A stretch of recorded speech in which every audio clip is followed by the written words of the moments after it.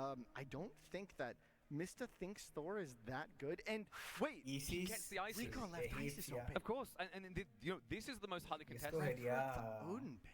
Which is wild to me. But he takes Zeus. Which is also wild to me because Zeus is at least on the ladder, the worst performing god we have, I believe. I think it's second last out of all the gods, which is wild to think about because you go back 2 or 3 weeks, some people might call it the game at launch and all they saw was Zeus opening up with Aquí es por nombre de dioses. mythological rushes going into his opening of Minotaurs and Hoplite follow-up to just end the game in about 15 minutes max. Sí, el man escogió set. Can be seen as weak in certain times. I think it's still really, really good right bueno, now. él le tocaría escoger is still very, very strong ceasefire, such a good god power, and then you follow it up with honestly some of the best units in the game, late game, right? So it's not a bad god, but it just can be really susceptible to certain timings and Poseidon, Loki, y el otro se queda sin Mista. This is a wild draft. Powerful draft. This might be going in the way of Mista. I think he likes all these civs. Get me a sick bowl because that third pick doesn't inspire confidence from Recon. So for those that haven't been following the meta, Ra has been a bit of a tricky one. Historically, he hasn't been performing well in the Rebel Wololo qualifiers. But he did get a recent change that might inspire some hope for the Trash Panda. Yeah, there's definitely been a lot of like intricacies into Ra, especially in the past few weeks. There's been a slight buff to his economy bonuses, but on top of that, players kind of tried a new style where they go full barracks units instead of playing into the big goal, which actually has a military bonus. And that style of play has actually been quite successful both on ladder and in custom games that Mista and Recon have been playing. I mean, this is a crazy strong draft though. Like I'd say right now, Mista's is a more established than expected, but this was almost more experimental from Recon. How do we have Ra on both sides? We don't. That's going to get flipped in a sec because we have Uranos and Gaia coming out to round out. Ra was definitely Recon, so I believe it's Hades and it's Freer coming through. So Freer is the one that Mista went into. I see him. As expected here. He No, estos se abrazan y se besan. Everything you need to know about these two. The love between these two. Nunca había visto que se abrazaran. Son del mismo equipo también, mira las camisetas. That's a crazy feeling, right? Because like you meet your hero, and now you got to kill your hero.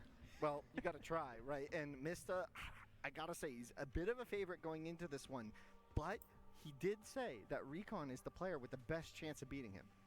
It's true. I mean, you know, they had some very close sets in practice. There's a lot of shared thoughts there as well. And Recon has always been a player that's been on the verge of getting up to those podium finishes. We saw it in his history in Age of Empires 4. And we're already now seeing him do it in Age of Mythology, which is an incredible experience. And I'm looking forward to those later picks. Things like the set come to mind. The Dr. Doolittle of Age of Mythology, right? Very powerful in the right situation. The new Ra build you mentioned. It feels like his might be a bit more experimental, maybe slightly more tuned to the most recent patch. ¿Y aquí hay los mismos recursos? All the things that we know are dominant historically in Age of Mythology. I think Mista got exactly what he wanted. At least as good as he could have hoped. I'm a little concerned for Recon's draft. I think it's going to be okay in a lot of matchups, but there's a couple of maps in there where I think Mista got just de facto the best god. So we'll see how that plays out. And Freya in particular is a tricky one because people was not prepped against that as much, and for those that are tuning in from the years of Age of Mythology when they were a kid, they're wondering what the hell that god does. That's a new addition. That was someone that was added with Retold, and I've only got to cast 2 games of it. Both of them were mind-boggling. Yeah, Freyr is a god that is very different, very unique, and players are definitely still taking time to figure it out. You know, obviously there's been a lot of games now since the game has come out, but I think, you know, it's going to still take a few months for people to know exactly how to act with that faction. And I think Mista has had quite some thoughts on that tractor of yours, his, right? That's what I'm saying, like, about it. Players take a few months, but then I think the tractor has magical properties, right? Exactly. I mean, it's a Rebel Wololo tractor, right? So he just sits on there, and it's 4 times the speed of research, you know, maybe? Yeah, it's an empowered tractor. He's got the Pharaoh behind him. That's why he loves ISIS so much. Right, exactly. Oh, man. All I know, though, is I need 5 games. I want it injected in my blood. And I think this first one's going to be really tempo-setting. Like, and I'm not saying I want either person. I kind of want Recon to have the opening game because similar to what we saw from Xuan, even though it then turned into a reverse sweep, for the challenger, it's the momentum, the morale, the impact that has on you sets, I think, a more even playing field when you're going up against someone that you kind of see as a god of their profession. Yeah, I mean, and he is, right? It's going to be really interesting to see indeed. I'm kind of in the same boat as you, KB. I think I'd like to see Recon take game 1 just because I think that would show that there's, you know, an option, and there you see luck of the gods. Ghost Lake was, of course, the random 1 out of 5, and it's his favorite one of all. Of course, it had to come out. Yeah, that's probably going to be the Poseidon pick where he's going to place. He loves Poseidon there. He also loves playing these interesting 2TC builds off of the initial aggression. I've seen these type of maps. The Silence is a tricky one as well. Parece que también está en el mapa del lago de 12, el lago fantasma, ¿no? But you know what? I think it's time, guys. This is what we've been waiting for. The first time ever here at Red Bull Wololo, Age of Mythology, and it's time to get our two potential champions to the stage. Let's see it.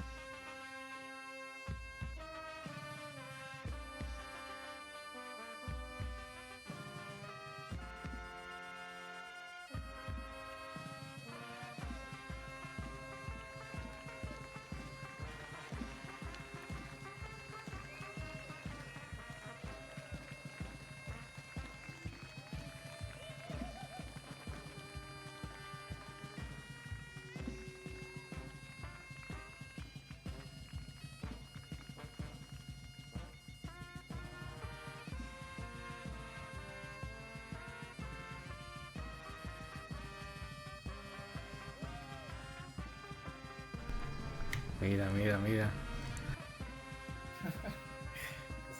Pues sí, que esperar del mismo clan.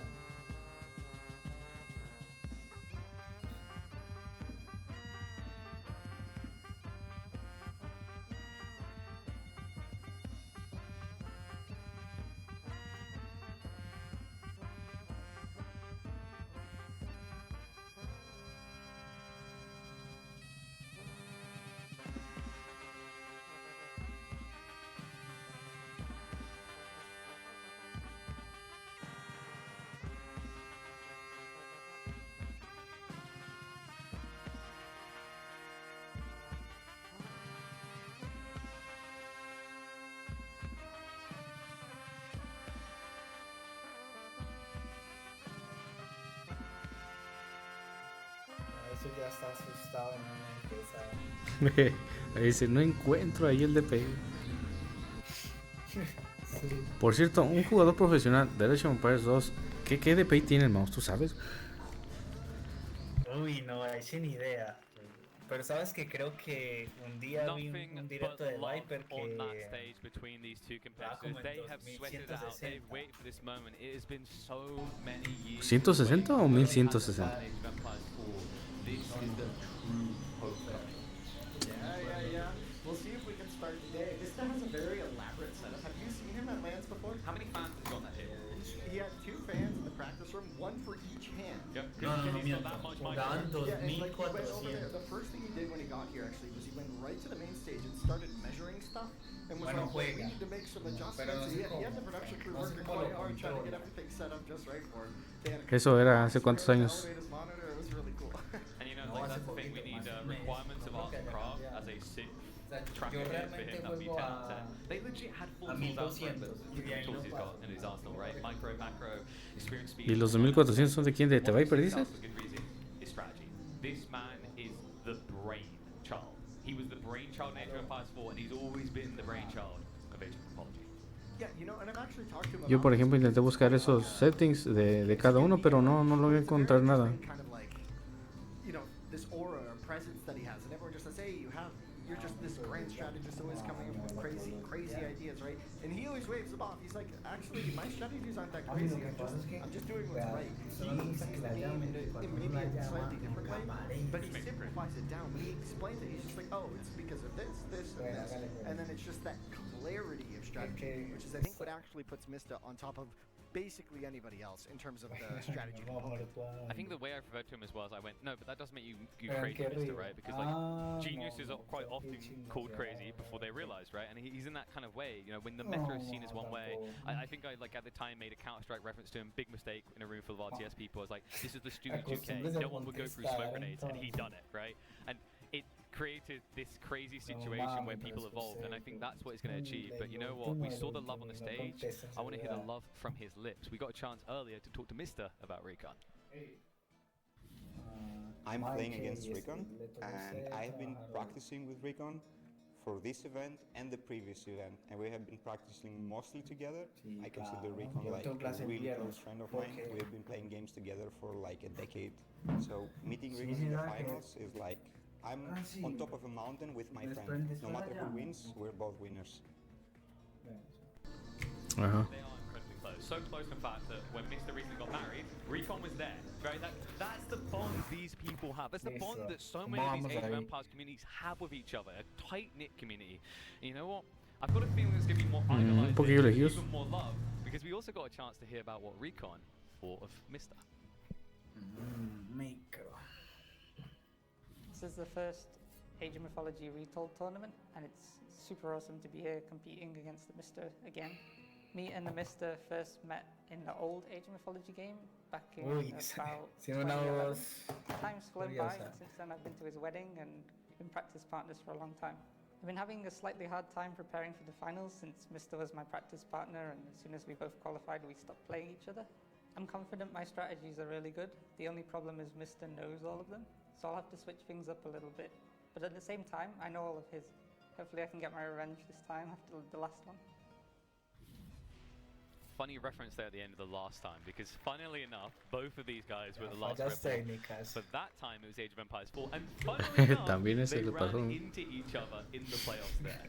Yeah, it's incredible. You heard Recon there, a little slide there. Talked about, I'll have to mix it up. And I had some doubts initially about the draft, but I'm excited to be maybe a little surprised or impressed even like by what he's able to put together there with the gods. He has to, because when I talked to them, the feeling that there was from both players, I mean, Mr. bigs him up all the time. He tries to encourage him as much as possible. Recon, he can be a bit shy sometimes. I don't think he does himself a service of just how talented he is, often, really. But someone that I can see where he's come from is when they follow the same path, Mr. arrives at the conclusion a bit quicker. So this idea of branching off in a different direction, I'm a very big fan of. It can be dangerous because you get this very tumultuous clash of ideas and someone is just brutally right. But if you are on the right side of that, what an incredible advantage that could be. Yeah, and I'd be interested to see if there's anything other than Zeus vs Poseidon on Ghost Lake here. Zeus vs Poseidon was done a lot. I weirdly enough, I've seen Ra there before. I wouldn't rate that could make sense. But against Poseidon. Because you want playable, maybe. I mean, anything is playable. Anything's but playable. Some games will be 2 minutes if you do it. Yeah. Oranos also feels a little bit weird on that map. Yeah, you might be saving that for a different map. I'm not fully sure here. I think there's a lot of options. I think maybe you're saving Ra for maybe Alfheim, where you're just hoping for like a safe TC spot and you just try and go with a boom. Maybe that's the play there. Okay, so I'm seeing a little bit of bias there. The puppy is cute, but guys, come on, it's a trash panda. Who doesn't love some trash pandas? 2s in the chat if you believe in the power of Recon, or 1 if instead of the underdog, it is going to be the dog Mister that you think is going to win this one. Oh, you know what? You was talking about the banner stories, and Recon had a fun one as well.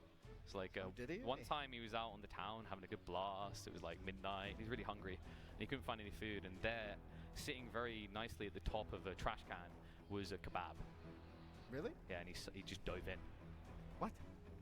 No, of course he didn't. Thanks. Oh my gosh, you had it. I was like, there's no way. I feel like I would know if Recon was named after a trash panda for jumping into a You're trash like, British drinking culture is something, but this is an extreme. No, I mean, it's I love Parece que están listos. Last one was the raccoon as well, but he had the whole like bow and arrow thing going on. Oh man, I just love the style of banners we get from Age of to Age of event from Rebel Wololo. So we should be close to the confirmation point. Uranos has been ran on this map before, by the way. Pero lo que yo no entiendo es por qué, por ejemplo, si ya se colocaron los auriculares, se ponen unos cascos encima. ¿Para qué? Sí, esa es mi misma pregunta. Yo quiero, pienso yo que quiere cancelar el ruido de afuera. So with the sky passages that Uranos has access to, you can quickly shift your economy away from where those raids come. Yeah, and that's a very key part of Ghost Lake. It's a very aggressive map. It's super open, and because that whole central pond is frozen over, units can walk over it, but you can't really build on it at all. So being able to quickly navigate from one side of the map to the other is why the Greeks are so valued there, and why also Uranos, right? You get access to the Sky Passage. Players initially were not too impressed with Uranos on release, but with some time, players are starting to say that Uranos might be one of the strongest gods in the game. You know what I love about Esos monitores están buenos, ¿no? Le alcanzó unos que 300 FPS. You haven't watched Myth before in the crowd. there is going to be numerous occasions when you scream, "That's broken."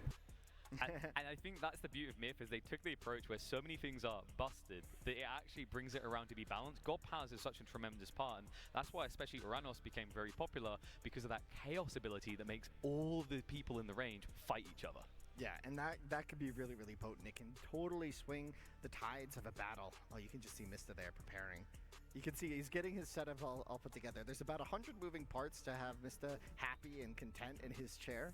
We'll see if he's got, you know, the 100th element there put together. You know, we talk a lot in English here, and we talk a lot about all these different games coming together, and this is a coming together of Age of. But I feel like we're doing it a disservice that is all in English, which is why I'm happy Riley has been showing there's more than just an English broadcast here in this fantastic castle. Well, there are thousands of people all around the world watching this event, of course, Zoe, but they're not just watching on this stream right here with us. There are some co-streams as well that are taking place. So, chingo, ¿qué pasó? ¿Qué pasó? The parapets of this castle, we thought we might... Sí. That's right. Right on this side, we have the Spanish co-stream. We also have a German co-stream. Maxime! Yeah, so, you know, we have a lot of people covering the action. Every angle is covered of this event. I'm not sure why we have wir können das machen, einfach. Das könnten auch wir machen, Wir können auch einen deutschen Stream machen. Ja, wir könnten auch einen deutschen Stream. Ja, okay. Ja. So, you no longer We're trying to required. replace Wir machen es einfach, okay? Wir können auch einen deutschen Stream Ja, machen. okay. Alles klar. He said, that's super. No, of course, there's a huge Age of Empires community represented all across the world. There are watch parties happening as well. Yes, indeed. We've got to see some snippets here and there from those as well. And of course, all of you getting involved on social media and telling us how you're enjoying the show. It's been absolutely fantastic to see the community coming together, spanning over the different titles of Age of Empires. And it all comes down to this big festivity, this big celebration here. And we just want to give a huge shout out to the communities that are watching. Well, they're actually probably not watching us here, but we're going to do the shout out anyway. The German-speaking community across Germany, across Austria, and of course, your homeland of Switzerland. That's right. And the Spanish community. I went for Spanish and Latin American at the same time. Why not? No, because it's just not working. The Spanish-speaking community, of course, all across Spain and Latin America. It's they're a huge part of the community. They're a huge part of the community. It's only right that they've got their streams here hosted in this castle as well, in this co-streaming area. Huge big setup. They're laughing. I don't know if it's at us. It's with us. With us. I want to believe that it is 100% with us. I mean, there's so much to smile and laugh about. We're in an incredible location. Yes, it's a little hot here. I'm not gonna lie, but we're also ¿Cuánto costará un dron de esos así como para grabar un buen? I've got 2 layers of cloth on. Porque mira que no, honestly, aísla el movimiento, las vibraciones. I'll tell you what, it's certainly something. Anyway, we're up here on the co-casting area. Shout out once again to the German and the Spanish-speaking communities of this glorious game that we all love so much. But En dólares, ¿cuánto costará uno de esos? For our Age of Mythology final, Zoe. So let's send it back down to the casters as we get ready to crown another champion here at Red Bull Wololo El Reinado. Más o menos 850. Thank you, Riley. Thanks, Zoe. You know, he's right. He's getting a bit toasty here. Luckily, we're so high up, peering over the countryside. The breeze is such a relief. And it feels so good when it does. It's so nice. I just like to lean out over, and then I get a little scared of the height. Yeah, don't lean over too much. Yeah, right. Almost every one of the towers on this, you're just looking over like a huge drop. This castle was well built. You know, it was meant to withstand the late game. You know, it was well placed. It's a full fortification. I mean, you know, Myrmidons could even start popping out of any moment. Yeah. It's a beautiful occasion. You know, we were getting ready to talk about this draft a little bit more because I think there's some intriguing things to think about here. We were jaw dropped by the ISIS making it through. This is such a versatile pick, and I think for a lot of players in a drafting format, a #1 priority.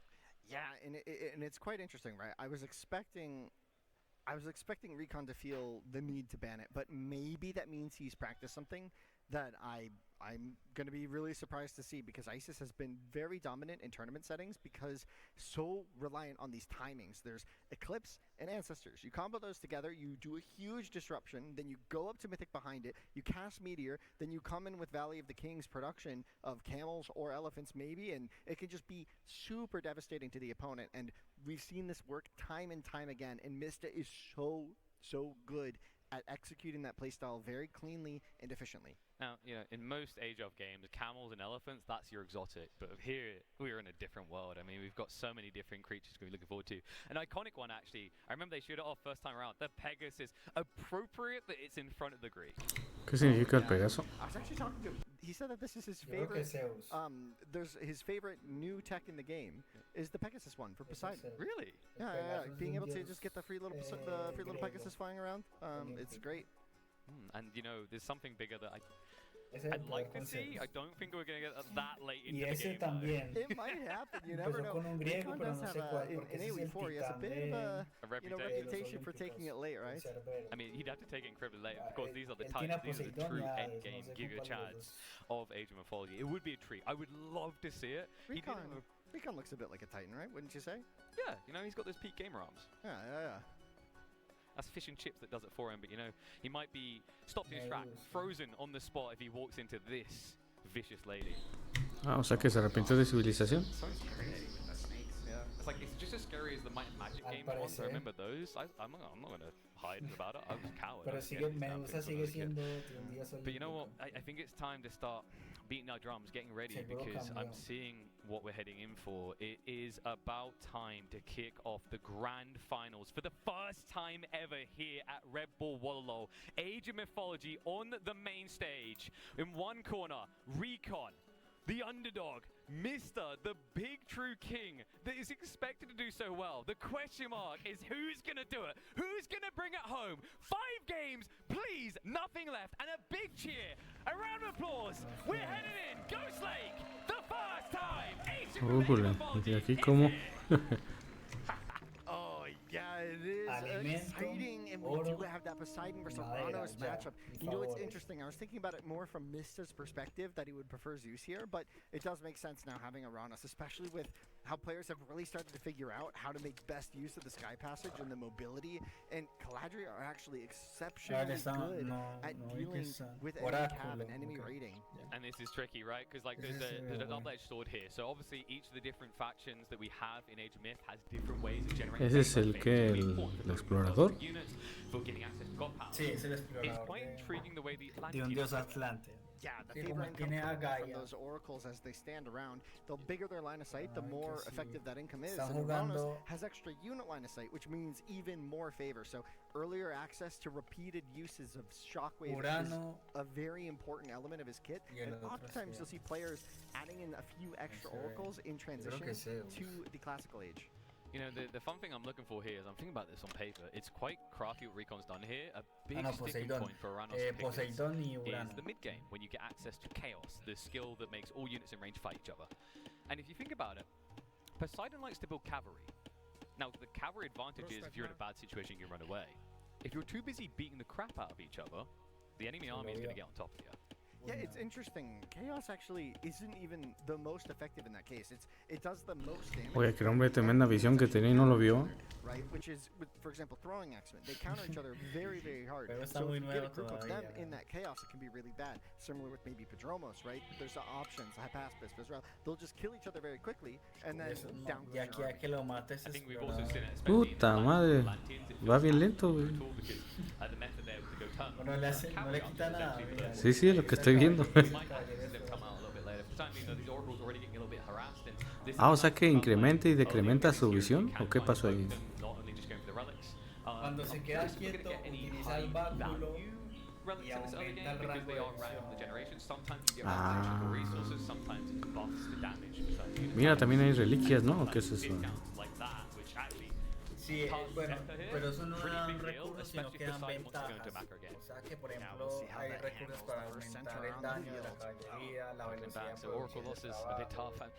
Can we check this vision actually on Recon? Because this is very intriguing. There's almost like an art to the way you spread your oracles with this Civ. Very interesting stuff here. Oh, you do have to scout the middle early on. Mira, apenas se murió el cabrón. Wow, this is a great job. Yeah, only a corner camper out there able to stay alive. So not a lot of favor hombre, media hora ahí pegándole. in the game for Recon. on. We have got the Age 2s coming in quick. bueno You guys, 4 minutes in already Age 2, and that is going to give him access to the Carnivore, which is one of my favorite early games. Ay, cabrón, ¿eso qué es un helicóptero? Okay. It has its moments. It can be quite strong. Eso es un minotauro, eso es el poder cargado. Right? Yeah. Que las It can be unidades very son potent así, at times. ya, But on the other No, hombre, güey, pero ¿checaste las ráfagas? one of the strongest classical. No, sí, sí las vi, por eso, o sea, it es can un be ataque super de good in a carga lot of que cases. tiene It counters chaos that you were just talking about. centauro. You just De hecho, countercast it, esperas, and vas a that's ver one of the muchas main más cosas timings here. raras.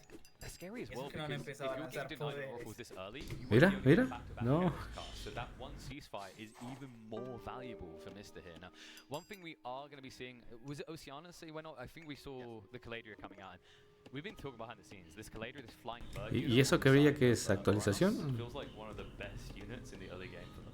Yeah, it's really, really No, solid. esa es la roca de Great posibilidad. messenger. Again, Atrae talking los to Messi, said it's his animales favorite tech in the game, and he's getting it right away. That de just gives you a ganadería free para respawning Pegasus, and that makes tener scouting más so alimentos. easy. And you can see the Caladria there, that red beam.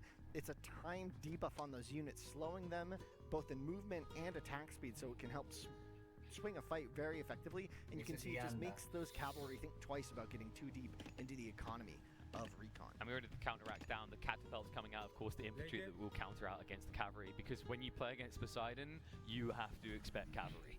Yeah, it's one of the big devastating things, though, about this Hermes choice, right? It's one of the reasons why Greeks have been so dominant, just in terms of player favoritism and... Entonces, imagino que el Pegaso es este explorador nada más, ¿no? Is that you have the centaurs in the back line casting their volley, and it deals massive damage, and then it really swings the tide in the melee fight, where these melee counters to cavalry have to be. It's a tricky thing. I think historically in Age of, when the games first come out, cavalry does kind of end up being the king, right? Because you have to learn how to react to it. You have to be patient a lot of the time here. But as you said, that's where this Caladria can be really helpful. Love that little micro to garrison, ungarrison to get a little bit closer with shots in between. So you're noticing that it is going to be Mr. setting the pace, but I knew it. He does this every time. If you're not going to come out and play, he's going to start to boom. He's got a second. Mira, llevan una reliquia, parece. Recon knows about A la madre, ¿qué es eso? Un monstruo emergió de... Es un poder. His crush damage got reduced, so this isn't the end of the world for the second TC, but it is going to be a pain in the ass. Yeah, we're going to need to see Para que no activara, para que no construyera otro centro urbano. Es que los centros urbanos se construyen en donde están esas estructuras como que está haciendo ahí. No se puede hacer libremente. Just carrying a relic, you could probably feed off to the Carnivora. So that is going to be the God Power move. Carnivora used to be a lot more potent. When the game first came out, I mentioned crush damage, for example. Like, before the nerfs, it would have killed that town center. Yeah, even the Neon Lions, that's a really good relic. Players are very highly valuing it just because it's constant free units. Same logic behind why he loves the Pegasus upgrade so much. And there is going to be a reflected idea of going for a second TC. Nice denial there. Ahí el templo es donde piden que los sabores. So it is going to be a bit more of a macro game, and you know, when you think about it that way, that's something we El templo ese que estaban construyendo es donde se piden los favores. Yeah, we'll have to see where he starts putting these sky passages. I can see a good position on the left to that hunt there. Pero solo el azul puede ir a lavar en el templo. El otro tiene que construir centros urbanos para que le den favores. He can even take riskier moves by putting him further on the map and then quickly come home. It's kind of tricky for him that second TC option to the south is a bit further out, because of course that would have secured him more food safely, but he has got that pocket spawn, right? In the east and west corner, we've got ¿Y ahí esos jabalís que también se los comen o nada más son bestias salvajes? very recluse in the back there. Yeah, definitely going to be an important back hunt to be able to save and use later. We do see the Pegasus for free now. One of my favorite units, honestly. That's so cool. You know what it is? The Mira, los dejaron tirados. Watching Hercules and the Pegasus characters in that, just love. So, that's a lot of food actually at home. I didn't quite realize Recon got his hands on that much. A bit of a tricky one here, because usually there is quite a lot of sheep that spawn around the center, and whoever gets there first has a huge edge. Yeah, and Uranus has a pretty good advantage with that, because you can just send 3 scouts, and you don't really need to know exactly where they are. You just walk into them and capture them, right? So having 3 scouts there can be really useful. Unfortunately for Recon, he has nothing that shoots up in that situation, so the Pegasus might have been slowed down, but it didn't really bother him too much. And he's starting to stack on the front side, so looking to apply a little bit of pressure and feel more free behind this. Of course, the Carnivore already being removed is a very big deal.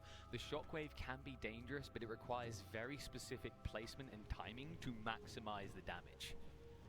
Yeah, and here we have it. The Terma to be able to defend now. And you see the Centaur effect there, right? When it first got introduced, a lot of players thought it was a little bit underwhelming because it doesn't look that impressive at the start of the fights, but over time, that saturated damage from the arrow fire really adds up. Yeah, and we can see a big difference here in that Recon isn't able to go to the food that he was looking for, and that has delayed his age up pretty significantly. Meanwhile, on the other side, Mister is firmly on his way to age 3 already. Yeah, this is going to be really, really potent. Wait, that's Nemean Lion, right, he's going for? Yeah. Yeah. I think this is a bit tricky, right? Because now that idea of you feeling quite content holding the catapults being in good position, if they just get stunned on the opening, there will be a surge through out of the Poseidon troops here. Yeah, and it's interesting. I was talking to Mista about this, and he was saying that he kind of prefers Thea in a lot of cases. Now, Chaos is extremely potent from Hyperion here, which is going to be what Recon's going for. But he was saying that Thea honestly just has a better late game, better scaling, and just feels better long term. So Recon maybe just going for the really potent timings with Chaos and just trying to win a big fight and maybe win the game quickly. I think he's also feeling pressured by the Nemean Liar presence, right? Because when that comes in with the stun, you almost want to counterplay with the Chaos, so they're attacking each other and not just attacking you. It's a very big deal in these matchups. So.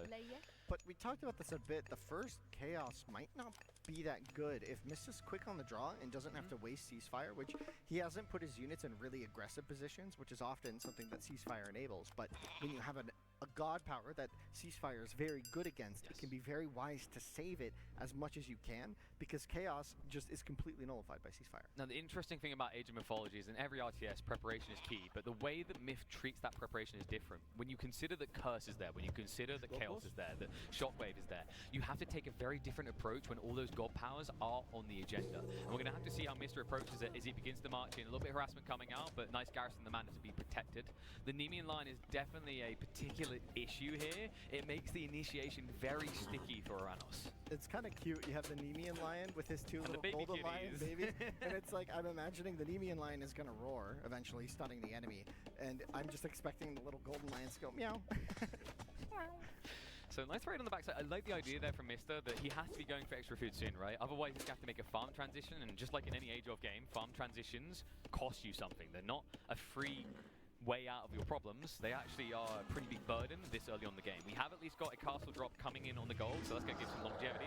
Nemean Lion Roar is going to come out. They're looking at the pinch one, but unable to get it yet. So good reactions there at Recon to make sure he doesn't get slammed at all. Yeah, it's been a really important addition of these Hypaspis from Mista to be able to deal with the Murmillo and both the anti-cap of Recon. So it's quite interesting here. A third TC. Oh my god! And it's like not. Naturally, you'd think this is more like Recon's, but the weird thing with the spawns on this map this time around is the settlements are kind of flowing you towards each other in almost a reverse direction. So this is going to be a cool staging point, though, because all the attention right now for Recon is on that north side. We saw him with the palace drop there to guarantee the gold, but it may be protecting gold. This south side, where he's got his food and wood, that doesn't really have the same layer of protection yet. Yeah, you can see it's really smart play here from Mista so far. He's really not been grouping his units. He's been keeping them in smaller armies, trying to take these little tiny engagements, and that's one of the main ways to counterplay the potency of Chaos.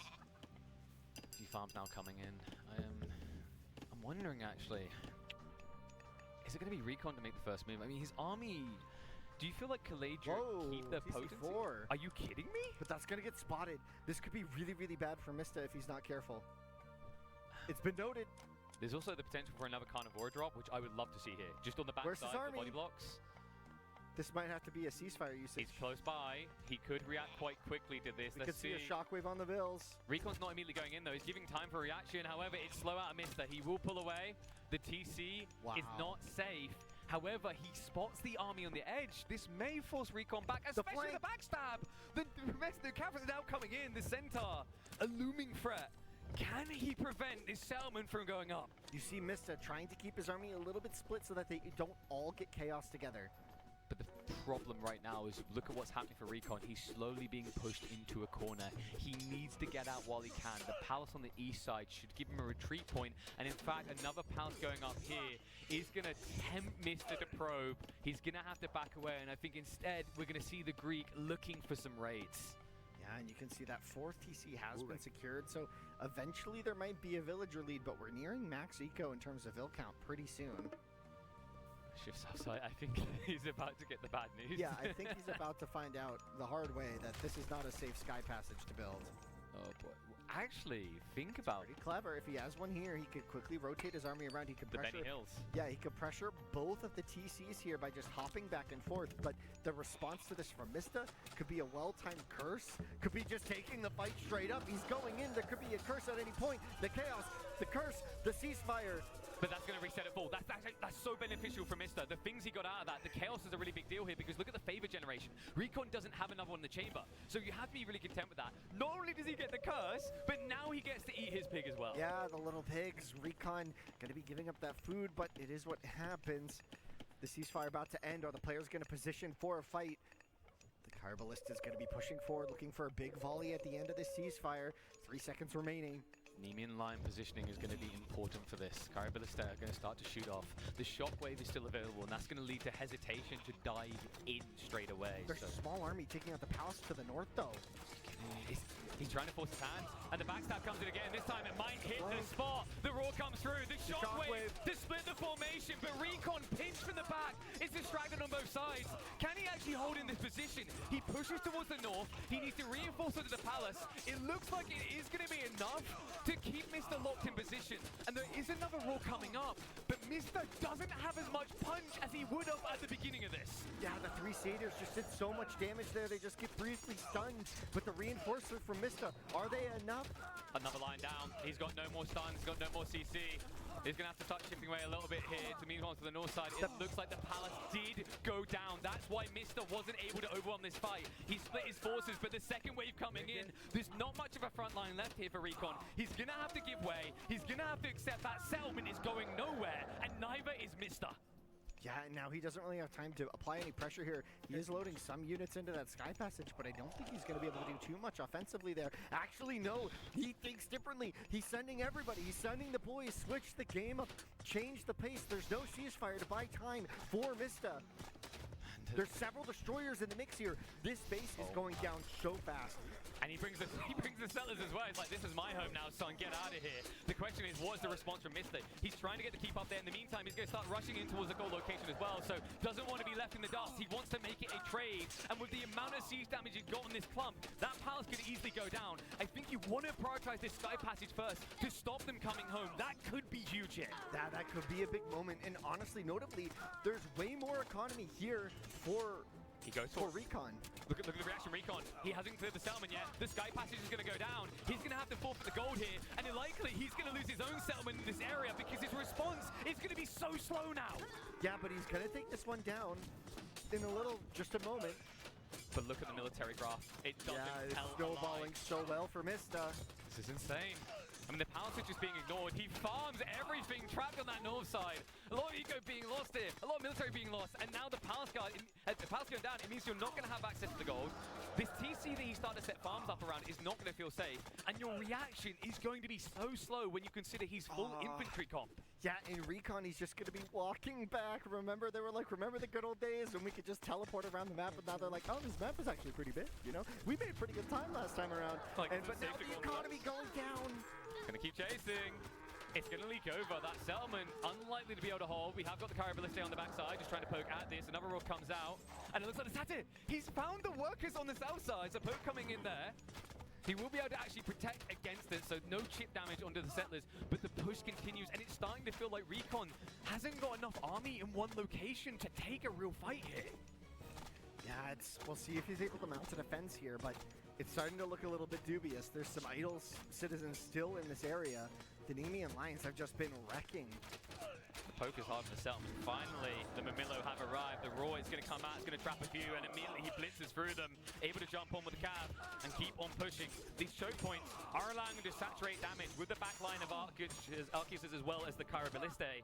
But it's every time you look up at that bar and you see a double military lead. Yes, he's holding, but the reason he's holding is because a lot of that hasn't arrived for Mista yet. Yeah, this is a really dominant position right now for Mista, comfortably, I think. But we'll see how this goes. I love his patience as well. He doesn't want to throw away the lead a bit. Yeah. He calls it GG. Recon knows he's done. He's cooked in game number 1. Mista, a dominant opening game. But the hopeful element here is that Recon did not roll over and pretend to be a harmless kitty. Yeah, no, that was a really interesting game there. I thought the Sky Passage play really did open things up, but then the fight there, it just wasn't quite there. Mr. was able to afford having 10 melee units up there on the north, taking out a palace, and eventually they finished it off and came and rejoined. In the meantime, he hadn't just been completely wiped in the middle. And timings mattered a lot there, right? Like, taking that palace was critical to enabling his gold surge. On top of that, he was fully aware of the Sky Passage play that was on the agenda. It felt like Recon needed another 30 seconds. If he got 30 seconds to that teleport across, he could have done some damage and he could have got back. But the swift swoop in by Mr. was key here. It's what gave him the victory. And you saw Recon was almost hesitant to even try and get a few troops into that Sky Passage, because if you ungarrison half your army, you're doubled on the other side, right? You're going to lose the Sky Passage immediately afterwards, you're going to lose the army, and it's definitely GG. So I think in a way, Recon's reactions was correct there, but Mr. already now proving like why he is the favorite person here on this stage. Yeah, I mean, Mr., that was... It's hard to see the flaws there, right? It's hard to see what the weakness was to his strategy. From early Classical, he had map control. We saw that really early on. Recon was trying to take Hunt in different areas. Even the Hunt in the very back of his base, he had a manor for the 2 citizens back there, and they had to use it. Several times there were 3 Hippocons and a Centaur running back there with Atlanta, of course, and they were just idling everything there, idling everything on the front, and it just kept kind of slowing everything down. We had a later timing to Heroic, later timing on all the citizens and the eco tax. It was just not fully there. You know, we've already explored so much in just one game. There's potentially 4 more. There's just so much still to show off for Age of Mythology. But we're kind of in a bit of an ego chow here, because apparently Zoe and Riley just keep finding more incredible things in this castle. Indeed, we've got another little spot to show off for you. We've been wandering around the castle, Zoe, looking for some of the really nice areas to show people. But this is an area that may be familiar to many viewers from a certain TV show. That's right. There's no shortage of epic places in this castle, but this particular one, if you happen to be a fan of balconies and or sad ladies, you might remember the Olena Tyrell scene that was filmed right here. It's an epic shot on the screen. It's an epic shot if you're just standing here. That's right. It was Olena Tyrell. That's right. Up on the front of up here. A very emotional scene, just like what we're witnessing on stage right now. 2 friends going at each other. The favorite currently up at 1-0. It's very emotional. Well, when we talk about emotions and loyalty and betrayal and also a lot of farmland, what better is there to talk about than the Mr. taking out game number 1 in Age of Mythology? A lot of drama there, just as there was a lot of drama demonstrated when this castle was used in the filming of Game of Thrones. Yeah, we just keep the ball rolling, you know. Yeah. So everything is on brand here. I'm very excited to see if Recon can bring this one back. For Olena Tyrell, it was too late, but for Recon, I still see some hope. Yes, yes. Well, look, these players are both obviously playing their guts out. The Mr., I would say, favourite, obviously, especially with the 1-0. Getting up 1-0 in the first game. But Recon pushed back, you know, like this was not a one-sided affair. He didn't roll over. That's right, that's right. It's good to see that Recon's got some fight. Absolutely. He's so lovely as a guy. It's it's too wholesome, actually. Yeah. I hate what's happening. It's way too wholesome. We just make it a 2-2 draw, and can just everyone be a winner. They can share custody of the trophy. You That's know right. What I mean? They're close enough. They'd be okay with that. Yeah, I'm sure that'll be fine. But look, it's been fantastic. It's incredible seeing little spots like this. There are some other places around the castle as well that people may recognise from Game of Thrones.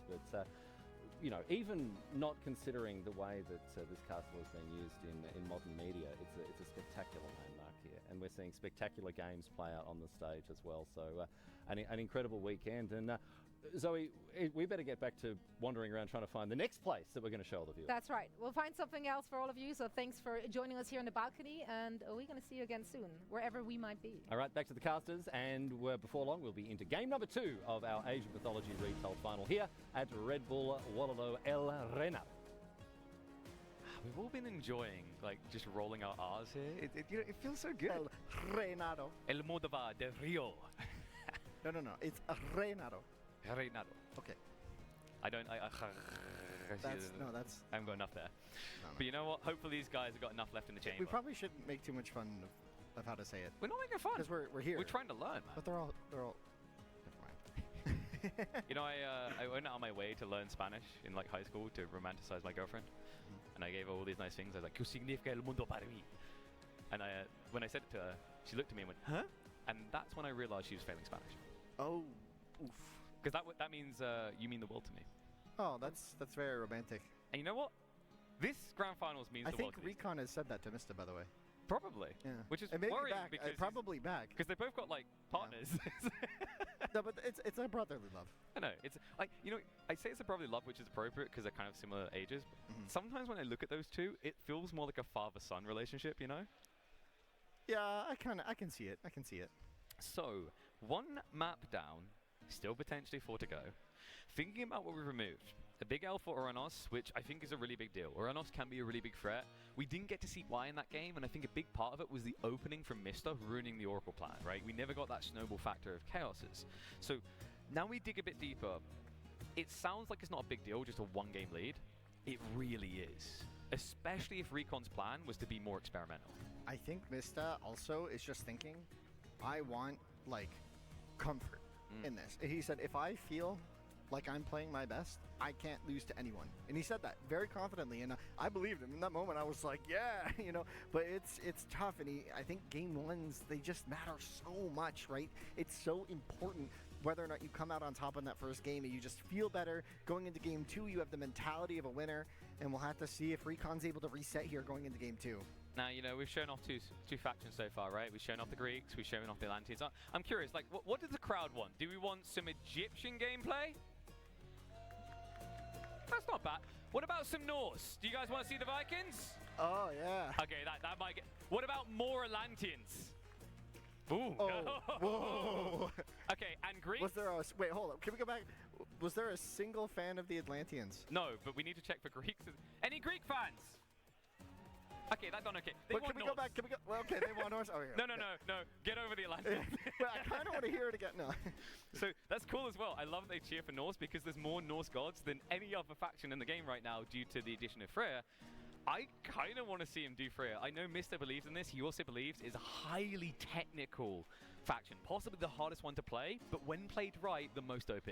Yeah, I wonder if he's just going to default to Loki, though, because that risk of being a bit harder to play, maybe he can come up with something that Recon hasn't seen him practice yet, but Loki is just so dominant in the pro leagues right now. I think what you do here is you try to thin the draft, because we know, like, if you think of aggressive civs here, Recon's probably thinking like set, right? So if you can get him to use the set, then if Freya has to play into, say, Gaia or Ra, that historically are a bit more greedy, a bit more chill, it allows Freya to really come through that late game where he's a real threat. Yeah, we'll have to see. I mean, I was talking to Mista about, like, what his thoughts were on the draft, and he was saying that he didn't really want to pick any Atlanteans, which is why, you know, he's got to be feeling so comfortable, right? Like, these are his, like, top 5 gods. Maybe top 6, right, with Odin banned. So Isis was number 2 for him. Freya was number 1. He rated Loki's Poseidon. 3rd. Poseidon's 4th. I think he put Zeus as a comfort, right? But I think he put Odin maybe as 5. I'm not sure if Zeus is there. Zeus is comfort, Odin and is Hades power. was 6th. And Hades is 6th, right? So he got, like, basically 6 of his... Like, he got what he wanted here with this draft, which is still incredible to me. Meanwhile, Recon, he rated 4 really highly, if I remember correctly. Loki was high pro. Isis was very high pro. It's kind of crazy to see how little he got of what he thought was like the 5 best. I think he kind of mentioned Oranos as a special pick, but he didn't see it as a reliable top 5. It requires a specific condition, and we saw the effect of that, how difficult it can be to execute. Yeah, exactly. Like, a lot of the potency of Oranos right now isn't in a fully rounded kit. It's really hammered into chaos, right? Players are really abusing that to make it function at, like, a really high level, right? And we saw Mista just confidently, like, he knows how to outplay chaos, right? He said that very confidently for a long time, and we saw him do it there. And, like, I'm just looking at it. Isis and Loki left, like, 2 S-tier gods right now, right? Like, he has 2 S-tier left. And it's tricky as well, because, like, things like Mirage is a phenomenal map for Isis. Exactly, right? yeah. And I don't think you want to go Gaia against Isis here. It feels like Isis has a better pace there, right? So I think Recon, he really has an enigma to solve here to get the map draft more succinct for him now. Yeah, I mean, maybe... Hey, what's up, Wolf? Yeah, I love these camera shots in the crowd. Yeah. Sometimes I just want to, like, cast a... You know, just a god power on you guys out there. Yeah, I'm wondering, like... anyone volunteer for Bolt? No? No? Lightning Bolt? Anybody? Oh, there's we got one person with the hat right. Yeah, there gone. I mean, that's a weird thing to volunteer. Yeah, that's a little sad, actually. I'm kind of curious. I'm looking for the group. Like, if we chaos them, who would win in a clump? I mean, we got another one who wants to be bolted. Have we got any like really beefy people? If we were to cast Chaos in the crowd, like you just win. Okay, we've got a big volunteer at the front there. Oh, wow. I reckon he could take a few. He's ready. The thing is, if you got Chaos anywhere near Mister, you have to run. Yeah, you have to run. You have to run. He's fast. You know, you don't expect it, but he's fast. You know, he never drinks. Yeah. Ever. Yeah, he's completely devoid of all vices, I've heard. Mm-hmm. His vice is farming and Age of Mythology. Yeah. Ah, dude, the Medusa. I'd like to see a Medusa. I feel like we're not going to get to see one. Maybe. I mean, if Zeus gets played, like, it's very strong, right? The unit is exceptionally good backline damage, right? Do you think Zeus is going to get that far in the game, though? Maybe. I mean, if kind it goes of, macro? you try to, right? You try to. Puffs the hopium. Yeah. It's so crazy to see. You know, we've got this historical place, an incredible place, and then we've just got Red Bull everywhere. And you'd think it would ruin the atmosphere of like, oh, you've ruined my medieval It doesn't to me. It looks so cool. It looks incredible. It is so cool. Every time they do these big panning shots of the castle, I just go, wow. I kind of want to sneak up in that tower and steal that flag. Just wave it around like, yeah. Yeah. Like, try and run up the hill. I'd be out of breath about 5 steps. You know, they have some bow and arrows in the courtyard, right? That's true. Just imagine T90 and Dave are up there with the bow and arrow. You can't get up here. T90's archers somehow end up in the entirely wrong location. Maybe. They're back at Heidelberg. I said, can I have a go? They said, we don't trust you. Yeah. So, you know, thinking about the schedule as well, like, I want it so badly. I just don't think we're going to get to see Cerberus. I'd love to see Titan so much. It's my childhood in a nutshell. I still, to this day, call Age of Mythology a top 3 all-time RTS campaign ever. Yeah, it's incredible. Honestly, this angling of that screen kind of looked scary. Like, Mista was just, like, staring down. I think they've done it this. What they need to do is rotate him to face Mista. Yeah, right? Just, like, kind of, like, lean over him. And the Pegasus should be way up high, right? Flying overhead like the drones? No, but he wants to be here. He's like, you can do it, Recon. You got this. It's actually kind of interesting the way they develop this as well. Like, the quality of the models. Like, when you scale them up like this, I'm impressed at how well they look, because that's from in-game, right?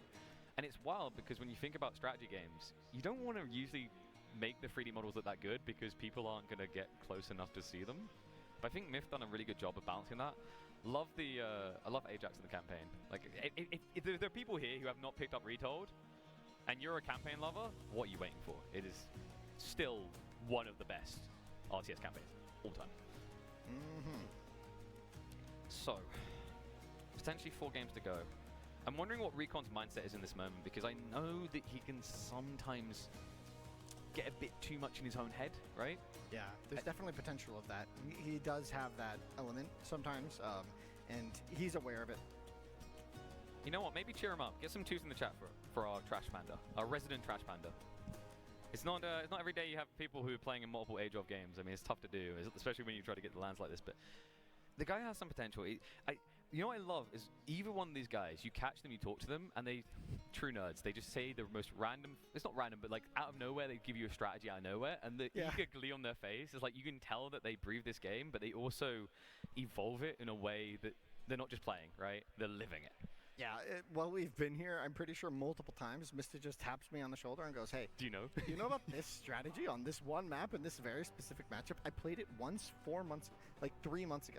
And we have confirmation in. It is gonna be Blue Lagoon. So a very interesting map, actually, because this map has a tendency to kind of push your settlement options towards the center, and there usually is a lot of food desirable in that area as well, right? Yeah, we'll have to see how it plays out. I'm curious to see the god picks. I think I have a suspicion. We're gonna get some cert? Oh, wow. Oh, it's a Greek showdown. The Greek showdown. We've got confirmation in. You talked about the potential for Zeus to be coming out. It seemed a bit questionable in the draft, but Recon is here to answer our queries, because we are going to be seeing Hades versus Zeus, which the crowd is going to be disappointed. They want Norse, but that does mean you might get like a double Norse down the line. Yeah, we'll see how this pans out. Looks like we have a quick pause. Players stretching their hands. And yeah, I think it's going to be quite interesting with how narrow the angles of approach are through the mid-map on this particular map. We're going to have to see like how the players leverage that. But let's talk a little bit about the wider scope of this matchup. Hades versus Zeus. It used to be that Zeus was the aggressor, back when we had those initial Minotaur builds, has it changed now with the meta? Are we seeing more maybe of a macro game potential out of the two? Well, centaurs are like essentially essential, right? So you're gonna see Recon go Hermes, right? But it's interesting. I think for a while people would, and people probably still do, consider Hades to have like just one of the best late games, but it doesn't feel like as oppressive as it used to be. So we'll see if that comes into play here. We need to make that raccoon look a little bit more aggressive. It looks so cute. Get his teeth out. He's kind of got like a power stance, you know? They should have done 2 flags, like printed on each side, and you flip it over, and it's just like Wolverine mode, right? The claws are out, it's looking like it's ready to attack.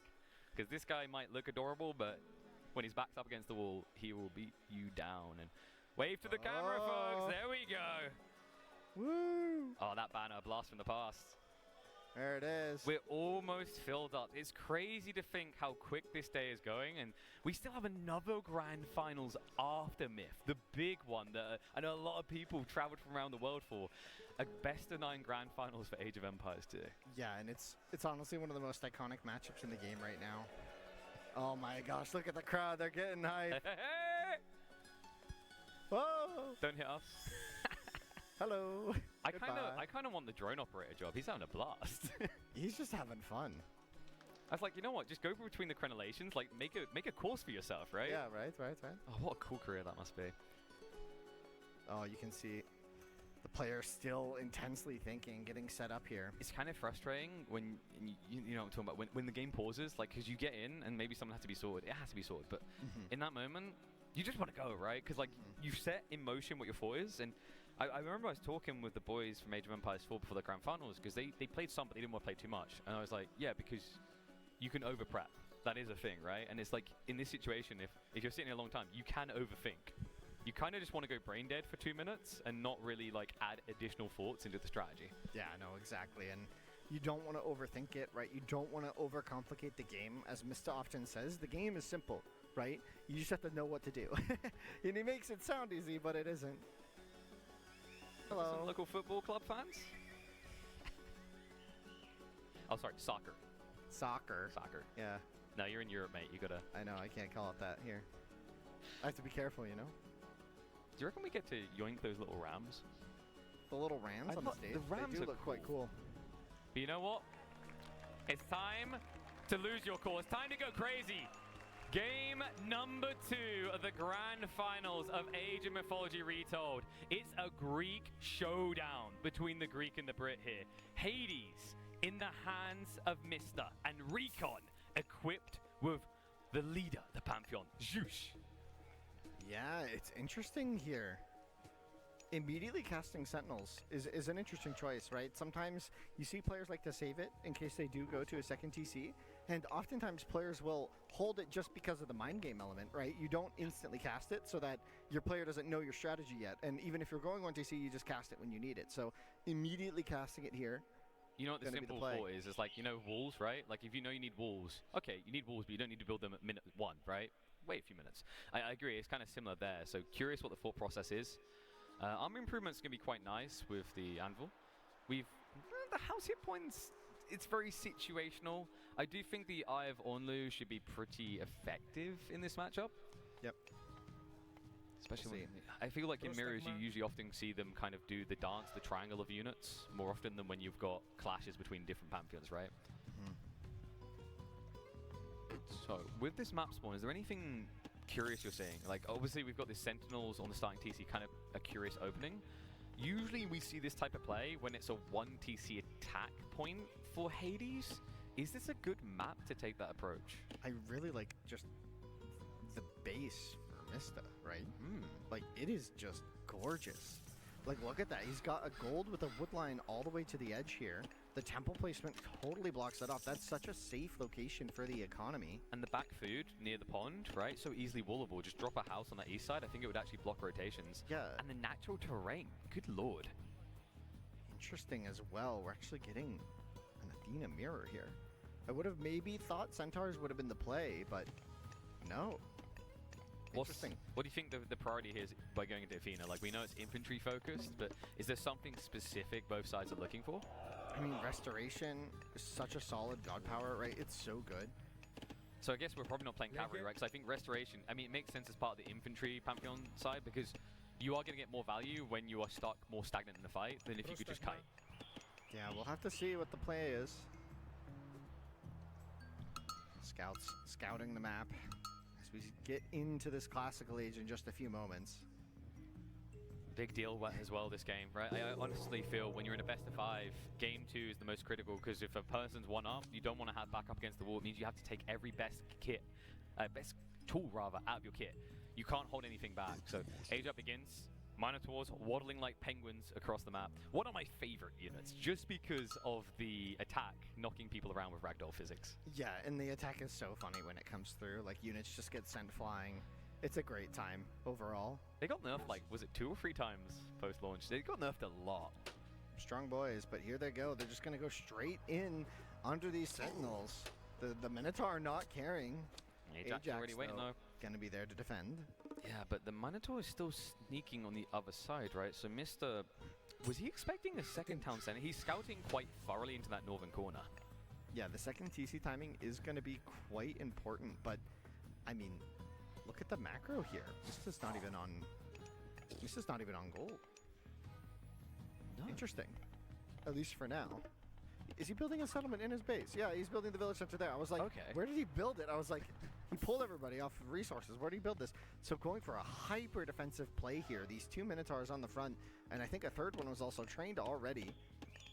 It explains the Sentinel play now, right? Like, this all comes together. It makes a lot of sense. Second Minotaur is already in location, and this is crafty.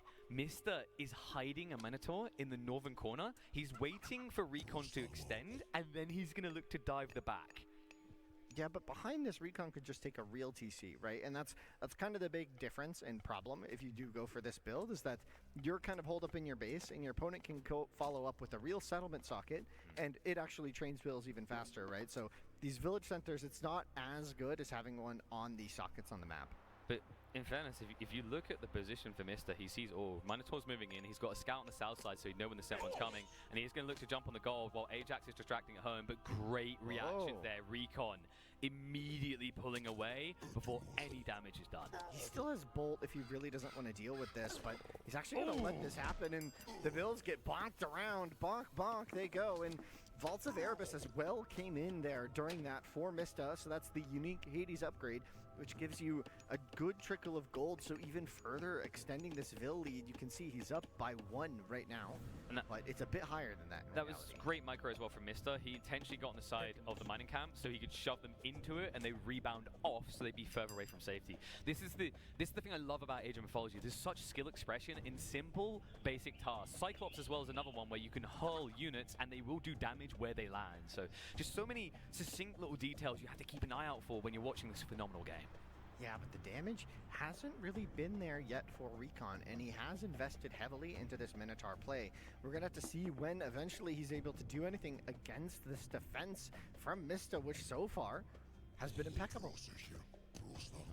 Bull Minotaurs could eventually become a problem. It's just the normies at the moment for Mista, and not really in a position to make any sort of quick transition.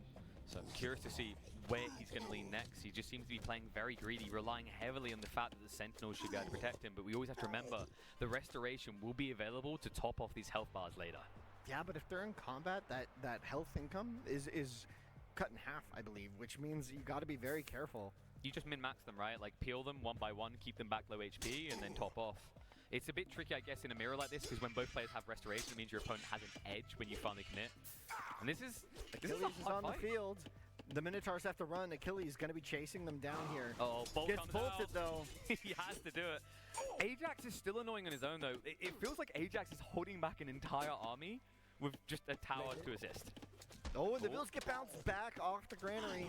Hero's almost dead as well, which would be problematic because it means that the Minotaurs could come in to assist from Mista. So edges out with 14 HP left on Jason. We've still got that Bull Minotaur on the north side, and we have a shuffle out actually on the west corner. Recon has snuck out for some economy. Mista was close by, but I don't think the scout saw this.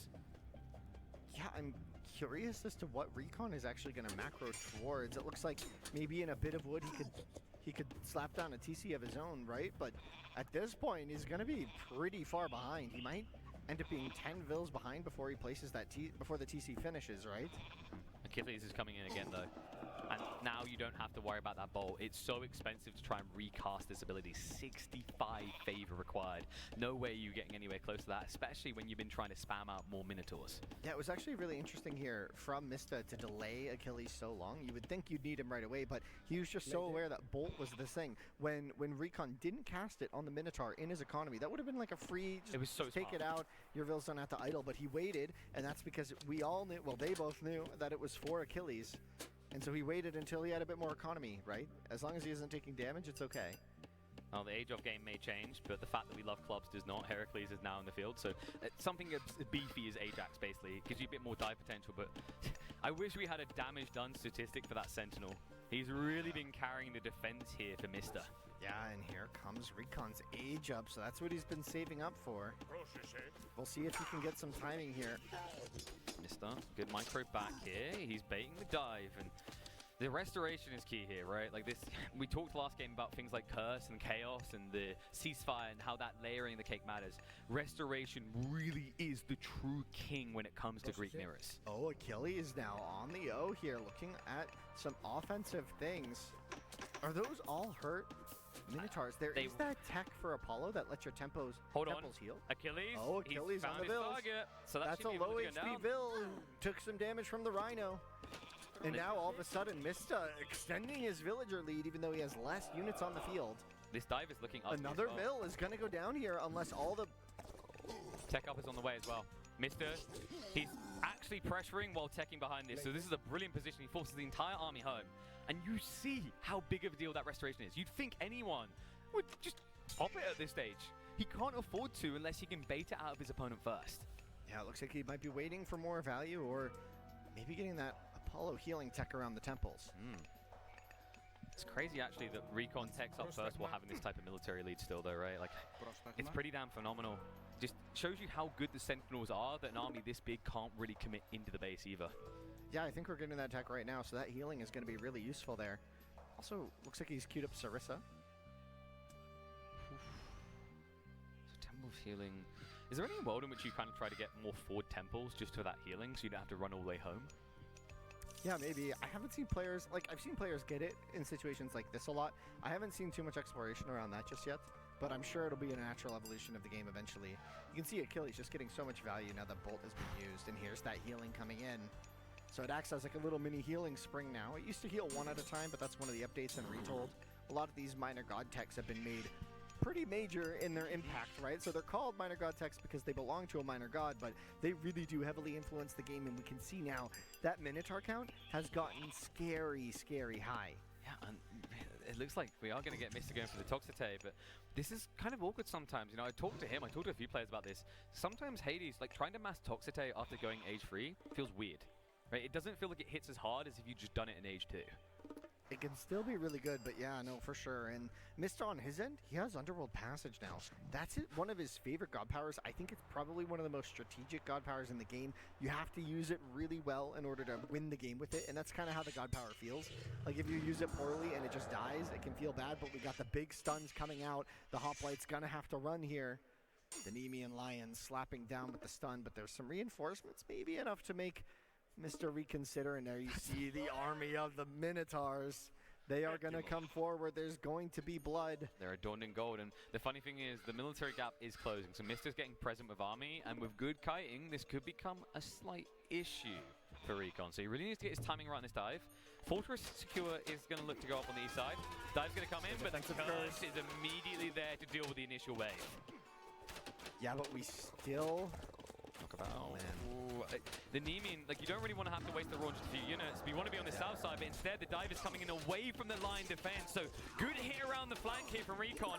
Eco's on the front side. Restoration is going to be popped on the aggression, and a reactionary one coming out too. But villages undeniably are going to be going down here, and it feels like Recon is getting more than enough damage to take a lead off of this. Yeah, we'll see if the Minotaurs can stay alive to deal damage to villages after this. It's going to be a bit tricky. The heroes are still focusing them down.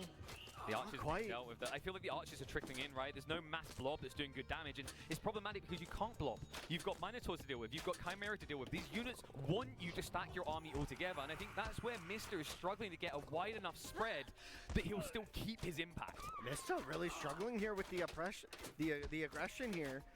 The Minotaur count is going down though, and look at that villager count though. Keep that in mind, right? There is a small raid coming in though. I don't think this is going to be an impactful enough one. Is it a raid or just a scouting party?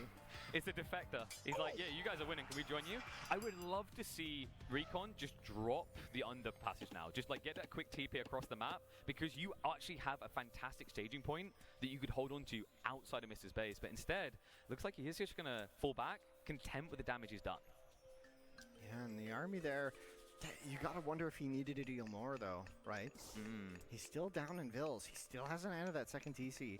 And this whole time, that village center just been cranking out villagers for Mista. I mean, 66 to 48, I believe, right now. It's a lofty lead in this situation. Military is about neck and neck. The walls are going up though, so Recon. It's kind of a signature being like, I remember the first time I watched a Myth game and it had Recon in it, I was like, oh, there's walls and there's trade.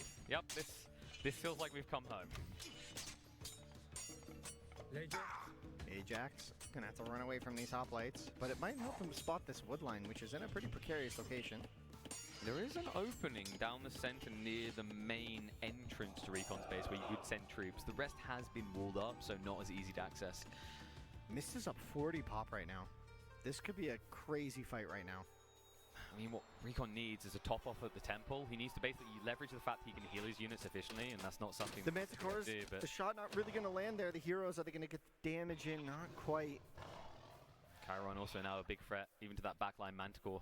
If you can scale the Manticores up to about 4 or 5, I think they're a really solid solution to max Toxicity. Just kind of snipe out the clump, right? So at that point, you're less reliant on Minotaurs and more reliant on Chimera that historically at times have looked absolutely bonkers. Yeah, if you haven't played much Retold here, these Manticores have this special effect where it's essentially like a big mangonel shot. So if you get a group of them, they can all attack at once and just take out huge clumps, especially of these archers. Tox in the back, going to be susceptible to this special attack there. And we're going to see Recon looking for those attacks, but Chiron going to be looking to snipe them back. It's tricky as well. Like when you play Toxicity, you can't get on the Manticore, right? Like if you had cavalry, you feel content about trying to poke and probe. I love this though. Instead, now we're gonna see Mr. peeling north side with the archers. He's assuming there's been a move up to the goal, but with the walls already in position, we can see that Recon is playing a lot more safe. Yeah, but like he's down in eco, right? And we have Mythic coming in for both players, but is it gonna be enough? Looks like both are gonna be going up with Hera here. No, that's Artemis on the left. Oh, sorry, I'm blind. Yeah, it's quite small. I know. For us, these icons are very, sorry, very Artemis tiny. versus, yeah, right. So, any clear edge on one side with this tech up, do you think? Well, with Artemis, you're looking for an earthquake that could potentially end the game. And Mista's home base, can we actually pan around Mista's base? It's quite blocked. Susceptible there.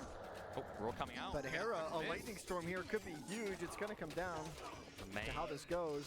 Toxicity trying to poke away at this, but you will notice on the side we got those Manticore probing. Not enough damage though. The roars, the maim, the slows is trying to walk away from the melee. It's problematic here. Recon needs to buy more time. Tech still about 30, 35 seconds away. So I think he's going to have to shift away. Mr. has that defender's advantage. He does have the numbers, and you can't afford to be throwing away these valuable Myth units right now as Recon. Yeah, you got it backwards first, then I got it backwards second. Yeah, this is Hera coming in for Recon. So lightning storm here could be devastating, right? Probably not so much there, but on this main army, maybe even on the Goldvilles here, this could be a devastating location. The fortresses, though, as a reaction to that potential is really cool to kind of consolidate his location here. When those lightnings come in, you could try and dive into the keeps to feel protected, but here we go. There it is, he on the main army. Tried to shift away. Is it up north? It's here. It's just taking time. It has to build up. So the snipes are coming out. The Manticores arrived. He's tanking the entire army. It's not going to be good enough, though. A lot of losses here at the beginning for Mr. And Recon now in a position to push north side. Earthquake. Fortresses. Earthquake on the main of Recon. Farm's in trouble. This could be big. He snuck in with Chiron to get the vision, and he will destroy a lot of this base. Yeah, behind that, it's going to come down to who can remax quicker. Only a 20-bill advantage at the moment. Recon pushing in under these double fortresses are going to deal so much damage here. He does end up losing the enemy line, that's big, because that stun, keeping on with the keeps is a huge deal to try and defend this. Mr. just using static emplacements to keep himself alive. It's pretty much his Myth units alive with a small group of heroes. Is it going to be enough to break here is the bigger issue. Medusa's also now starting to arrive. Perseus on the back, right on top of those Myth units is going to be so clutch. Just dealing so much damage here. And under these double fortresses. That's it. He gets it! 2-0! Mister will not be denied! Match point already for the current king of Age of Mythology. Yeah, Recon really tried to get something going there, but honestly, the army just wasn't even that big in that one location for the Lightning Storm, and usually, if you kill all the units of the opponent with Lightning Storm, you can maybe get on the tail end a couple economy, but like the gold mine wasn't in range, and I would have expected, all 10 of them to die, but it looked like the cast was kind of directly in between the two bases of Mista, and sadly, once those units died, there was nothing to hit really, just a couple buildings. I think what Mista done a really good job with is that double fortress prep. A lot of players wouldn't have done that. They would have just done one to skewer goal because it feels really heavy to do that. But we saw that it bought him the necessary time. It broke up the fight in the correct way. Those Nemean lines got maximum stun potential to keep him underneath the keeps. And then on top of that, you have this beautiful play that I think he was leaning towards, which was when the Thunderstorm came in. I think he wanted to hop inside to protect his units. It didn't come into fruition, so Recon actually got the best case scenario, but that Earthquake, although it looked like there was a lot of farms still alive and things are good, the disruption on the backside stopped Recon from getting that next wave that could have given him the killing blow. I feel like to me, what really stood out in this game was that it seemed just like Mista was getting away with way more with way less. Like, he barely had any units at the start of the game. It was like 32 to 3 military at one point. Yeah, and it was just unable to push into those Sentinels, unable to push into the very good reactions of Mista there, and Recon had all those units and went for this big push, and it did look very scary for Mista for a moment there, but once again, the defenses were still standing, and what are you going to do? Like, chop away with the Minotaurs? It doesn't quite work.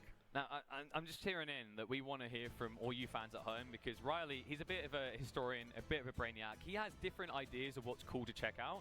So let us know actually at home what you'd like to see in this castle because there's still just so much that's unexplored. Are we going to be going to archery slits? Do we want to see the castle views? Merlins, hill defense, player lounge. I heard there's maybe a dungeon, but I guess maybe we can't see that yet. Ooh.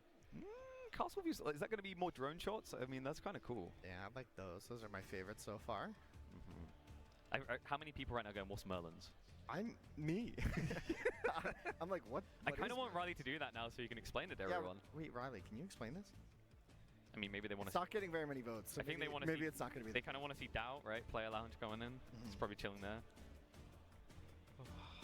What an incredible set. I mean, I'm really hoping we at least get one game on the board for Recon. I'd love to see that, right? You know, I'd love to see here from Mista? Freer. I would honestly love to see Freer coming out in this third game. He's rated it so highly, I think it's time to prove it. Yeah, I mean, he's rated it highly, but he still has such good stuff on the menu, right? He still has both Loki and Isis, which are, in my opinion right now, the two S tiers, right? And we'll see if Recon's able to hold against those. I think what's impressive is how well he utilized Hades. I do have to go back to that whole point of the bigger army. Like, we credit the defense for Mista, but we have talked before about this idea that Recon, he puts Mista on a pedestal. He is his hero. Do you think maybe there was an element of that? Like maybe slight hesitation because he gives more credit to Mista than he normally would another player? Yeah, maybe. It seemed like he was really respecting the defense there, and I wonder if he needed to just use Resto and go, because what would the counter Resto be? Like, it would be on villagers and, like, one hero, right? There was nothing to defend there. It seemed like it could have been an opportunity to attack, but I don't know, it's hard. Sentinels deal a lot of damage, and the defensive layout there for Mista was really good. The gold was way in the back, so all you were doing was running through the defenses to get the villagers, and that never feels very good.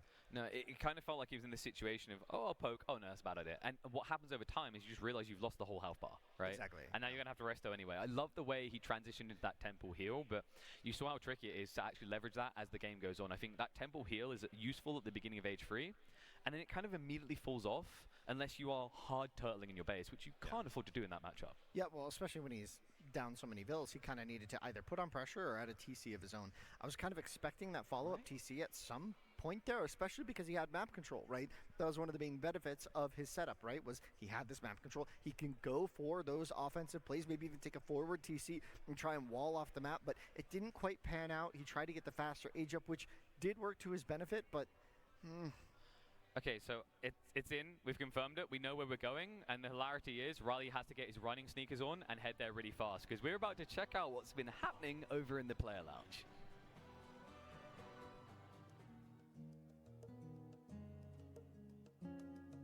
I want to take you behind the scenes here at Castillo Almodóvar and show you an area I think you'll be very interested to see. It's where all the players hang out. I'm talking about, of course, the talent area. This is where the players come to relax and chill out when they're not playing on the main stage. Although, say chill, not all of these guys are taking it easy here. Some of them are sharpening their skills, honing their strategies, and as you can see, they are really locked in.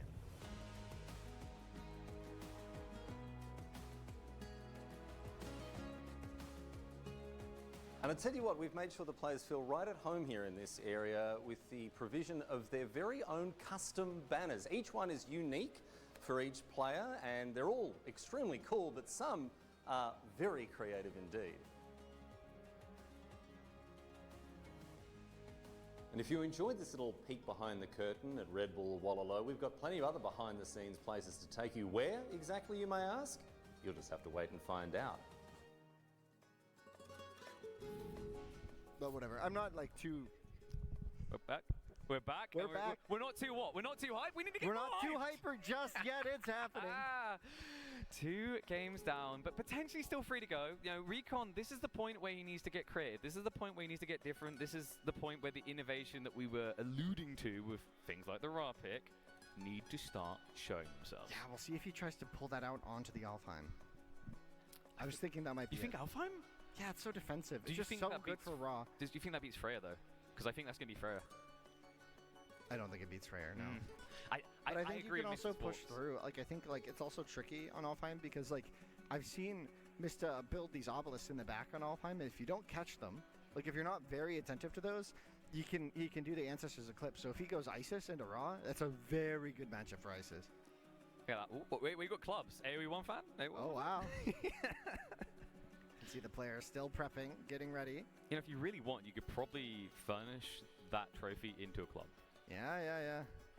That's the true That's challenge. one way to do it. You just have all the champions bring their trophies for a duel on top of the tower. I kind of want to see someone like use that as the base of like a great sword and just put a massive metal sword coming out of the top, and you can just hold it. It's huge.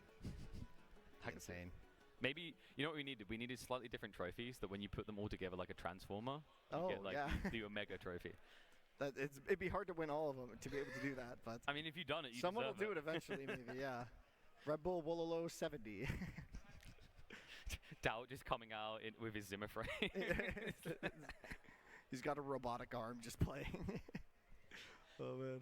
So let's get the draft back up, because I think this is very important. This is a critical phase now. We talked about the potency of some picks. Isis and Loki are still there. This would be wild. I don't want the 3-0, but imagine if he gets the 3-0 with Loki and Isis not picked, the most 2 potent picks in competitive play right now.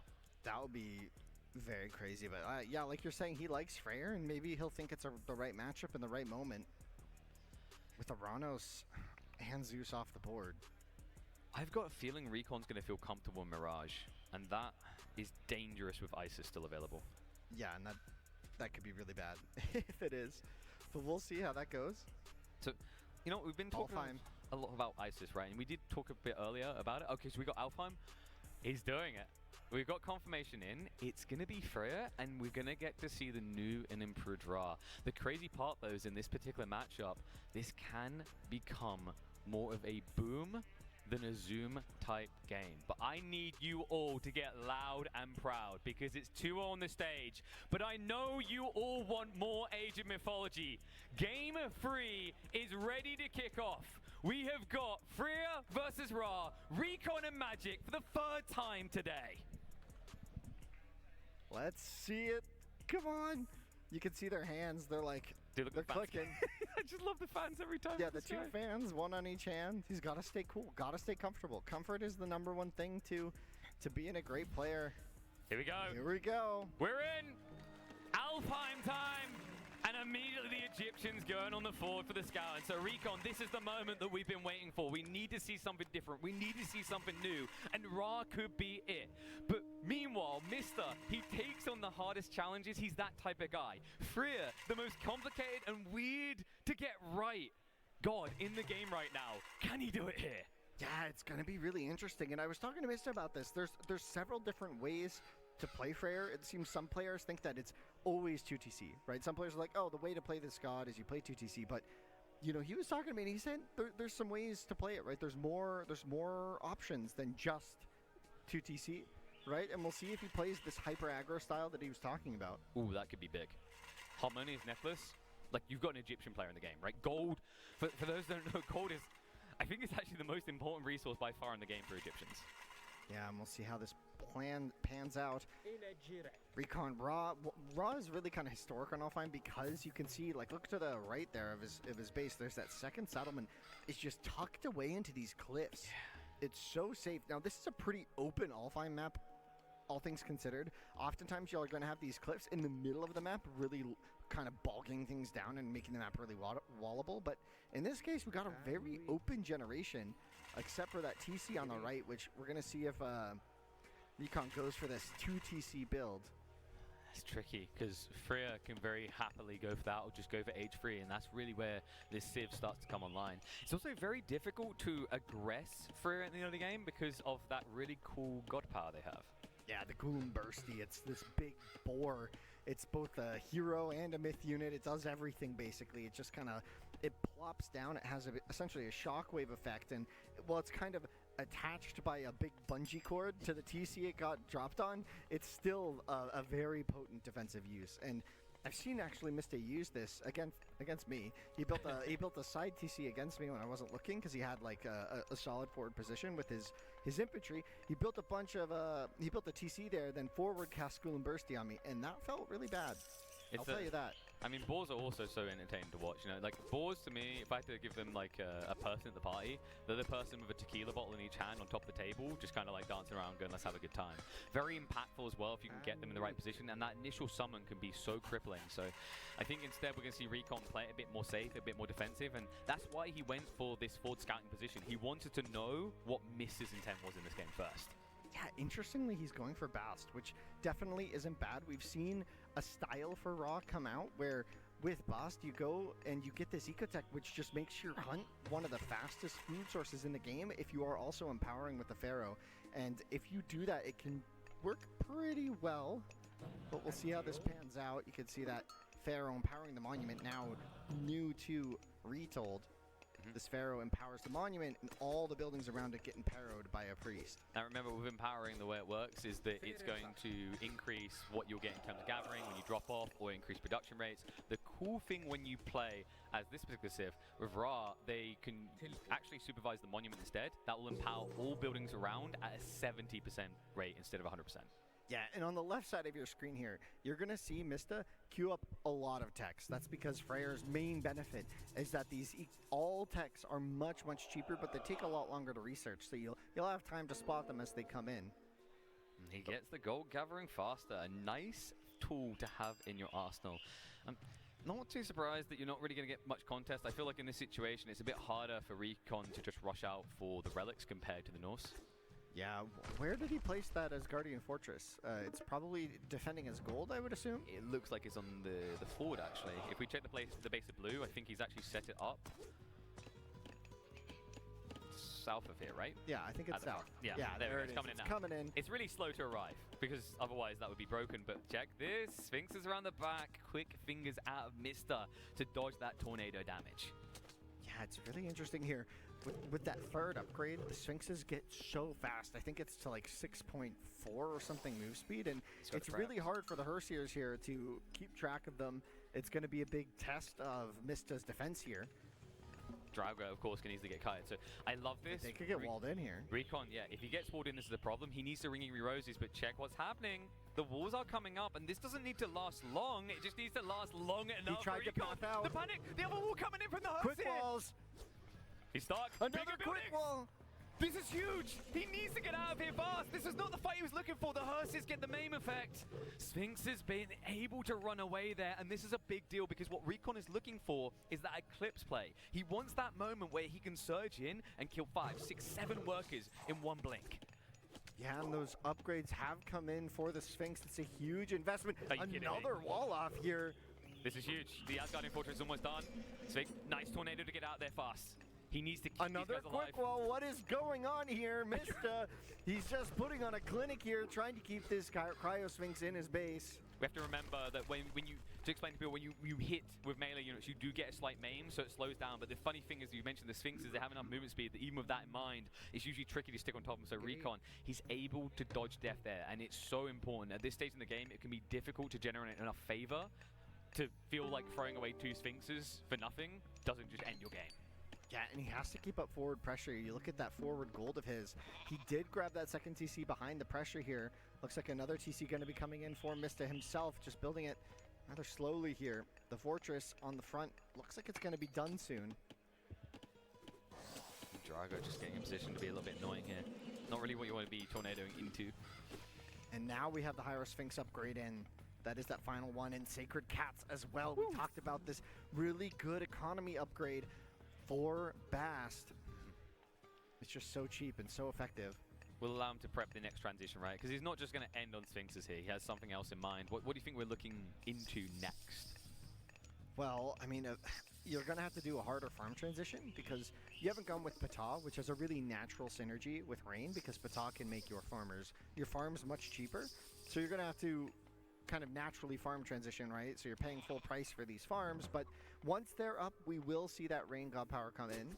And I wonder if we do just see them now chill and both go towards that age Freya. I wonder if that's kind of worrying in Recon's mind as well, because we keep mentioning that Freya comes really in the later phase of the game. Yeah, but we're seeing these barracks, and well, it might be on the back of a heroic that he starts using these. I'm not quite sure. We talked about this a bit during the draft, and players often go for these mass barracks units nowadays with Raw. It seems to be it's new to me, basically. I've only played it myself like twice, so I haven't had enough time to really get a good feel for it, but I mean, you can just see how fast these are. It's insane. So yeah, this Slinger build, right? Now that they've had some changes, they have divine damage added to them. Yeah, with Ptah. With Ptah, so but here he's just going for the barracks units because it's just so solid all around. So like, are you thinking he's going to maybe go, axes here? Just Axemen, play a bit standard of a front line? Yeah, he hasn't seen any cav yet, but we do see slings coming in regardless. This is really good against the throwing Axemen. They do counter them. But doesn't have that Ptah's Electrum Bullets tech at the moment. So you just need a few slingers here. You don't want to overinvest, because if you overbuild them, like there's kind of a saturation point where you're already one-shotting the Axemen, and that's really all they're going to be good for here until maybe some other techs come in for them. Speaking of techs, it's on the way. Mista has clicked the magical button. He's going for that age 3. Beautiful rainbow. Just me? He's pretty. Look at that. Funny thing is, like, you want to use this sooner rather than later, right? Because it impacts your opponent's farms as well, admittedly at a worse rate. I mean, there's no farms on the side of Mista. That's what I mean, right? So using it at this point, you know that a Norse player is not going to get anything from it. Yeah, but the TC situation is actually looking very healthy. Like, Recon has gotten the macro he wanted behind this Sphinx aggression, and this TC on the side has been really safe. I mean, if there's a game for Raw to do well, it's here, but keep in mind, this is... Age up on the way. Yeah. What Relic getting yoinked. Which relic is that? What is so important that this man would risk his life? He's just Gollum. Wall hit points. I mean, actually kind of relevant on Alfheim. Oftentimes I kind of don't value this relic too much, but I mean here, like, when walls are going to be such an important element of the choke point. It's important against the Sphinxes as well, right? Oh, like, although that's actually really huge here. We've bypassed the big point where Sphinxes can just GG the game straight away, but they're still a looming threat as we go deeper, just like a Centaur would be even. So definitely a good idea overall. But now we're heading to Age 3. Like, walk me through what we're expecting to see out of Recon here. Well, with Recon, he's just going to try and keep macroing and get up a big army. I mean, eventually going to have to look into placing the Migdol, but again, the way that players have been playing Raw recently is to kind of just keep investing in these units until the Migdol transition is a bit safer. We'll see if he's able to place one right away. Some Chariot Archers would really do good here, but we'll see it. A big surround. Yeah, not really what it's looking damage for. from that. So bet coming through. And we have got... Here's the rock. This is kind of interesting now that I think about on this map because of how defensive it is and how many cliffs there are. Like, if you just have a full wall across the map, you're going to see the rock transporting in. You won't see him coming with this. Yeah, I don't know if it'll get used for that. Oftentimes it's used as a glorified Pegasus. A very big Pegasus. Which I'm sad about. I get why it's not overly good because it would be kind of broken, right? Like, flying units have to be very carefully tempered in Myth. It's why we talk so much about Caladria, for example. So looks like he's going to scout with it. Pressure is coming in on the center just to deal with a few of the production buildings. He at least knows what the economy is. Genuinely, I'd love to see him just transport the Sphinx on the back there, get over the wall, and then force a split reaction out of Mista. Yeah, And we're going to be seeing an investment into the Petsuchos here. Laser gators. We'll see how it goes. The first elephant is out, the Migdol's up, but the gold on the north going to be pressured behind the army, so it's going to be an interesting position with two forces of Mista kind of split up here. Yeah, it's got that rock giant and it's very big. If you get the right positioning, that taunt, you can ruin an entire army, and there it is. There it is. He forces it out, he body blocks. The way this works is with the taunt, they're going to try to kill the rock giant, but they need to reach him. It's fantastic against melee armies. Yeah, and he still has that Hailstorm to use here. It could be just massive in the right moment here. Recon keeping his army pretty grouped, could be susceptible to this if he overextends. Locust is also available on the other side. We still have to remember that Eclipse never got popped. Migdol is definitely a big problem here. Not easy to brute force in, especially if these laser gators just keep sitting between the east and the west side. They have such great range, and with a double Migdol, they're not easy to reach. Comes in now. There's the Hailstorm. Right on the center of the army. The big rock giant taunt. The stun, he will get the damage out onto the giant, but now from the west side, he's able to stab onto the back. Forces the garrison, he gets out. And the laser gators, they're struggling to get away from this, but they're not being target fired down just yet. Mista definitely has the military advantage still in the situation. The Migdol's trying to even this out a little bit, and the Hailstorm is forcing a reset deeper behind the lines for Recon. The military lead is building for the Greek. There's no front line anymore. The laser gators can't kill quick enough. He's gonna lose it all. Some elephants pop out. This could be the way. This is still an offensive fight under the two Migdols.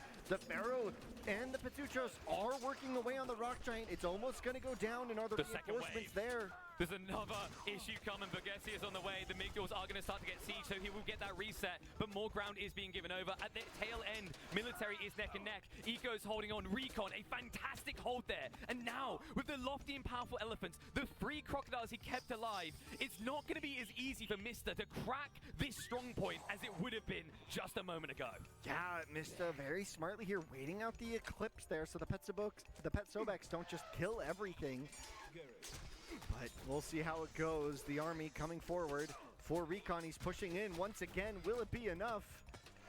This crocodile is going to be important. We have to remember that that's your best tool against these giants, because the issue you have otherwise, the stone guys, they're going to aggro these elephants, and we saw what happened earlier against melee units. They just couldn't fight, right? They got body blocked and they just died.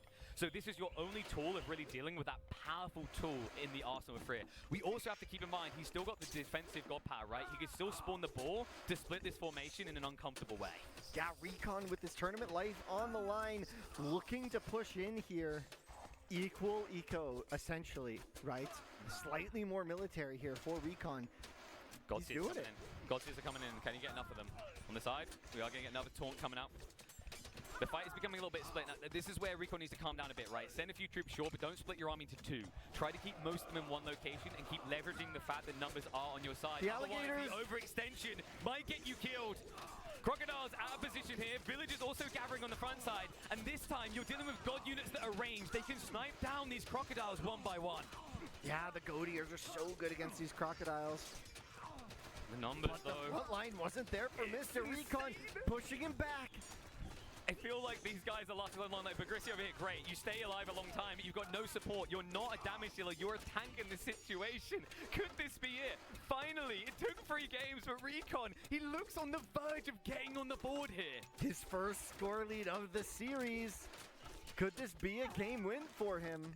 Needs to get rid of this production. Don't allow a reset. Love the settlement claim. Remember, when you're playing Age of Mythology, it's not just about more villages, it gives you pop cap as well. And we're at a stage in the game where that is going to be the difference. 170 to 190 max right now. Mista's on the back foot here. He's taking all the settlements. I love this play from Recon. He's finally coming out of the shell. He usually calls himself a raccoon, but sometimes he can be more of a toe. Oh man, and here's Mista. I think he might have about 1 good fight left in him here. No favor in the bank in order to really recast any of these potent god powers. He still has a heroic Gulimbursti cast to use. It could help turn the tides if he goes too deep, but only if. It's awkward with things like elephants. You don't want to be casting it there, right? So you kind of just have to find this back line. You have to find these spears. Otherwise, it's not going to feel as impactful. Man, I've been so impressed by Raw. It's incredible. In this game. This barracks play has really come in clutch here for Recon. He's made it look so good. And the choke point defense as well, like one of the big issues, there was that critical fight with the double Migdal, right? These laser gators, if they died, I think it's GG. But what he done so well, with such a lofty and hard to wield unit, he brought the choke points to last, and here we go. Gullenbursty comes out, he's gonna look strong and scary, but watch what happens. As he walks along, like me trying to go up a hill, I get very tired very fast. Crocodile is gonna get knocked away. Slingers. Mate, I think he just helped him escape. The Slingers going down though on the back there. The raiding cab gonna get on top of the gold. Did a recon maybe overestimate his position here? He's got the Migdals again though. We've seen this before, right? This is where the overextension can begin to settle in. 87 militaries to 118. He's rebolted the army, but now he needs to surge forward. Find these valuable targets like a solo elephant, like an alligator. Take them out. The boar is absorbing so many of these blows, and this could be a flood through beyond the Migdals towards the economy. Yeah, there's just so many Migdals dotting the center of the map here. Mista might have to retreat. The reinforcements do come in for recon. The boar's about to time out. And after that, like God powers, like the beautiful thing when you play as the Norse is you can fight to generate God powers, but because he's trying to add in so many units, like he doesn't have that much in reserve, right? He doesn't have much favor to utilize, especially when everything is just so expensive. Another one of those boars will be 300. He's nowhere near ready going at H4. If he had that, Inferno could be the tool to just win this game, but he's being pressured hard. He has to lock in the age, and you're starting to see the difference that this population gap can make. Man, if Mista comes back from this, I'll eat a shoe. This is still going to be crazy, though, because he's starting to even out the military count when his economy is still 10 units down. He's taking out the TC in the south. He's taking out the Migdals in the middle. There's a huge group of units here trying to come defend and reinforce this, but it's too little, too late. The raiding cap's just going to run away. 4 rock giants in the center of the field here. A 5th one coming to reinforce. Are there enough priests here? If he can get forward here, if he can bait onto the chariots, they won't be able to kite away. This should be big. Taunts are going to be used. Not able to do enough damage now, but these rock giants are pretty damn good at tackling into the Migdals. Stun's going to come out. He does catch up the crocodiles, but the elephant is going to save their life here. Able to stand their ground. That gold vein and tree line is the one thing keeping this squishy backline from being munched on. Yeah, but I think Mista might like it a little bit more. The chariot archers, they're not focusing down these throwing axemen. The front line for recon is melting. There are no priests to kill the rock giants. The fortress on the right going to go down. Another taunt comes through. And if he gets a little bit deeper here, you can hold him in position. The Axemen are really starting to carry this recon. Is it slipping away? Still a slight eco lead, but his position, it needs so many villages to keep it alive that he isn't as strong as the eco bar would show. Another taunt comes out. More alligators going down. The chariot archers are starting to be thinned out here. And behind this, there's a new wave of cavalry to come through for Mista. Yeah, and the rock giants, as soon as they clean up this fight, they could just start eating away at the building with this upgrade. It's actually quite funny. They just sort of grab a piece of the building, chew on it, and it heals them up a little bit, so it makes them very effective at tanking down these fortresses. Well, the Migdals here, but the raiding cavalry, the unit's going to surround it. The chariots have to retreat. Another fortification going to be lost here. A shared gold mine. Kind of funny.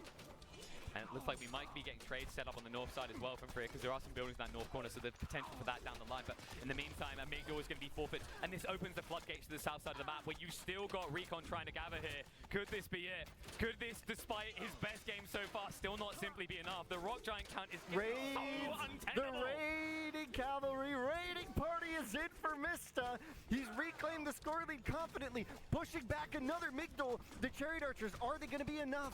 Last stand. This is it. You lose this Migdal, all flood doors are open, and he will flood in. Do or die. Mass chariots, not the best thing to stand their ground. They need the ability to kite, but there they are, munching on the rocks from the Migdal to stay alive. The damage is adding up. Another fortress is going to go down, and it simply seems like he doesn't have enough units to blitz through these bad boys. Another taunt! There's another one behind this at the back. He still hasn't used it. He can lock him in position, and he's just chowdering down! The chariot archers can't stand their ground. Half are already decimated. The military lead is swelling up, and Mista will not be denied his 3-0. He's got it. He's got this for sure. Back against the wall. Gonna back up just for a moment, but Recon, all he's got left is a couple barracks. The elephants have been so crucial to holding his ground in these fights, and all the Migdals are down. Except for this one, which is way off in the north. Okay, it wasn't even trade, it was just houses up there. He's not blocking anything that matters. Another Migdal being targeted though. He's stripping the gold. It's the lifeline of Egypt. If they don't have this, they don't have chariot archers. They don't have raid. They don't have a hope in hell. Another raid comes in on the gold. The reaction is slow from Recon. Although he may have an eco lead, it doesn't feel like he has an income lead in this one. Is that Mythic Age coming in behind this? Are you kidding me? All right. I want to see a comeback because we've already seen a comeback. But all I'm going to say, bare minimum, Recon, don't tap out before those gold powers come through. Recon might go down in a blazing glory. Raids are going to stop. Apparently he's like, no, this feels unfair. They're not defending themselves. He thought there was going to be a pull away. He realizes how glorious an advantage it is. We're going to get more of the storms coming through just to actually give that bolster to his food income to try and keep Recon alive. But he needs these probe attacks. This is actually the first time we've seen him get a real hit towards the economy. But it's being returned in favor. Any reactionary units are being taunted out. There's a second wave on the way. Recon has spread himself so thin like a tiny knob of butter across a whole loaf of bread. Recon's got his back against the wall. He's gonna try and micro these chariots, but I think as soon as he sees Vidar come in, what is he gonna do? The good news is because he's split like this, he hasn't got his army in one location, and that's where the Inferno would just end the game. So in some ways, weirdly enough, there is a sliver of hope for Recon, even when this age up completes. Yeah, but the TC is going to get taken down in the north pretty soon here, and that could open up for the first time Mystic getting a TC advantage in this game. Rock Giants have been carrying this game at this stage. The work they put in, the priest reactions are finally starting to come through, but you got to ask, was it too slow? Was it too late? It's so difficult as well because at this stage they're not condensed to one location. They're starting to join in on the raids. Those raids are reaching deep, even towards the starting town center this stage. Finally able to deal with them on the north side. A reboot for the settlement. More Migdals going up. He's not done yet. Recon says just one more fight, one after the other, to try and get back in control. We see the Inferno! The Inferno? Where are we going? Where are we going? On the TC! Boom, baby! No TC for you! The army at least able to dodge. Recon was given a warning shot across the bow there. And now it might be coming in. We see Mythic on the backside though for Recon as well. Has he got the time? Osiris could be big here. Could give him that reset. Son of Osiris is super potent in these big fights. Especially in the choke points, because if you can't reach him, he just stands there zapping you down. And if we're being totally real, Mr.'s approach has been a mixture of very tanky units and then just zerging. It will cost him economy though if he has to bring that guy to the front. Meanwhile though, another taunt comes in, but it would be a great answer to these Rock Giants, which so far just a couple priests at a time haven't been able to take down this Rock Giant mass, which has kept Mista in this game. He's clawed back now with a 10k score lead. Every eco upgrade under the sun coming in, every military upgrade going to be in soon. He is soon going to be inevitable. Southside raid again. Like, there's so much focus for Recon this north to try and hold on to that. He's giving everything over. So Son of Osiris is in. He takes the hit to the economy and he's going to take a gut blow on the south side as well. About 10 villages going down there. It's a 20 eco lead now for Mista. Recon needs to take advantage of this to just build more military, but it's hard to do when you've got 45 less maximum population. Gonna try and take a huge fight up here, trying to clean up the forces of Mista. Mista split up, tried to take, he got a little greedy, he's taking the north and the south, but will it be enough? Osiris on the back here, gonna be blasting those lightning bolts into the main forces here, taking out the myth units of Mista in the north, but is it gonna be enough? Fafnir keeps dealing so much damage. The throwing expert from behind, Son of Osiris. He comes in, and remember, this guy can't be healed. On top of that, the priest weren't zapping down those myth units quick enough. Fafnir is so tanky as well, and the Axemen wave may just crush any hope here for Recon. Son of Osiris is down, and you may need to wait a millennia to see a second. Wow. The fight goes so in favor of Mista. Mista with the 3-0 and come back in that final game. That is worthy of a Red Bull Wololo champion. Incredible performance. Unstoppable. Freya, everyone else looks at this. God, they say, that doesn't fit Norse. That's not what you want to do. He believed every step of the way, and it didn't even need a giant fiery wolf to end it. But look at the emotion. Look at the feelings. These two, He's like telling brothers. him about the game. He just told him about the game. He does this all the time, even in these moments. Mate, you're meant to be lifting up that trophy. You're meant to be being proud of the moment, but we'll give him moments to digest that. What an insane deciding game. That was an incredible, incredible game 3 there. I'm sad we don't get to see more of it. It was just so good. It delivered though. We said Freya was going to come in with something special. Both of them came in with something special, but at the end of the day, there can be only one. Once a grand finalist, and now a champion at Red Bull Wololo. Yeah, and I know this is something he's been dreaming about for a long time. Ever since Retold was announced, he was like, when are we going to get a big tournament? When are we going to get the land? He wants to be a champion. For him, this is about legacy. And you know, he may have carved one up now, because this is the first of potentially many, and there can only ever be one first. So let's go to the stage to hear from our first Age of Mythology Red Bull Wololo champion. Thank you so much. Yeah, let's make some noise for the Mister. What a game to end it all. It got a little dicey there at some parts. Walk me through this. You ended it all with a Freyr. That's a difficult to get right. What are the strengths of playing Freyr, and what are the difficulties? What makes this so hard to execute?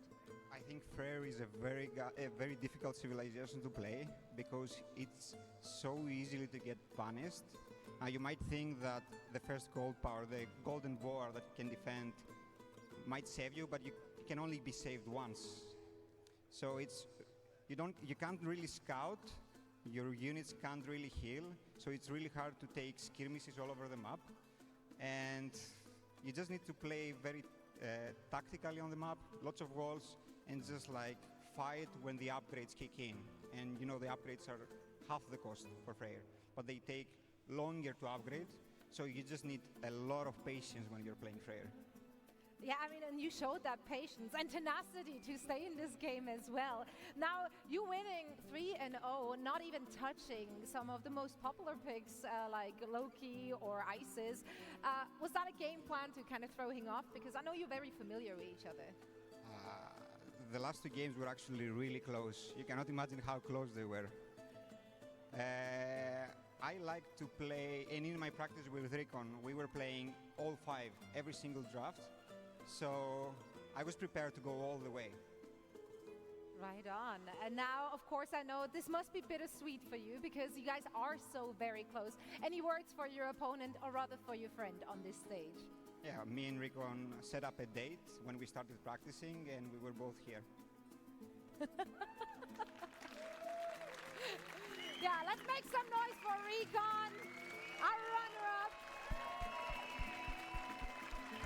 Of course, there's only one thing left to do, and that's for you to take that trophy. I'll grab the mic. Ladies and gentlemen, make some noise for your Red Bull Wololo El Reinado Age of Mythology Retold champion, the Mister.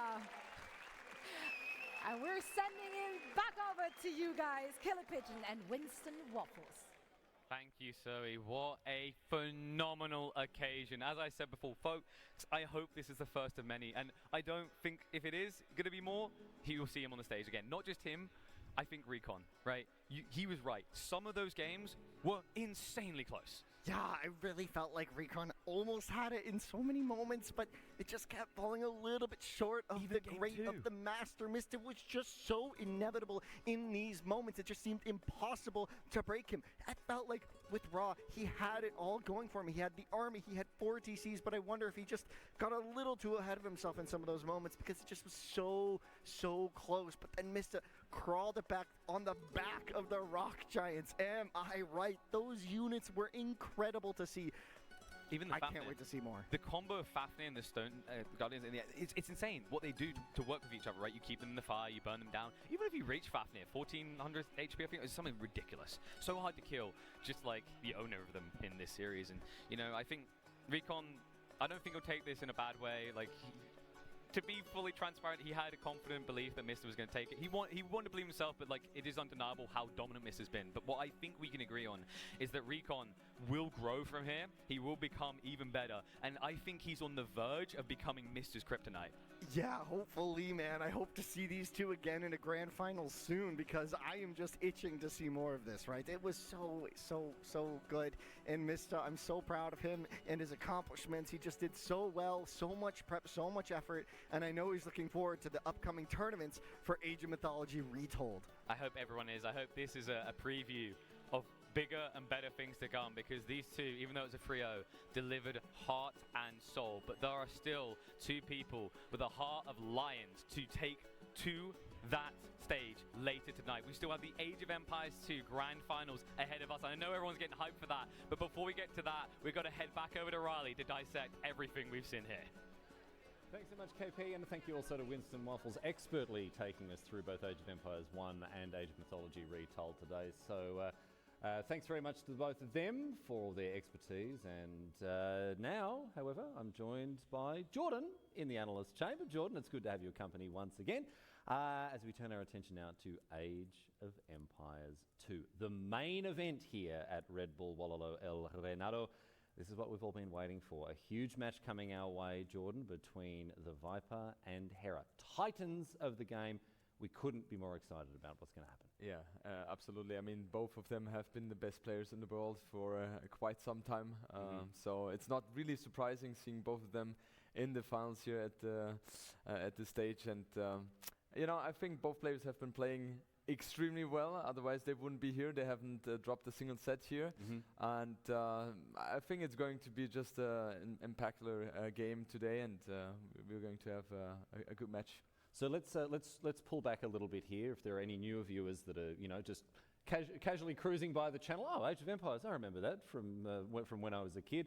Let's explain how we got here and how this tournament works, and meet our players in a little bit more detail. So what happened here? We had 8 of the best players of Age of Empires to qualify for this tournament through various means, playing Empire Wars. This isn't the standard way to play Age of Empires. This is an accelerated version of the game. You start in the Second Age, in the Feudal Age. You start with a great many more villages, and it means that we get into the action much faster than you would otherwise. We start at a much more developed stage of the game. In day number 1, we saw double elimination rounds begin and then conclude on day number 2 as we said goodbye to a portion of the field, setting up the semi-finals in day number 3. We saw some heated action across both semi-finals, a clean sweep in one and a very strongly contested match in the second semi-final between the Viper and Leary. And now on day number 4, this is where we are today. Single elimination, best of 9, a $45,000 prize purse for the winner alone. A total prize pool of $150,000 here. So these two players here, they're not playing for peanuts, Jordan. We can say that much. But let's talk about these players, starting off with the Viper. The Viper, broadly considered to be the greatest of all time from a historical standpoint. Talk to us about his career and his achievements. You know, I've been playing with Viper since over a decade now, and when I first played against him, it was just, I felt he's special, right? And the way he was improving, the speed he was improving with was just incredible, and something I have not seen at that time before. And we have had so many great memories together, and I felt like there was a time which was pretty long. We're talking about over 5, 6, 7 years where he felt just untouchable. Right? Yeah. There was even one tournament once hosted, who is the best second player? Because the first one, it was kind of boring. Viper was winning every single thing, right? So Viper just dominating, and as you said, that's why he's kind of considered the GOAT. However, Hera has come up as well. Well, let's talk about this. So if Viper is the Michael Jordan of Age of Empires, right? Hera is the LeBron James. 100%. Right? Exactly. At the moment, this guy is, as you've said, untouchable. Yep. 7 S-tier wins in a row when it comes to major Age of Empires tournament, and as you can see here with this bracket, he is in yet another grand final. Hera, a dedicated streamer, very talented YouTuber as well. If you're looking to get your head around this game from a competitive standpoint, if you're new to competitive Age of Empires, which many people may be learning for the first time this weekend, is very much a thing, you can head over to Hera or indeed the Viper's YouTube channels. They've got some great videos over there. But talk to us more about Hera in particular, why this tournament is special for him, given his tournament history.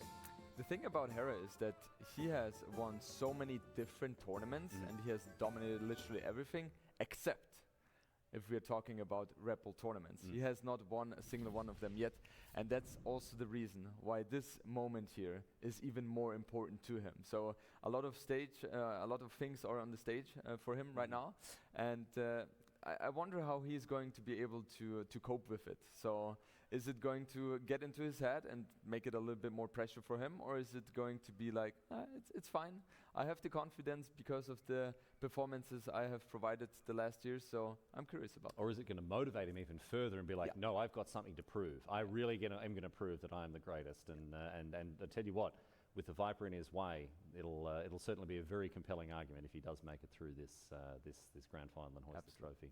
Let's have a look at some of the moments that we've had from across the weekend so far. It's been incredible, starting in our quarter-finals here.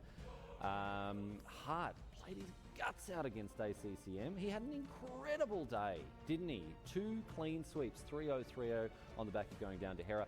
This was the best performance we've ever seen from Hart. Yeah, 100%. Also talked to Hart, and he told me, it's like the best moments I've ever had in my entire Age of Empires 2 career, and it's kind of obvious, right? Being able to have such a great day, beating ACCM and Sebastian 6-0 there in total, and also Sebastian, he has been kind of the up-and-coming player who has shown so magnificent performances and results very recently, and I played against him a couple of months ago, and I felt like, okay, he's going to be very, very special as well, kind of like a Leary 0-2-0, and he's showing that as well. A lot of people saying this sort of stuff about Sebastian. He did bow out to Hart, 3-0 again, which surprised us, but we'll certainly be seeing more from him. Tato up against Leary here. Tato and Leary, both former champions here at Red Bull Wololo. But look at Leary get up and about. He's not a very emotional bloke, to be honest, so you could see that win really meant a lot to him. Yeah, 100%. And that set especially was, for me personally, like the second best set overall after Leary and Viper yesterday. So it had so much action in there, and especially Game 5 was so close with so many moments where Tato could have taken it. Well, let's talk about that set between Viper and Leary, because we're watching vision from it now. This resulted in some incredible games. My pick of the best of 7, undoubtedly, Game 4. Yeah, exactly. Game 4 was just so special because usually if you're playing, then in Fuel Age you're building villages, and you try to get a little bit of more stable economy. But look at Viper's face here. After a sneaky little dungeon rush, it really was an unorthodox, it was a masterpiece. Exactly, and that's something he's also known for, right? And Leary, we can see him right now. Game 6, he managed to win that one. And Game 7, that was obviously the decider, deciding who is going to be on stage today against Hera. And Viper, he managed to take the win there, and that's why we're here, having the best players of the world, the 2 best players of the world facing each other today. Yes, indeed, and we can't wait to get into it. To remind you, of course, best of 9 this time around, best of 9, Jordan. So I want to get your thoughts on that's a lot of Age of Empires. That's a lot of games to play. We've talked about Hera's stamina, his tenacity, the fact that he does have staying power, he can play long. Do you think that gives him a little bit of an edge on top of the sort of advantage he has as the favorite? I would say in general yes. However, there are 2 points which are important here to mention as well. Hera has not played as much games on stage as Viper did. Only 4 instead of 7, so that definitely helps Viper here. He's victim of his own success. He wins so quickly, he hasn't had this time on the stage. Exactly, and that's kind of a problem if you think about it, right? Sure. Because he's not being able to acclimatize to it, right? So that could be an advantage for Viper, and also it feels like Viper might be considered, as weird as it sounds, to be the underdog going into the set, right? The undersnake. Undersnake, exactly. So that's going to be a favor as well for him in that regard mentally. Yeah, well, look, no matter what happens, we're going to have a fantastic competition between, as you say, 2 of the game's greats. Jordan, as a retired player yourself, you know what you're talking about. Yeah. Thank you so much for your expertise, your analysis here. We'll be hopefully talking to you a little bit later on as the match continues. But right now, we're going to check in with the players themselves. We had the chance to catch up with both Hera and the Viper heading into this grand final. So let's check in with what they had to say before the grand final of Red Bull Wololo El Reinado here in Spain.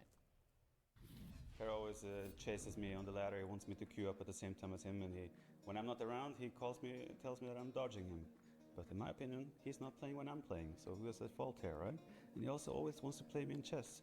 He's way better than me in chess, but he just wants to beat me. I don't know what's wrong with that guy. It's a lot of fun. I think my biggest edge in this matchup is the fact that I don't die so easily. And one thing you'll notice is that Viper's game is usually all about getting map control. And I'm really good at surviving in those situations. So as long as I don't get caught off guard and I scout well, I think I'm really good at surviving. And I'm gonna see if I can cook up some anti-meta and surprise them with that. Welcome back, one and all. It is time for the big one. It is time to find out who will be walking off of this stage with this trophy as our Age of Empire 2 champion. Are you guys ready for this? All right, we're getting ready, we're warming up, that's fine. I've Mem joining here for a few words. The Viper against Hera. Hera came into this tournament and many would expect him to be the favorite to win it all. What do you think Viper can do or has to do to push him off the throne? That's a good question. I mean, I'm scared to be here because Hera is going to be close to this area, so I'm already scared. Viper needs to play his best for sure, and I think he needs to play better than yesterday even. All right, I mean, yesterday's game was really close, right? Like, that could have gone either way in the very end. But do you feel like he has to maybe come up with unorthodox strategies? I mean, he is a strategist, right? So it might shake something weird out of the pocket. Is that the way to throw Hera off? Did you like Sicilians yesterday? I did. I think we all did, right? Well, obviously it's complicated to use this strategy again, but if the game is going for a meta approach, I think it's going to be really complicated. He really needs to be a kind of a different player, because in a meta gameplay, I really believe that Hera is at least one step ahead. Yeah, I mean, he's just such a solid player, so you really have to show up with something big and something unknown. But do you feel like Hera will be faced? Is he a player that gets rattled when something is just slightly off the mark? Oof, I mean, I don't know about Hera, but in this kind of a scene, being with all these people here, and I don't know if when the people take part, because they will, and I have the feeling that according to what happened yesterday with the Viper Leary, you saw the crowd, do you think it's going to affect him also, being in this stage? It's many questions that we need to answer. We will have the answers very soon.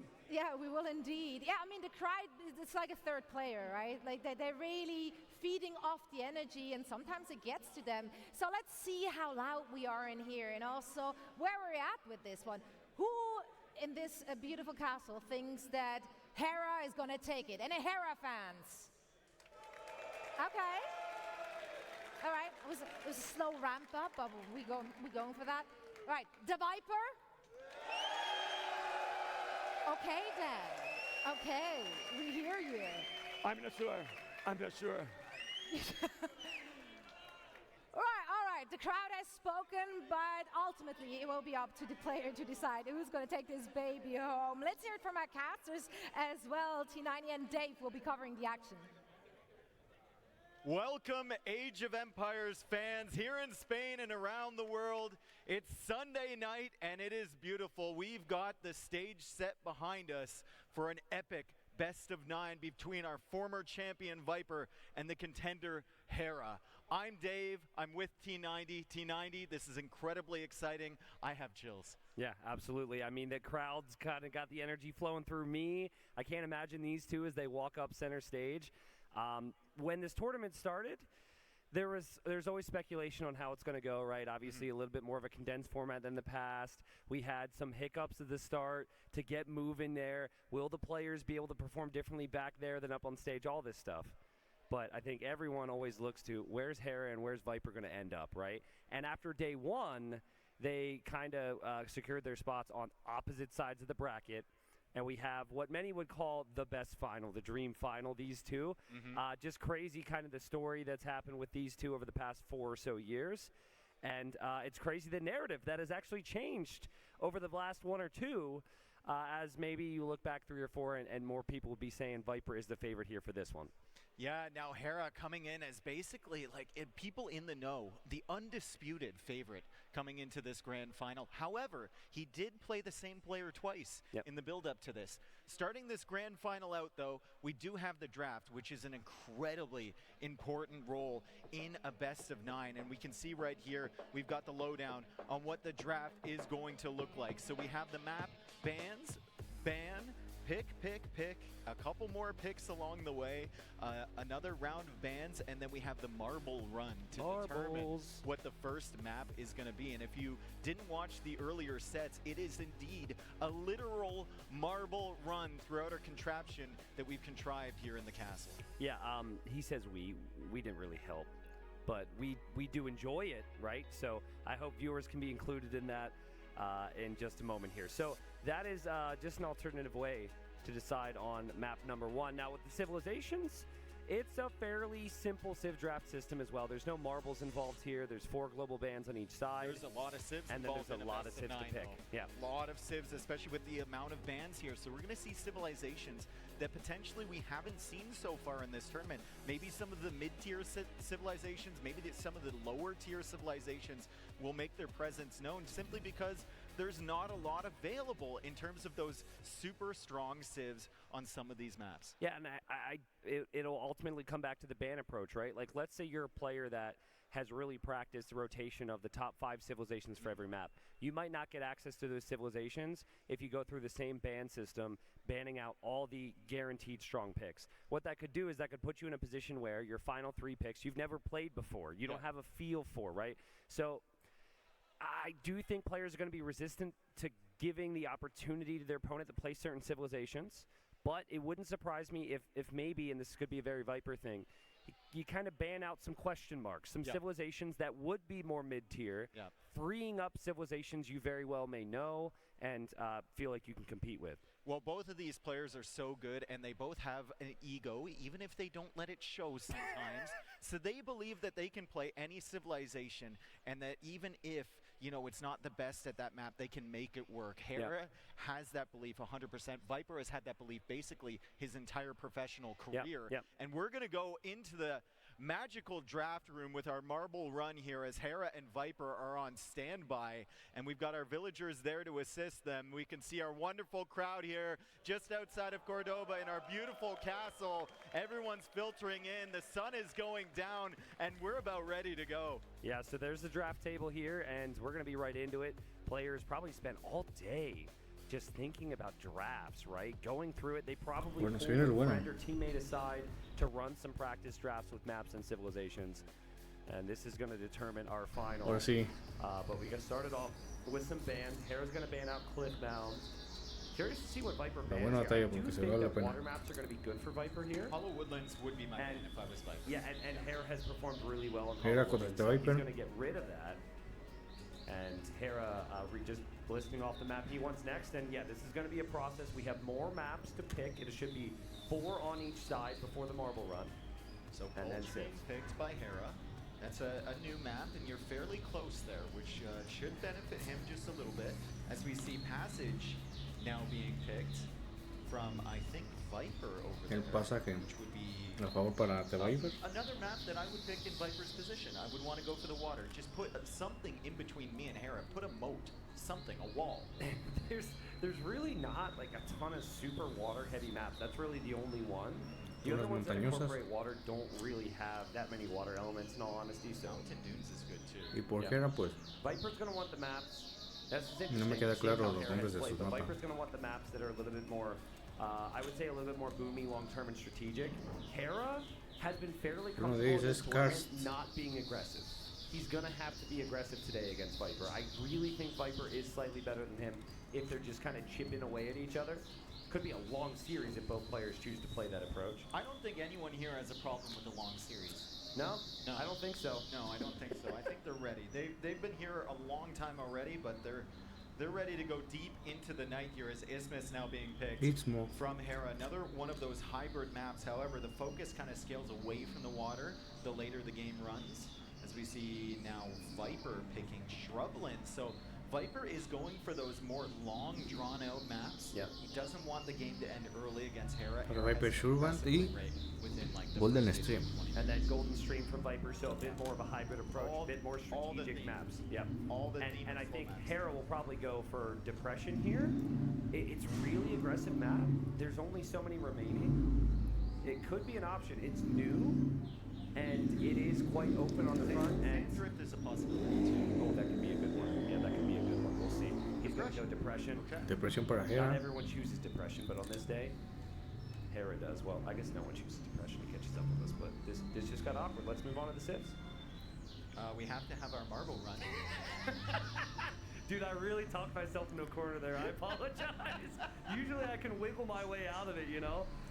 I knew I wasn't like you wiggled, dude. When I was talking to Krazini about it, Krazini's like, maybe I should have picked a different name for that map. Nos va patrocinando por la competición. He knew what he was doing. Okay, so we have 3 marbles here. We've got a blue one, a yellow one, and a tres clear distintos. blue. And the clear blue is quite far behind. We've ¿Cuál got será? yellow. Oh, yellow with the blue. blast! Blue is trying to catch up. Yellow in the lead right now as they go through the little thing. And now clear blue is catching up. Clear blue out of nowhere. Out of nowhere. And clear blue wins it. Whatever map that is. And that is Dune Springs. I believe so. I believe. I mean, there's a... It's a blue-black round, and so... that was the Sicilian game yesterday. True. Well, that immediately affects the draft. That immediately affects the draft big time because civs like Romans, civs like Bulgarians, civs like Sicilians, those are civs we don't actually see played a lot on any of the other maps. So, exciting game number 1. And now they will take a moment to, you know, think about the civilizations. They have to make a tier list essentially for every map. Springs. And think through Es el mapa principal. how they want to do this.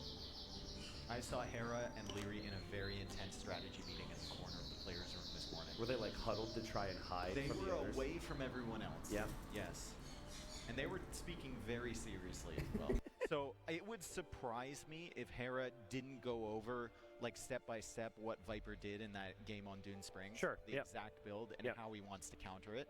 I'm not certain that Viper can get away with that strategy again unless he thinks it's just that strong. I think all of Hera's bans are just going to be the things that are off meta. He is completely happy with strong civilizations being on the board. What he does not want today is anything that can catch him off guard. Anything that is civilization unique. So I think the easy answer for Hera, if he's worried here, is you ban Sicilians, and you got 3 more bans remaining. So you just don't really give Viper that option. And that does, like, the downside of that would mean like maybe like Persians or, you know, maybe like Tatars, some Civ Viper's good with, is left over. But again, Hera is great in the accepted situations, the known situations. I think you ban Sicilians, you might even see a ban of Cumans, you might see a ban of, like, what other civs could you see funky things with? Like, maybe the Vikings on Golden Stream. Just get it out. Potentially, yeah. I wonder if either of these players is going to ban Saracens early, or if that Russian roulette is just Tiene going to pick de las civilizaciones. No one wants to do it, right? They want the other one to do it. Yeah. You never want to waste Y Viper the ban elige a los your opponent's gonna persas. do it, but who's the first pick Bueno, here? pero Would hasta be ahora Hera, me right? So me Viper entendí would que es el have veto. to be the one that bans Saracens. Todos los que están marcados con rojo, todos los mapas vetados. Okay. Me voy enterando. For Hera There's now. Persians banned from Viper. Could be wrong on that. It'll become pretty clear once it's in front of us here. Koreans banned from Hera. And these are global bans, remember, so they can't Hera pick that veta a civilization los either. coreanos, You might also want to. también a los incas. I'd be curious to see if Hera bans out Aztecs, because he did that before. Banned Incas and Aztecs, and then he picked Mayans, but he didn't get a chance to use them. Mientras tanto, And que he te did Viper pick Mayans, I believe, for Kars. That just veta a los guesswork on my búlgaros. part, but Kars is available on That his own banned map. Bulgarians. Yeah, well, that's interesting, right? Because that was Hera's little trick against Hart, the Bulgarians Los build. búlgaros y también a And also los for birmanos. Mies, which is... Oh, Viper's going back to his roots. It's not a civilization that has been picked at all this tournament. Son And vetados so I por do The wonder Viper. if for Viper he wants O baneados. a lot of other civilizations to be free. Let's see Es what Hera igual. does. Would not surprise me to see Sicilians. There were a few years Hera there decide where por lo Viper would contrario have very different vetar a civ los drafts because he bizantinos. banned all the bad civs. Yep. Because he believed it was better for him if all of the best civs were available in the pool. Yep. And it's a good strategy if Yeah, that's the case, los right? cumanos. And then Cuman's final ban for Hera. Okay, so Sicilians will be interesting because Hera, if that is the best strategy, he could pick it himself. Saracens, is it going to go through? Saracens. Mientras tanto, Viper beta los celtas. So Saracens is available, and now maybe Viper is putting Hera in a position where Hera really wanted to pick a Civ for a specific strategy first. He might have to pick Saracens now instead. Yep, could be. I mean, Saracens are really, really good. They do have some rough matchups, in my opinion. I'd say the type of matchup they don't want is elite archer civs. They can still deal with that. Of course, they're good archer civ themselves, but they excel against cavalry. No, right? ya se acabaron los vetos, So Viper perdón. has given Hera Solo son Saracens. 4. Maybe he has a counterplay. Maybe he's just Me giving parece que ahora that sí Civ comienzan up las because he wants civilizaciones another one so bad. elegibles. I don't know, but I mean, if Viper Sarracenos loses that game against Saracens, maybe para we Hera. look back at this at the end of the set. You'd say, why did you Unos ban? para Viper. Maybe, but Viper gets 2 picks now, right? So if Hera's forced to pick Saracens, Viper could have these 2 available.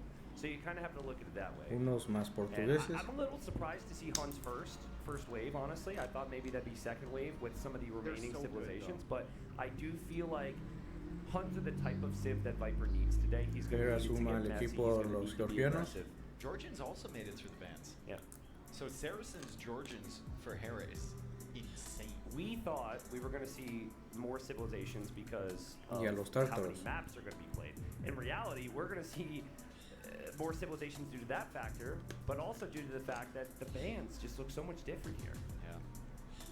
So Hera's got Tatars now. So Tatars, Georgians, Saracens, and then we have Huns and Portuguese. The for Viper. Now Viper gets to pick. Tatars is a very Viper pick. Lithuanians. And Hera snagged that. Se sigue and now por Lithuanians lituanos. for Viper. It's good, strong, solid. I want to see Hindustanis be considered for either player here. I think it's really good, especially in some matchups that will likely happen today. Now Viper's, every single time he picks a Civ and Hera picks a Civ, he re-looks through his map list.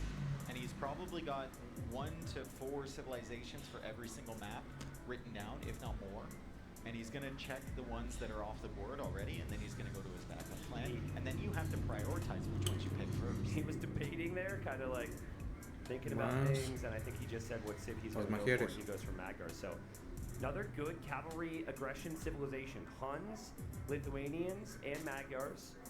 They're fantastic there, but Hera on the other side has Saracens, which can counter that really easily with lots of cannons. You have Georgians who are good with the aggression. And now Berbers. Berbers are fantastic.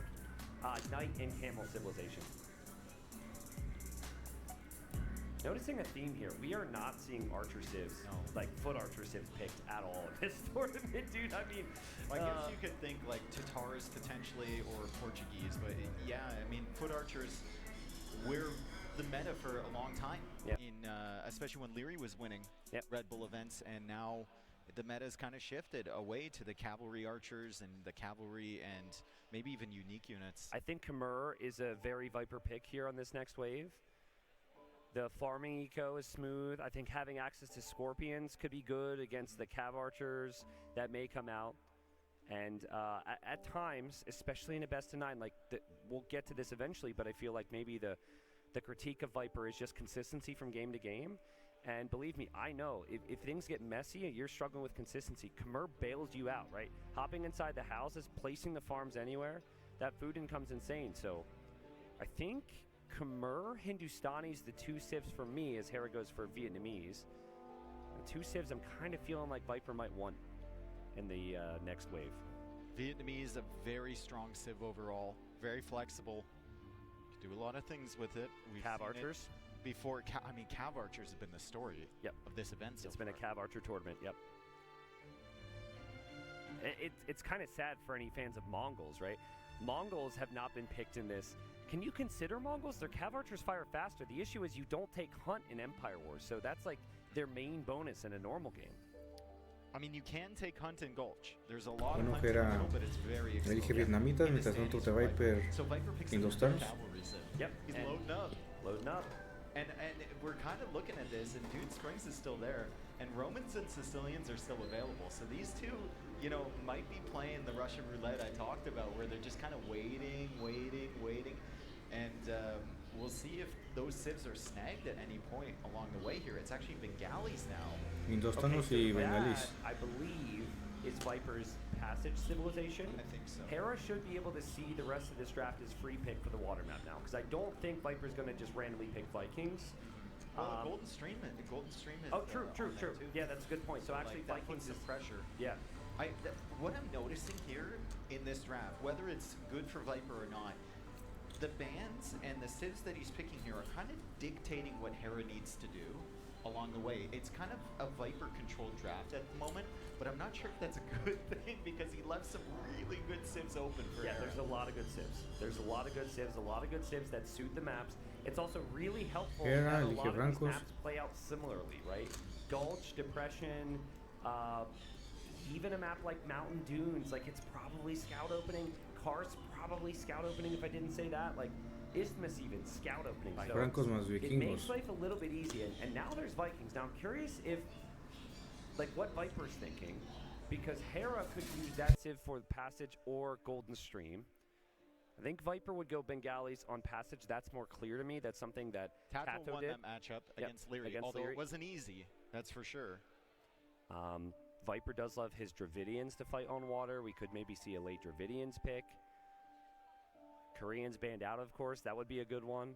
So much more complicated when you don't have a digital display like we have in front of you. You have to look over to the other side, right? You have to kind of peer over Krazini's shoulder to see what your opponent has. Everything's a little bit more complicated for this tournament, but in a good way. For example, at home, we just walk into our room with our computer here. What, you don't have this? We walk across a massive castle. You don't have this? No, you have that? They sent me one. Oh, man. Gujaras for Viper. Okay. I'm going to have to get on that one. I mean, Gujaras have the additional bonus damage from their camels. I think where they will struggle is their cav archers aren't very good. In fact, I don't think they can make cav archers. I think they can only make elephant archers, which is very slow. Yes. So that's not really the easiest to get to. Slavs is still out there. We could see that.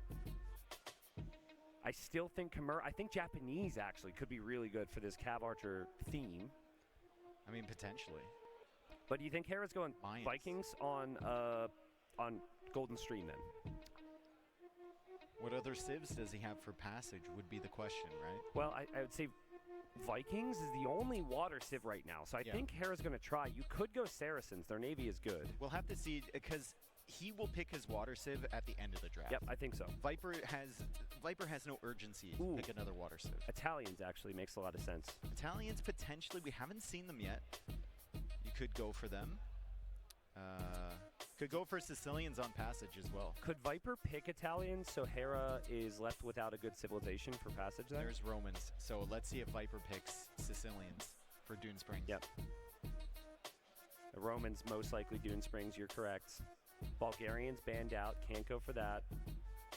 I've seen a lot of people have faith in Dravidians against Romans. Bohemians. Wow, Bohemians. That could be, I've seen them on Karst. Karst makes a lot of sense. There's a lot of stone, there's a lot of gold. Actually, I really like that pick because you could maybe compete with Mayans there and go for chemistry crossbows and skirmishers. Poles, I love that pick from Viper. That's more of a Hera pick.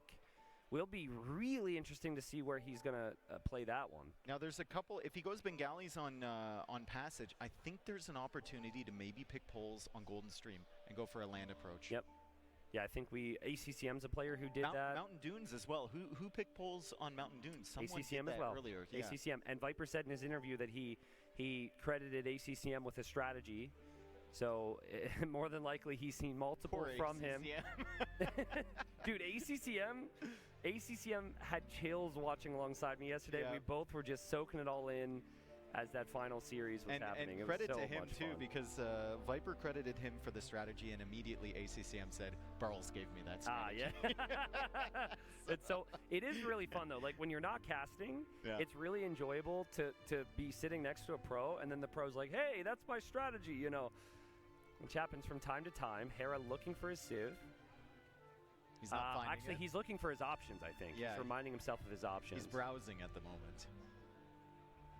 So Viper had picked Ethiopians there, which can be a very solid pick. But if you remember the previous Red Bulls, no one did well with Ethiopians except Hera and Leary. Yeah. In the Archer meta. and everyone expected them to be strong, and they had a horrible win rate, except for Leary and Hera. I think they're really good. Like, on paper, that should be one of the best Empire War civs. Yep. So, for a late pick, I like it. This should be Hera's last pick, if my math is correct here, because you get to 10 civilizations, and then Viper would have one more pick as well? No, Viper is finished. Viper's finished, yeah. Hera's looking for his 10th. Still wondering how Hera will play the water maps. It's feeling likely he will go Vikings on one water map and Saracens on the other. Does he pick Slavs here? Maybe Italians or Malay? They're spinning. He goes Armenians. That makes sense. Armenians makes a lot of sense. Because we've seen Armenians on the Passage and also Golden Stream. And there's his water civ right there, or second water civ rather. Yeah. But Viper, where's his second water civ? Bengalis is clear. I guess Portuguese. Well, if he plays land on Golden Stream again. Yeah. Like he did with the Berbers, right? He basically ignored the water there. So he only has Passage as a water map, and he's got the Bengalis for that civ.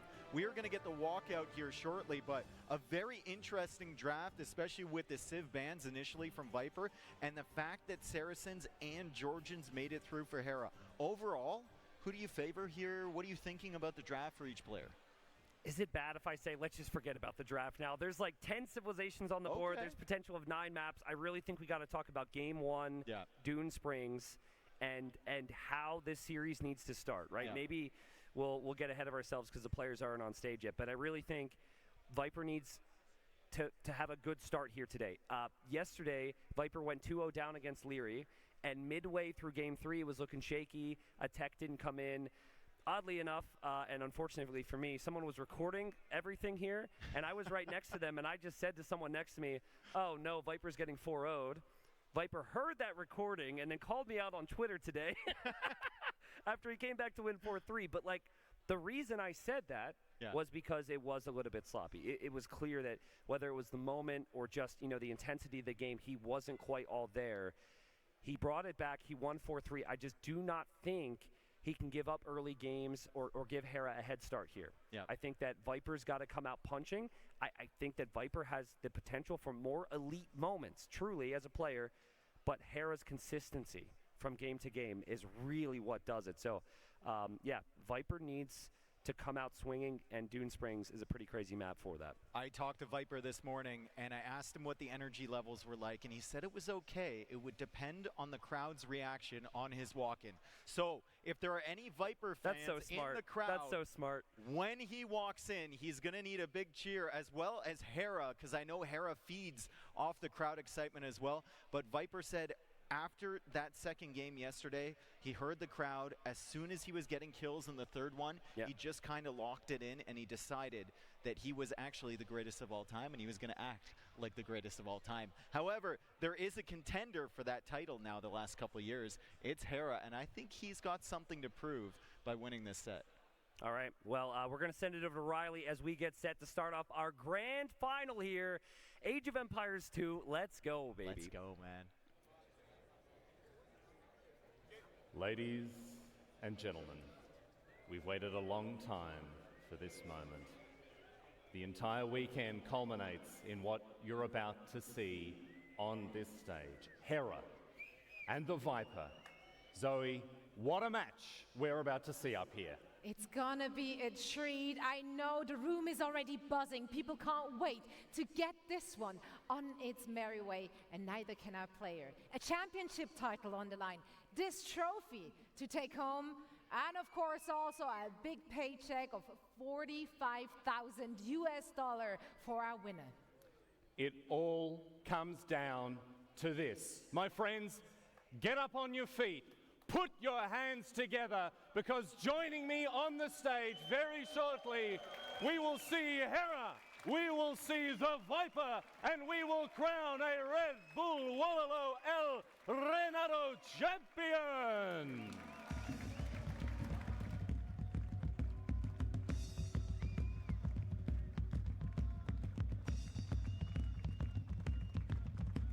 Bueno, ahí viene la bandita, por fin.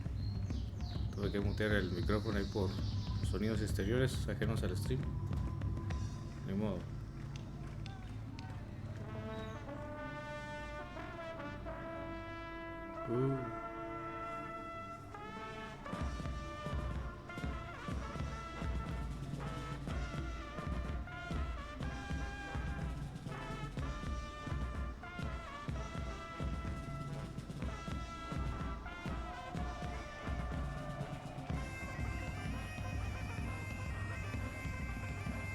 Entre Viper y Hera.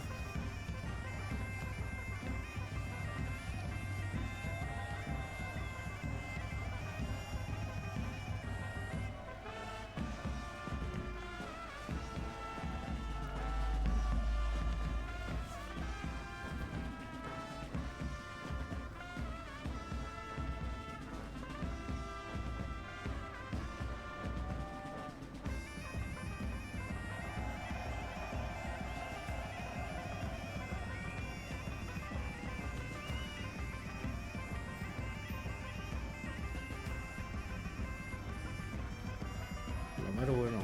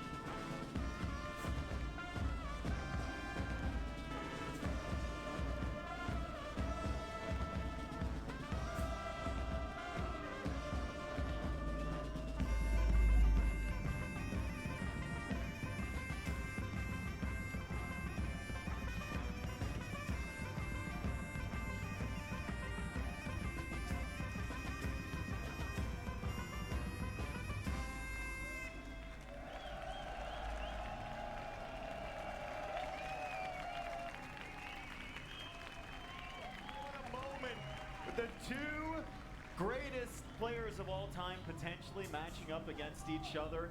One of them, the contender, Hera. One of them, a previous Red Bull Wololo champion, the Viper. This is gonna be incredible. I got so many chills watching that moment, and our crowd certainly did it justice. Tristan, how excited are you for this? I mean, round of applause from up in the casting booth to you guys. That was crazy. They went from screaming the players' names to humming the song. To humming the song in unison. That was crazy. Completely unprompted. There was no one with signs or anything. That's just the passion that these fans have here. I mean, yeah, I'm excited. Listen, I mean, we saw some crazy performances from both these two in the build-up.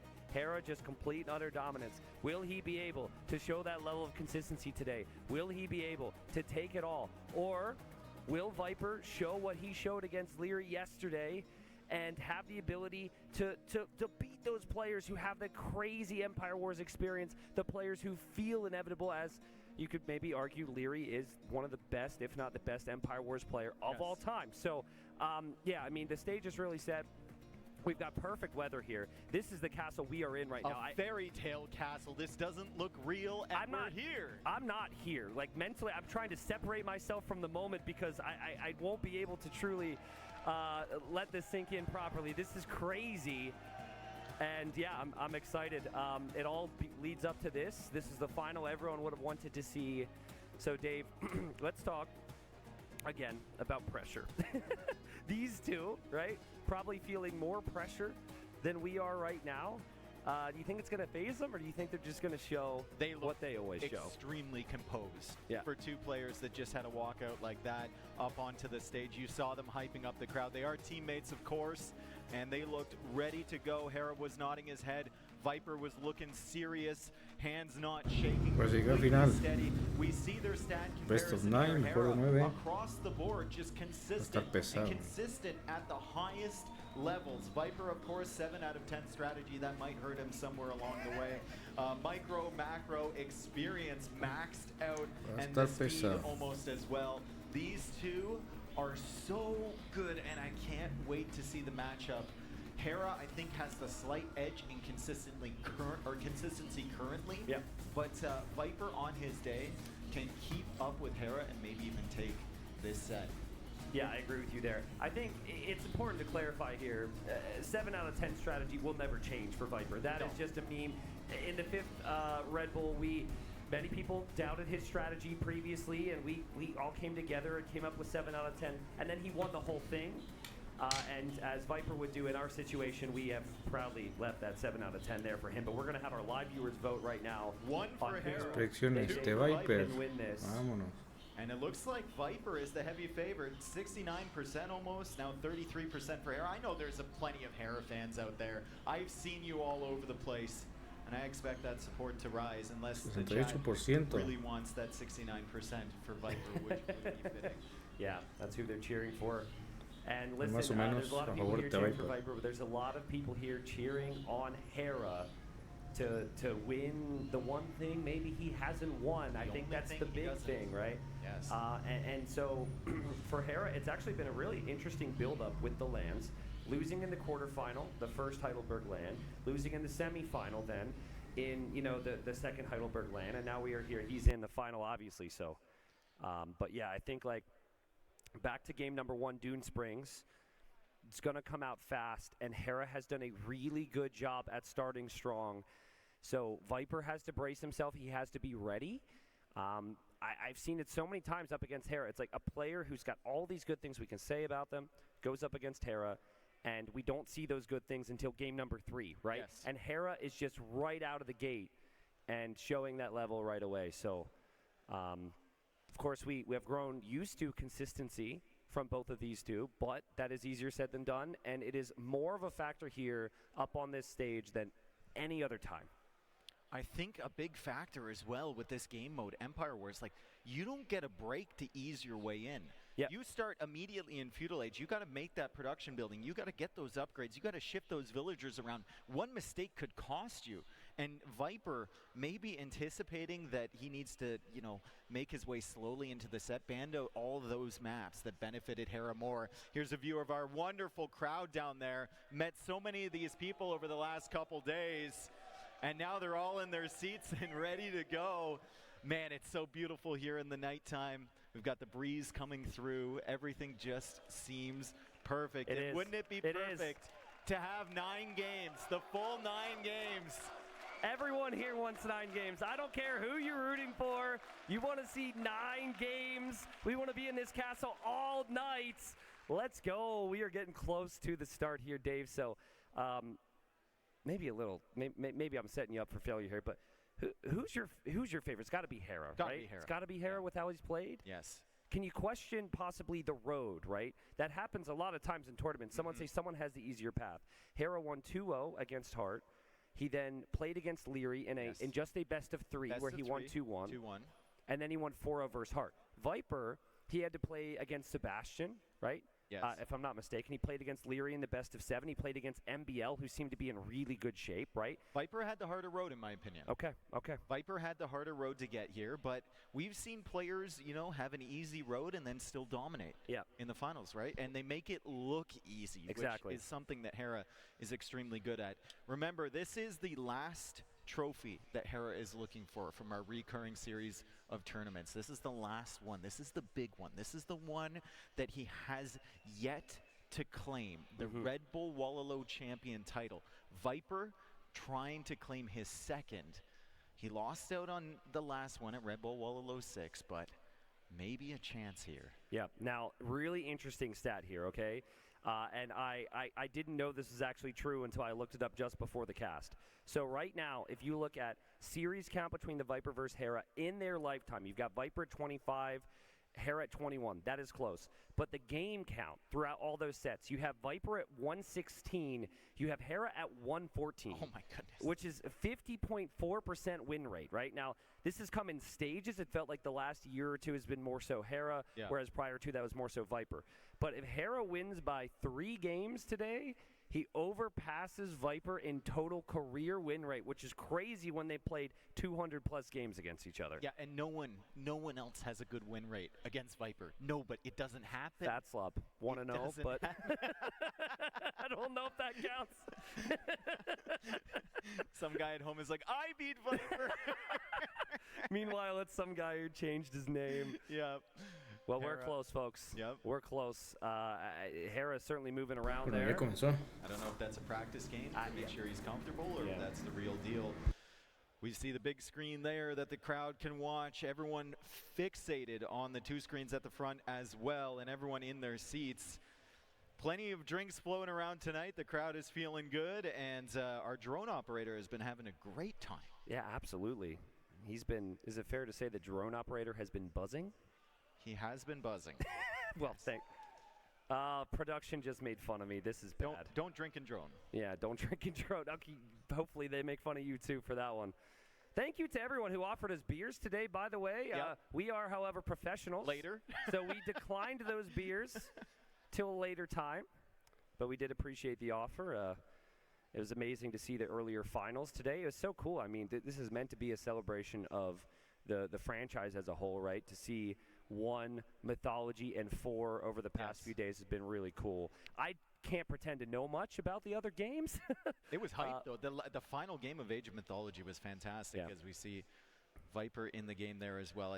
We don't know if these are just warm-up games. We'd love to give them a chance to just warm up, or if we're in the real deal here. But we should be getting into game 1 regardless fairly shortly, as we see that wonderful World's Edge banner. Shout out to them.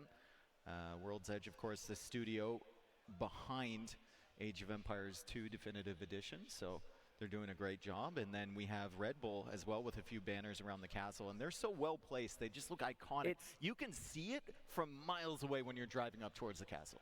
Those people are looking at the VOD right now because we showed them on camera earlier, and they wanted to verify they were on the stream. That's my guess.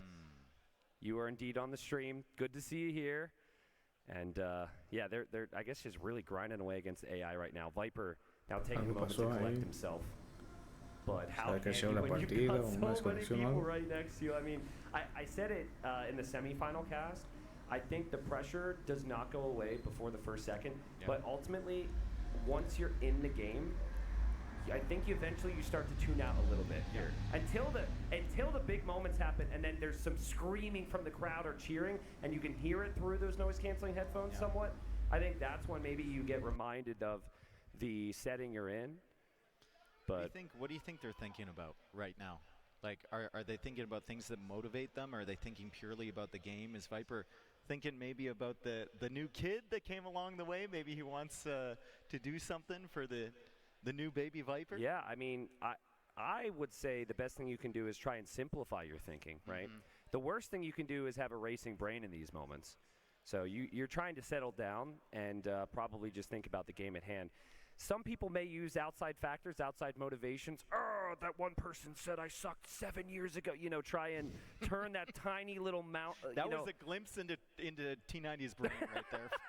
Well, listen, you try and find motivation where you can, and there's a lot of examples of like extreme athletes or even in esports, trying to turn a very tiny detail into something big in their minds to motivate themselves. Yeah, I could see it, but I mean. I would say just trying to settle their mind and really get started here. And we should be very close now because I think they're both out of the game. They played their little warm-up finger game against AI, and we're going to have game 1. So Hera's got Romans for Dune Springs. Viper did not pick Sicilians there. Yeah. Do we think it's going to be something like Magyars? It's a bit tricky. Koreans were banned. Bulgarians were banned. I would have to see the draft again. There's so many civs. I think...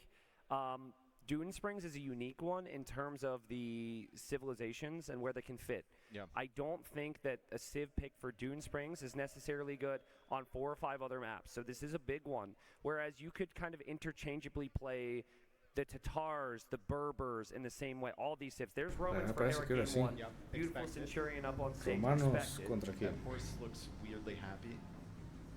Yeah, normally they're not so happy. And then we got a Showtell warrior there from Viper. Now that's crazy. So now what you do expect is the potential for infantry.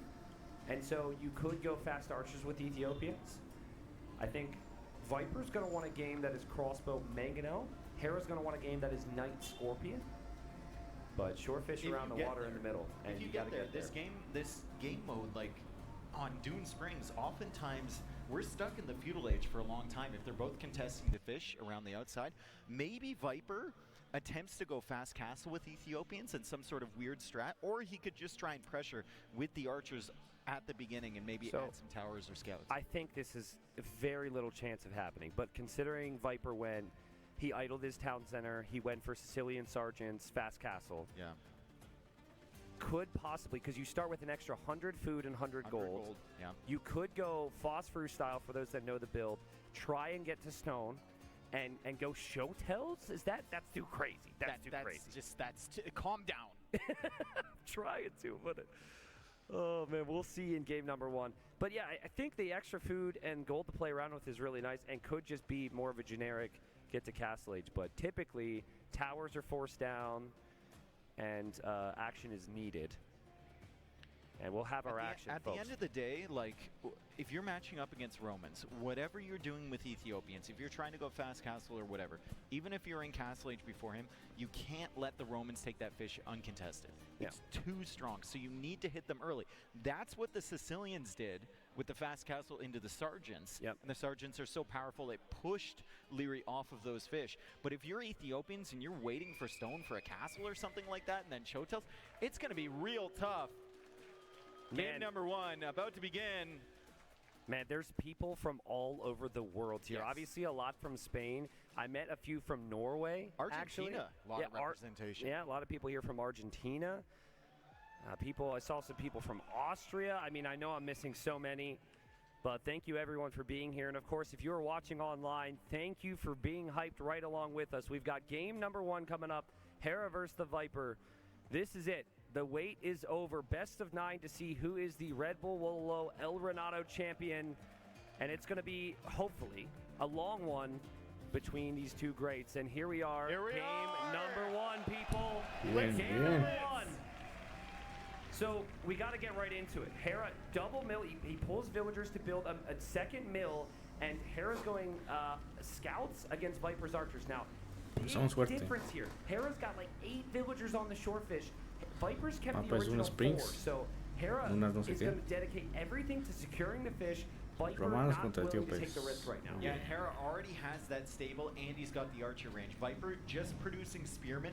He's got archers on the go, and he's got fletching already in. However, Hera has 4 scouts on the field. He's producing more because he has so much food coming in, and he's got skirmishers coming out here to deal with the spears and the archers. And the skirms are a counter to both of the units that Viper is creating right now. However, Viper has added that dog, and he's gone for a galley. Galley is a big surprise to me, but he could use the galley to disrupt the villagers there. And that could be really annoying for Hera to deal with. Hera will ultimately defend with the skirms. I'm really liking his position, at least for his food eco, but he hasn't killed much from Viper just yet. 0-0 on the KD. Yeah, 0-0 overall. Really, really tense opening. Hera afraid to go in against those villagers and take too much damage. Viper pulling back the archers. He's trying to stop Micro against the scouts here. Now pulling his scout away. The skirmisher is still pushing away that spearman. And a second stable is coming up from Hera as the galley pushes forward here from Viper, trying to cut off the fish. Yeah, I mean, Viper can also fish behind this, so there is a benefit to having the dock. But I'm not in love with the galley right now. He does have fletching already.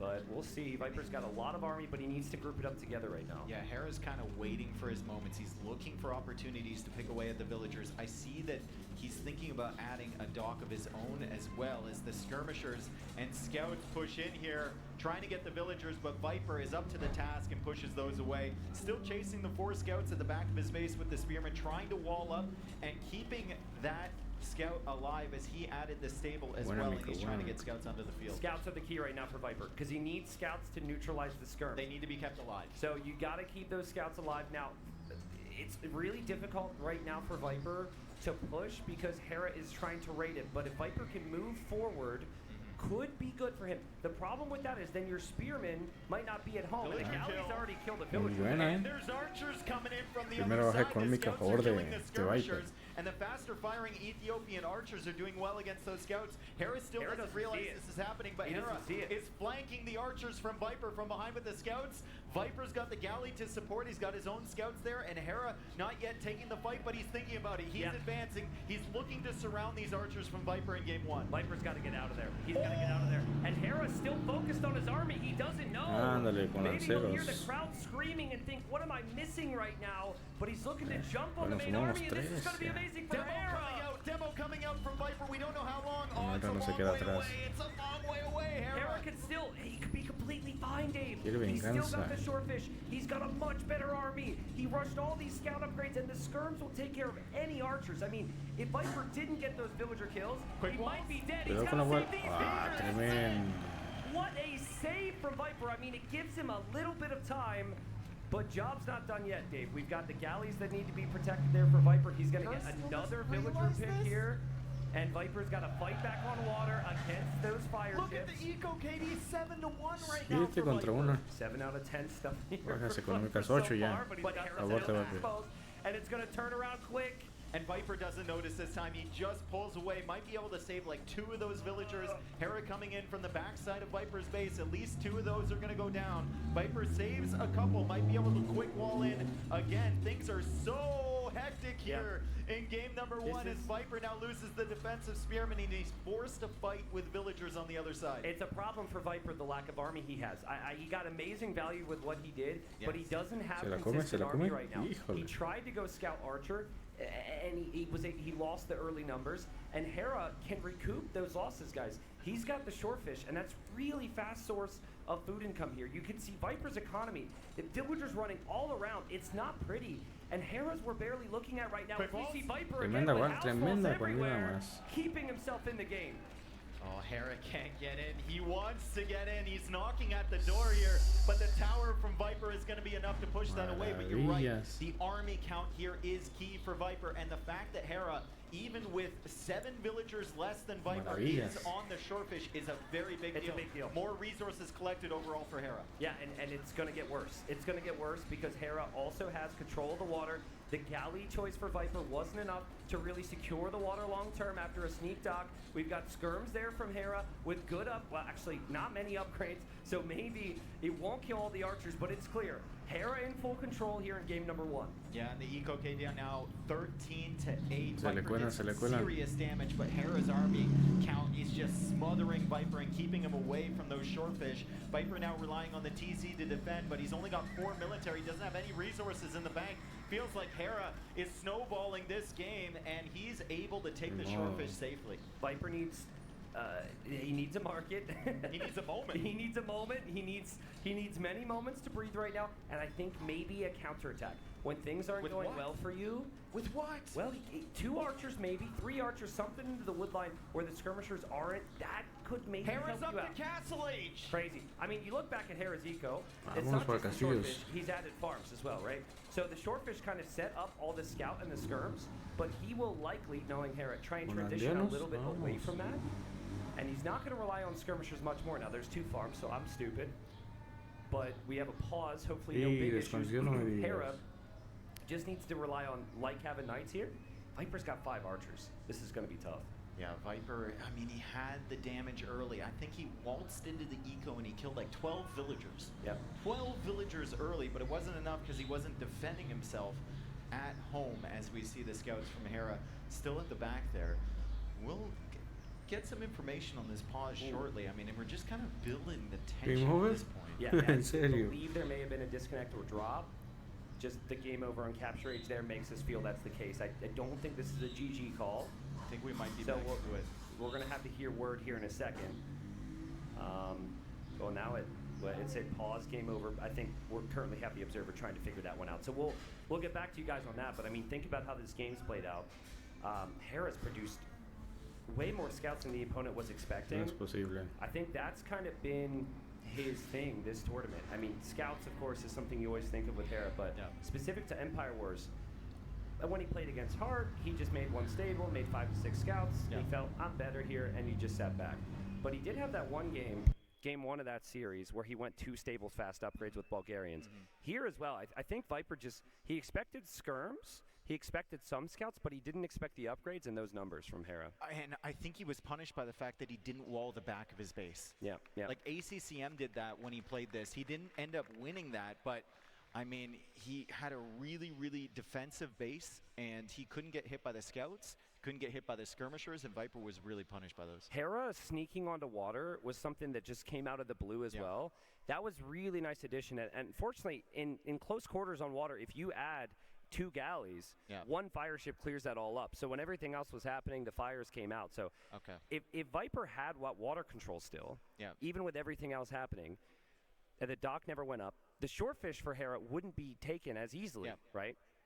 We're being told that Hera actually won the game, Viper GG, shortly after we disconnected. Oh, okay, makes sense. So very makes shortly sense. after. Makes sense. That, which was expected because Viper had 5 military and he was nowhere close to going up the castle age, but still, would have loved to see the end of that one. We're going to head into game 2. Apologies to the stream and, of course, to our live audience. That sort of stuff happens sometimes. We want to avoid it as much as possible. Yeah, I mean, let's be real. I mean, that game was pretty over. Hera was up to castle age. Yes. He was still producing more scouts. Viper 5 archers. Viper with what, like 12 on berries. It was just not. Is there something that Viper can take away from that game, though? Because he did find, like, he did surprise Hera, and there was a moment there, about a minute, where he was doing damage and Hera wasn't noticing, which is something that Hera usually does right away. If you're raiding him, he notices immediately. I mean, I think the positive here from Viper, it was messy. He got lots of damage in, wasn't able to defend himself. What it could have been is that Hera defended all Viper's attacks, and then eventually just drugged the game out and dominated him the whole time like he did versus Hart. So Viper was competitive in that game. That I think there's the positive, but we'll see what Riley thinks with at Jordan, the moment. of course. Yeah.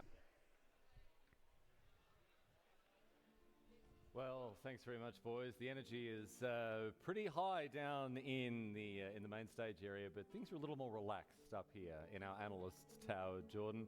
We've got our travelling bard with us here, and it's a great pleasure to be sitting here and watching the action unfold. Jordan, talk us through game number 1. Hera on the board here, but as the casters were just explaining, Viper really putting in a lot of effort there. Yeah, I think in this game specifically, 2 points are to mention here. So the first one was Viper going for a dock. It's a questionable decision, in my opinion, because you're investing a lot and you're spreading yourself out very thin. And on a close map like that, that can be very, very dangerous, as we saw. And also Viper, he was raiding with a bit of army, like four archers there on the left-hand side, killing villagers. That was obviously good. However, the main storyline is that his main army was too small, and Hera had a lot of scouts, a lot of skirms, and he was just able to like completely destroy Viper's main army. And from there, he had map control, and he was able to take control of the entire game. So that was the neutral map, and now how it'll work is Viper, as the loser, will get to pick the next map. Then obviously both players pick their civs for that map. So let's have a chat about that process. What are your thoughts in terms of what maybe the next map that we may see, some of the civs that may come out, or maybe even just overall thoughts and feelings on the drafts, what the players ended up with? So in general, I was very surprised to see the draft because we saw Saracens and Georgians not being banned there, and they're considered to be the top 3 civilizations, or 2 of the top 3. So I was trying to get also discussions there with others, and we were not really able to figure it out. So the next map is going to be a Gone Stream, and I know that Viper feels very comfortable on that map specifically. I would not even be surprised to see either Poles or Huns on that map for Viper. Poles is also a very interesting choice there because the meta is kind of booming a lot and then also spamming light cap, so Poles is very good for that. And let's see. Hera, if I'm not mistaken, has Armenians up his sleeve. He does, so yes. I think that was his last pick. It was his last pick, so I guess, if it's like last pick, it's kind of the throwaway pick, but Armenians is still very strong. But it shows that Hera is not really focusing to win on that map. Okay, final thought from you, Jordan, as we head into Golden Stream, you can see the players getting ready. And if they start, we'll jump straight down to the match, don't you worry. Jordan, for newer viewers, for viewers who aren't super aware of how these games play out, as we see now, indeed, Viper picking Poles. Bueno, parece que es una estrategia ahora. Polacos contra armenios. And Armenians on the other side. Jordan, why did you retire, mate? Not so washed after all. Parece que van a comenzar de nuevo. No, for the viewers who may be a bit newer to Age of Empires, maybe they've not a huge amount of experience with the game and how it goes, talk to us about what we need to keep an eye on in this match. What's going to be important? What are the things that matter to determine who wins? The Preciso que es nuevo partido. How both players are going to be able to defend themselves early on and then get going with the economy. All right, well, we'll see how it goes now. We are underway, so we won't waste any more time. Back down to the castles. T90 and Dave, take us away for game number 2. Welcome to game number 2, folks. Here we are. We are in it, and expect this map to bring some crazy action. Hera picking the Armenians. This is his last pick. I think that's notable here. If Hera gets a win, that's going to feel like a win and a half. And he's going to open with a stable. Surprise, surprise. So scouts for both players. But Dave, while I don't expect a ton of action, There will be some scouts around. What's the gameplay for Viper here with the poles? This isn't normally a water civilization. I've seen a couple players on the ladder attempt to play poles here, and the general consensus was that you just farm, you boom up, you try and, you know, keep your opponent off the middle for as long as possible, but at the end of the day, you're just trying to get your full works out, you're trying to get your farms down, you're trying to expand your eco at a rate which your enemy can't compete with. Now, Viper didn't find the base from Hera early. Mapu was pointing that out. He still hasn't found him, but he was only there with one scout, so he's going to come along with a friend, and he's going to make his way around Hera's base and look for some opportunities. Hera has added that stable as well, and finally, that house that Mapu has been obsessed with is being built on the side there. As Hera comes in, some quick walls defensively there from the Viper. Let's see if he can trap these scouts in potentially. There is a villager idle on the house. Can Viper save this one? Hera's got the spearman in front. If he could save it, it would be a big deal, but no, the villager goes down and Hera gets the first build snipe of the game. Yeah, Viper's gonna trap these in here. Viper says, you're gonna stay. You wanted my villager, you're gonna stay, and you're gonna lose both your scouts. Not bad value there for the Viper in the end. And his scouts also got pushed away from Hera, so that's fine. Nice play there from, I think, scouts for a bill. I'll take that on Empire Wars. Yeah, I think like the positive though, if you're Hera here though, it's not like many villagers are usually going to die here. So that villager kill was something that you weren't expecting, in my opinion. Just noticing that Viper's base setup is very close to the water here. That could actually be a bit of an issue. If there's ships there, that's going to range all that along the front. It does also mean that Viper's maybe a little bit closer to the gold, just ever so slightly. I don't know if it's going to play a big role, but the gold is extremely important. They also have base setups that are in the corner. Usually you're in the center of the map here, which means you need to kind of wall in 3 different directions, the front side and both sides of your base. Yep. Viper can kind of just wall diagonally, and the same for Hera. And they have that whole corner back there to boom in. And with a civ like Poles, where booming is your objective, that could really play out in Viper's favor. However, he still has to match up against the fact that in the late game, Armenians are going to have significantly better naval capabilities to hold this golden stream in the middle. Yeah, as far as the tech tree goes, I think this is Armenians, like, clearly, right? You have the Navy, you have the strong infantry, Poles are usually on Cav, so you have the fantastic halbs to deal with that. But I think Viper has shown us before that he is okay with skipping Navy on this map. What he did in Game 7 against Leary in the semifinals was ridiculous. I thought he was dead. It was against Armenians as well, by the way. He just waltzed some villagers across the map before the Navy became a factor, ignored the middle gold, dropped some forward castles, and as we see some dancing here, which is incredible. Hera's like, come back here. Viper says, come this way. And this is probably going to continue, but I think Viper's approach clearly is to try and raid, and I wouldn't surprise me if I see villagers walk across the river at some point with that purpose in mind. How many, like, at what timing does he go across the river, though? Because it feels like with Poles, you gotta get the TC set up as we're now waiting again. Players potentially paused here. ¿Y ahora qué pasó? They paused, and they'll be back in. Maybe a fly landed on their forehead like it did for me day 1. Haven't seen too much of that, but we are outside. And we'll keep you guys updated on that. But yeah, so to answer your question, right? I think you don't just want to send the bills right now. You're not going to break Hera right away. The Armenian setup's going to be really good for the eco. Yeah. And then you're just going all in too early. You want time with the Poles to seed your own farms, get those upgrades, but I think ultimately probably we're going to see a lot of posturing in the middle with scouts. Lycav upgrade probably for both. And then Viper's just going to put his foot on the pedal, right? I think Hera can't do that with Lycav, not with this civilization. So my thinking would be Hera's going to have to make, he's probably going to open Lycav and then make a switch into Pikeman.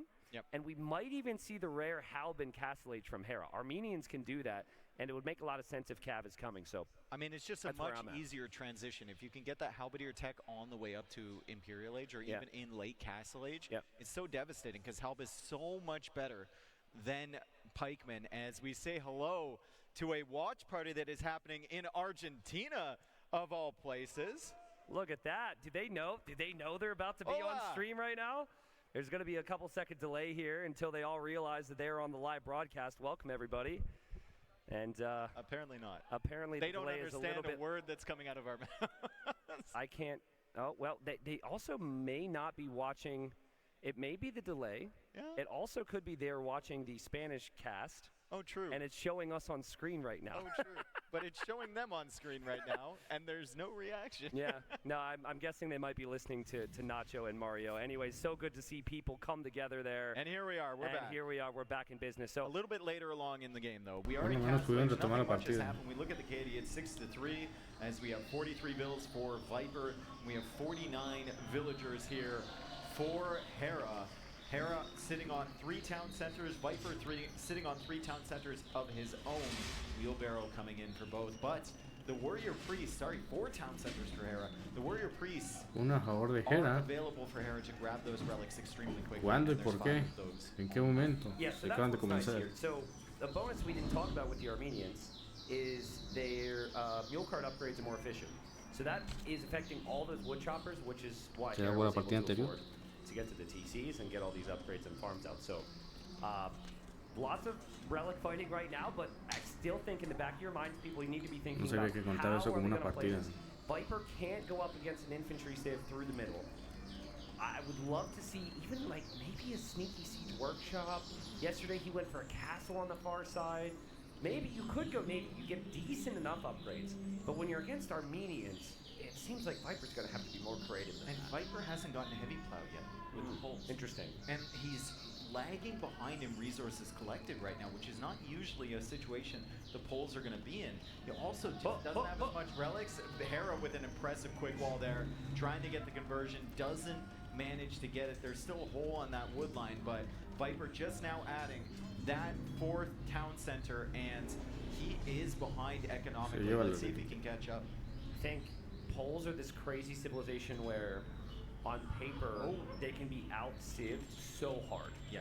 But because everything becomes so cheap for them later on, and because they can get such crazy army numbers on the field, they can still grind you down. Plow. Yeah, I think Viper thinks he has it. I think he thinks he has it, but there's an overchop from Hera. The choppers were too efficient, and Viper's gonna love this. Dude, Viper's never gonna leave. He's never gonna leave. Like, if you get through into Hera's economy when it's untouched, you're just going to move right through. And Viper needed that, and look at all the farmers that have to run away right now for Hera. Yeah, and Viper even getting the armor. Hera doesn't even have fletching for the TCs or the fortified churches. Viper trying to avoid taking as much damage as possible. He's just picking away at these farmers, as Hera does so often when he's in the eco in a similar position. Unfortunately for Viper, he does lose one of those light cap, but the Knight is forced back. Plenty of vital time here, plenty of room for Viper to potentially catch up. Still no heavy plow for the farms. He definitely thinks he has it. Yeah, he probably does, but you're still getting more, you're still getting the food boost that your opponent's not from Poor Scholar. And we'll see if Viper can eventually sort that one out. If he thinks he has it, we might not see it till later, which is a big deal. Yeah. But this is huge right here. Viper gets a peek at what Hera's doing or what he's not doing, and Viper could get whatever relics are left on the map right now. Think about map control, because Hera has to send his military back here, and Hera has to focus on this really pesky relic. Well, I think Viper is grabbing that 3rd relic because Hera gets an extra one as Armenians, and I believe there was 5 total. And I don't see the other one on the map, so wouldn't surprise me if Viper were, there we go, he dropped off the 3rd one. So 3 relics to 3 relics heading into the later stages of this game. Still with the eco advantage, trying to save the monk, Viper trying to second guess it. Wow, beautiful snipe. That was also a really nice play from Hera there. He almost blocked it off. But again, like, what an annoying situation to have to deal with. Hera's thinking, I'm fully walled. This is completely fine for me. And so over the last couple moments, we've had more positive conversations for Viper than Hera was hoping for. Hera's about to click up. Hera clicks up to Imp. That's a crazy uptime, and the Knight gets converted there. And Viper thinking about it as well. And now is when we think about what's your approach. I think the Armenians have to go Hell if they're expecting Cav or maybe some Pikes. The alternative is just full Navy here. You have 2 choices. I guess the question for me is, another light cap gets in, that fortified church not doing so much damage, and Hera has to retreat with the monk there from the, or with the Knight there from the monk from Viper. My question is, like, where do you put the first He's cap? healing it. He's healing it right now over the Tremendo. Oh, he says, fine, I'll take your bill. Muy buena táctica. Dave, I'm going to be honest. I didn't hear a word you said. Where do you put the first cast? Okay. I'll repeat myself. I don't blame you. He was healing the light cap.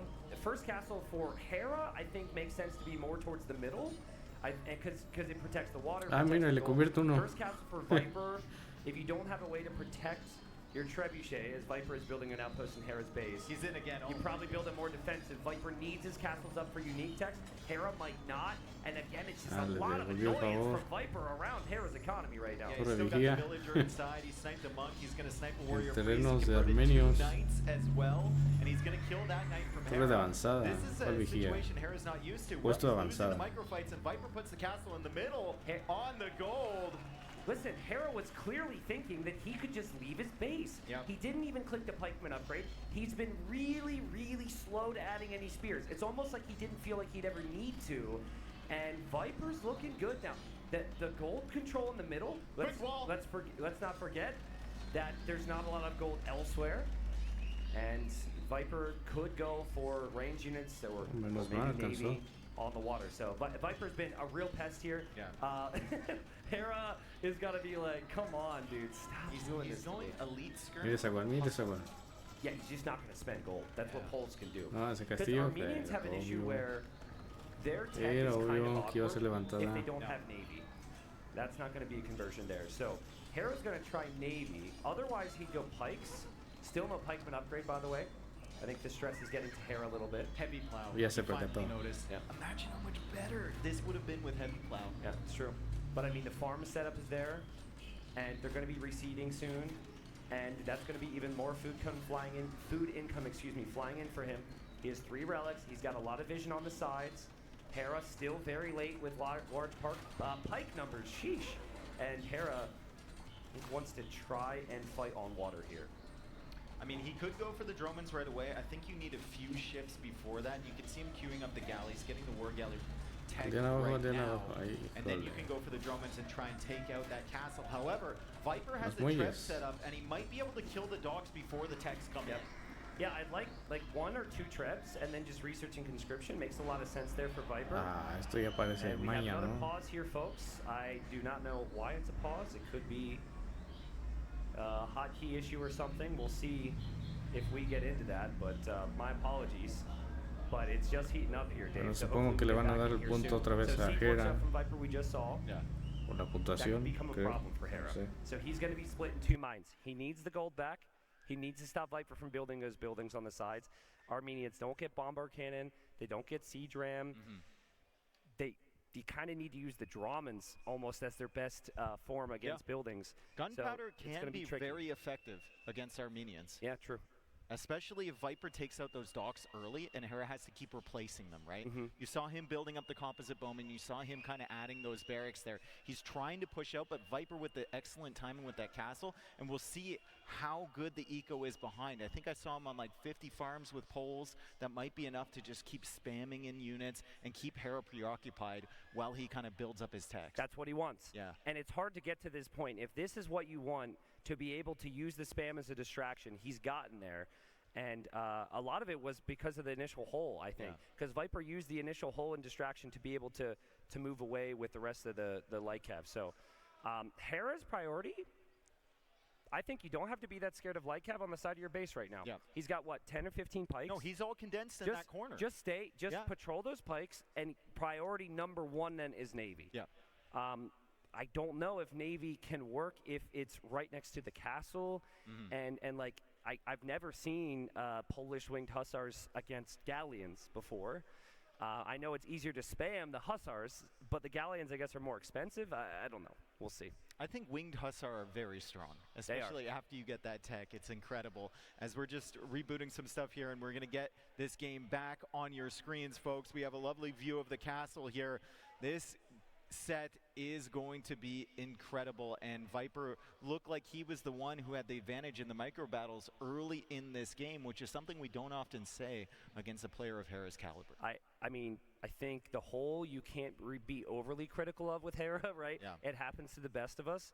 I am really surprised that it took him so long to add a barracks, right? Like a second barracks, rather, and get the pikeman upgrade. So that's one thing that Hera, I think, he's going to struggle with when he's under pressure, is those transitions. But again, folks, thanks for your patience. We talk about all these things ahead of time because we're not going to really be able to break it down fully here in just moments. It is going to be very fast and very action-packed here, as we'll see galleons and hussars. But I Potentially. am That's giving... what we think. Viper has a siege workshop on the other side. He Well, could ram push. You never know. I think like Arbalest, Viper wants Arbalest, Hussar, land battle, straight up. But so the siege workshop's probably a start of that. Yeah. But what he doesn't have yet is anything to protect his siege from pikemen because he's only making. And Hera cavalry. also still has the better eco. Yes, he does. Now that's like in terms of res collected right now. He doesn't have a relic lead, even though he started with the free one, and he doesn't have access to the gold in the middle. So he's on a bit of a timer here, and I think that's important to note. And I also think Armenians are just way harder to play because of the lack of mobility. And the mobility is just so important in Empire Wars. Vipers use that. Back to my point earlier at the start of the series, Viper cannot give up early games here against Hera. He's too consistent. This has to be Viper's win, in my opinion. He's got to tie it up 1-1, or it's going to be really tough road back for him in this best of 9. I mean, it is a best of 9, but still, we didn't really have that much hope for Viper after he was down 2-0 against Leary. Imagine being down at 2-0 against Hera, who seems to be another step ahead of Leary at the moment. Viper did make that comeback happen, though, so maybe he can do the same here. However, it's looking like Hera is in a decent position, Viper as well, and this game still up for grabs. Okay, so I'm being told in the game here, folks. Being told we are back in business. We had a pause, and we are going to be good to go here in a moment. Remember, Viper needs this one. Obviously, Hera needs it as well.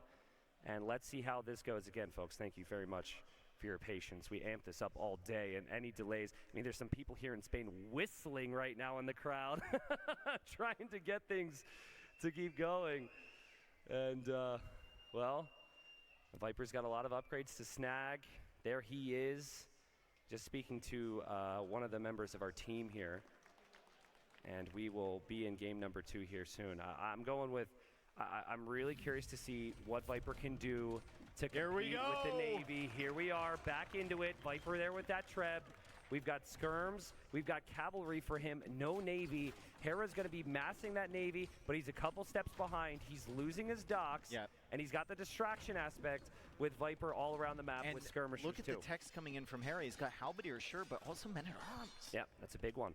And the light cav are in on the stone from Hera, so Viper is all over the place. He's got light cav in the back. He's got light cav on the sides. He's killed some of those composite bowmen, and he keeps working away on the docks, so Hera has to be careful on where he's getting his naval text. Meanwhile, behind this, Viper with crop rotation, 50 farms, and look at the farms from Hera just being raided to death. Now, Hera is kind of split in two minds here, right? He wants to go for champions because it's great with the Armenians, but he still doesn't have Bracer. He still doesn't have, like, Galleon. And while he is going to have the ships there to protect his Trebs, there's so many different things for Hera to have to worry about right now. What I'm impressed with, though, is with all these things that's happening, he's still at 180 pop. Yes. How is that possible? And Viper has been housed at 175 for a while, so if that castle falls, it's going to be problematic for Viper. He needs to keep that thing alive. He's got another castle going up in the north, but there's no villagers there to repair. I love the fact that Hera is keeping the war galleys next to the Treb so they can tank some of the shots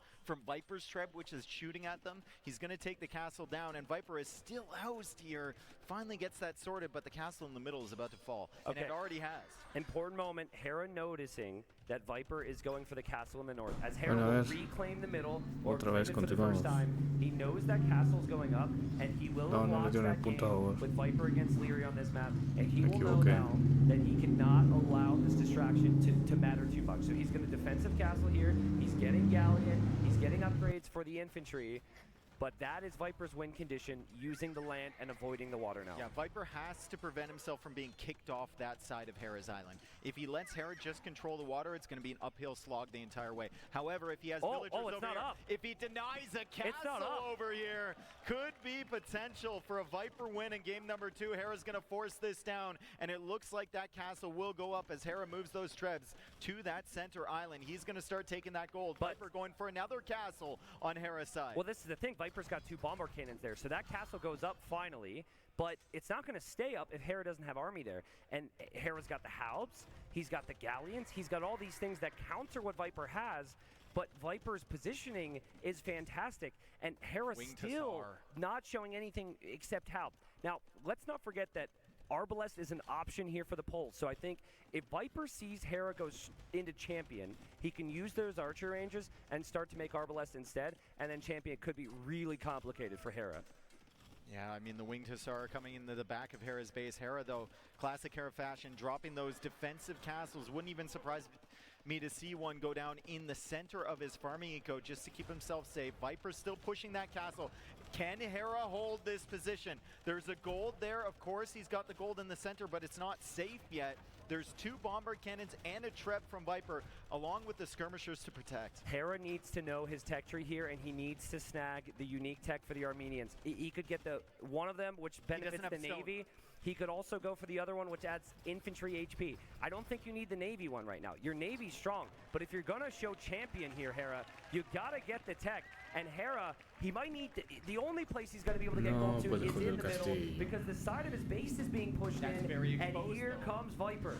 Yeah, and Viper's pushing forward with those bomber cannons. He's trying to get the traps. He almost got the traps there. Hera getting Champion in the forward barracks here. I don't think Viper is going to be able to take that out, and Viper is trying to go for a castle on the hill, as he so often does. Arbalest coming in for Viper. He's got the elite skirms to stop the Halb, but Hera is making the transition into those strong Armenian champions. Yeah, and he's getting Feriders, and he will have 100 HP on these champs. But Viper is going to have Arbalest. Viper needs to snipe the traps. Viper's castle will go up. And Hera's going to lose his trebuchets there. Viper with an amazing find. And unfortunately, okay, we're good. False alarm, people. False alarm. We continue on here. JK. And, oh, man, I mean, what a moment for this. Listen, Hera's got problems. Hera's got big problems in his base, Dave. I don't see it turning around, and I'm very curious on what he can do. I think usually if your base is being pushed and you have control elsewhere, you need to use that control. So I would say you want to use the Navy to try and kill Viper, but he kind of needs to use the Navy in other ways here. So we'll see. And again, unfortunately, pauses. I'm not too sure. We're not up to speed on things right now, but we are at 29-31 and paused. But yeah, I'm not seeing skirmisher transition from Hera, and he hasn't used his galleons on the front of Viper's base. That's Hera's way back, in my opinion. Is galleons on the front? I want to keep watching. Galleons on the front, trebuchets. Being told it's a pause. Yep. And we don't know. We don't really know why. It could be like if players think about it in a tense moment. Maybe you start to stutter or lag a little bit because someone in this medieval castle forgot to pay their Wi-Fi bill. Then maybe you prefer to pause and wait for it to settle. So if we hear word, we'll let you know.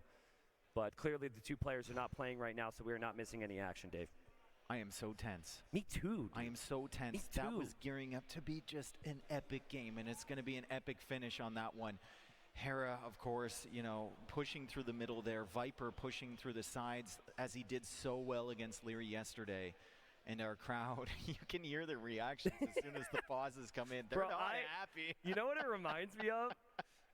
And I hope the crowd still loves me after I say this, but I've watched quite a few La Liga matches over the years, right?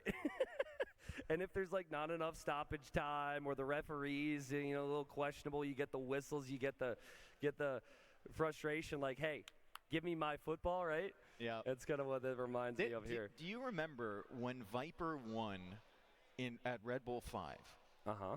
And there was a 30-minute gap for reasons we couldn't control between Game 6 and Game 7. How much tension that built? I was very tense. At the time, it wasn't that great, but I think it just heightened every emotion possible. Yep. For that final victory for Viper. It was an incredible moment, and maybe we will see something similar again here as we're endeavoring to get this game rolling. Yeah. And to see the final conclusion of game number 2. I mean, if I was a betting man, I'd say Viper wins this one, right? Hera's about to lose the side of his base. Hera just lost trebuchets, and Hera doesn't have a single answer to Arbalest. Any other civ, he loses. I think we find out real quick how good these champions really are, because that extra 100 HP, or not extra 100 HP, but total HP. of 100 HP, total of 30 HP, is really something he needs to rely on here. And Hera, he had the barracks at the front there. that was getting the upgrade. Like, that barracks could have easily gone down, and if that had happened, I mean, maybe it's a different story here for Viper, and Hera is forced to wait even longer for that tech switch to come in, because it's been a while. It's been like, what, 5-6 in-game minutes as he's been trying to make that tech switch, and Viper has had time and has had the foresight to switch into crossbows and then Arbalest. Yeah, this is so cool. What a shot, man. What a shot. This is real life. Game 2 needs to go to the Viper right now. I think he is feeling very comfortable with his position. Yes. I do want to credit Viper. He did something that's kind of hard to realize. We can see everything, so we know when techs are coming in. Yes. But Viper, I don't think he saw two-handed swordsmen or champions, right? But what he would have done in that position is, he would have said, what am I vulnerable to right now? What would I do in Hera's position? What does he have access to? And so he already had the tech for range units, and he had Arbalest kind of at the perfect time. So doesn't have a lot of them right now, but still, that was huge. To Hera's credit, like, this has not been an easy game. He's got his eco into a state that is super impressive, given the fact that Viper's been all over him. Yep. And he's been slowly pushing out towards that middle. He had the naval control. He's getting his tech switches in a way that only Hera can do. I mean, Hera has been in absolute beast mode this game based off the pressure coming from his opponent. There's a lot that Hera can do right now. Lots of things to think about. He snuck that one in. Listen, I mean, they have a lot of time to chew on a very important moment of the game. Okay, you don't normally have that. Hera should recognize that he's going to lose his base. When this game unpauses, he needs to go nuts, and I think forward castle at Viper's base, a couple trebuchets forward, because Viper doesn't have a way to stop that if there's Navy there, and we could have a base trade of some kind soon. But remember, we haven't really seen the Champions v Arbalest fight yet. Viper is making progress, but he didn't fully kill Hera yet, and Hera has access to the gold in the middle. Yep. What a moment. Okay, so we should be back into this one shortly. Thank you for your patience. I see some thumbs up happening between Hera and Viper. It's just building the tension for all of us, folks. Here in the castle and at home. And the Hera champions are good. Pushes forward, but Obo now out, and the Arbalists are behind it. Viper still has this castle here. He's still trying to raid, but there's a defensive castle there from Hera, and Hera is trying to secure that middle island. Listen, I'd love to see Hera. Screw securing the island. Can you possibly go further forward or something? Because you're going to lose your base to Viper. Viper might have lost a lot there, but he still has his siege. He's actually going for elite Olbuk here from the 3 forward castles. This unit shreds armor and has really good stats themselves. It's a 95 HP unit that takes away armor, Dave. What can Hera do now? What do Armenians do on land against Olbuk and Arbalest? I mean, I know I love the water for Hera, and the water texture is sigo sin entender el momento que le den el favor de puntaje. On a typically water-heavy map, what are they going to do? Is Viper trying to snipe those Está lagueando. trying to snipe the bomber cannon? Champions have so much HP, though, and Hera is just feeding face into this army. He says, take my armor. It doesn't matter. Look at this fight. Now, it's cost-effective for champions to extend, but he is throwing away a lot of units for this, and we need to see more positives for Hera elsewhere. But a great job, a crazy job from Hera to hold, as he might even tread down this castle.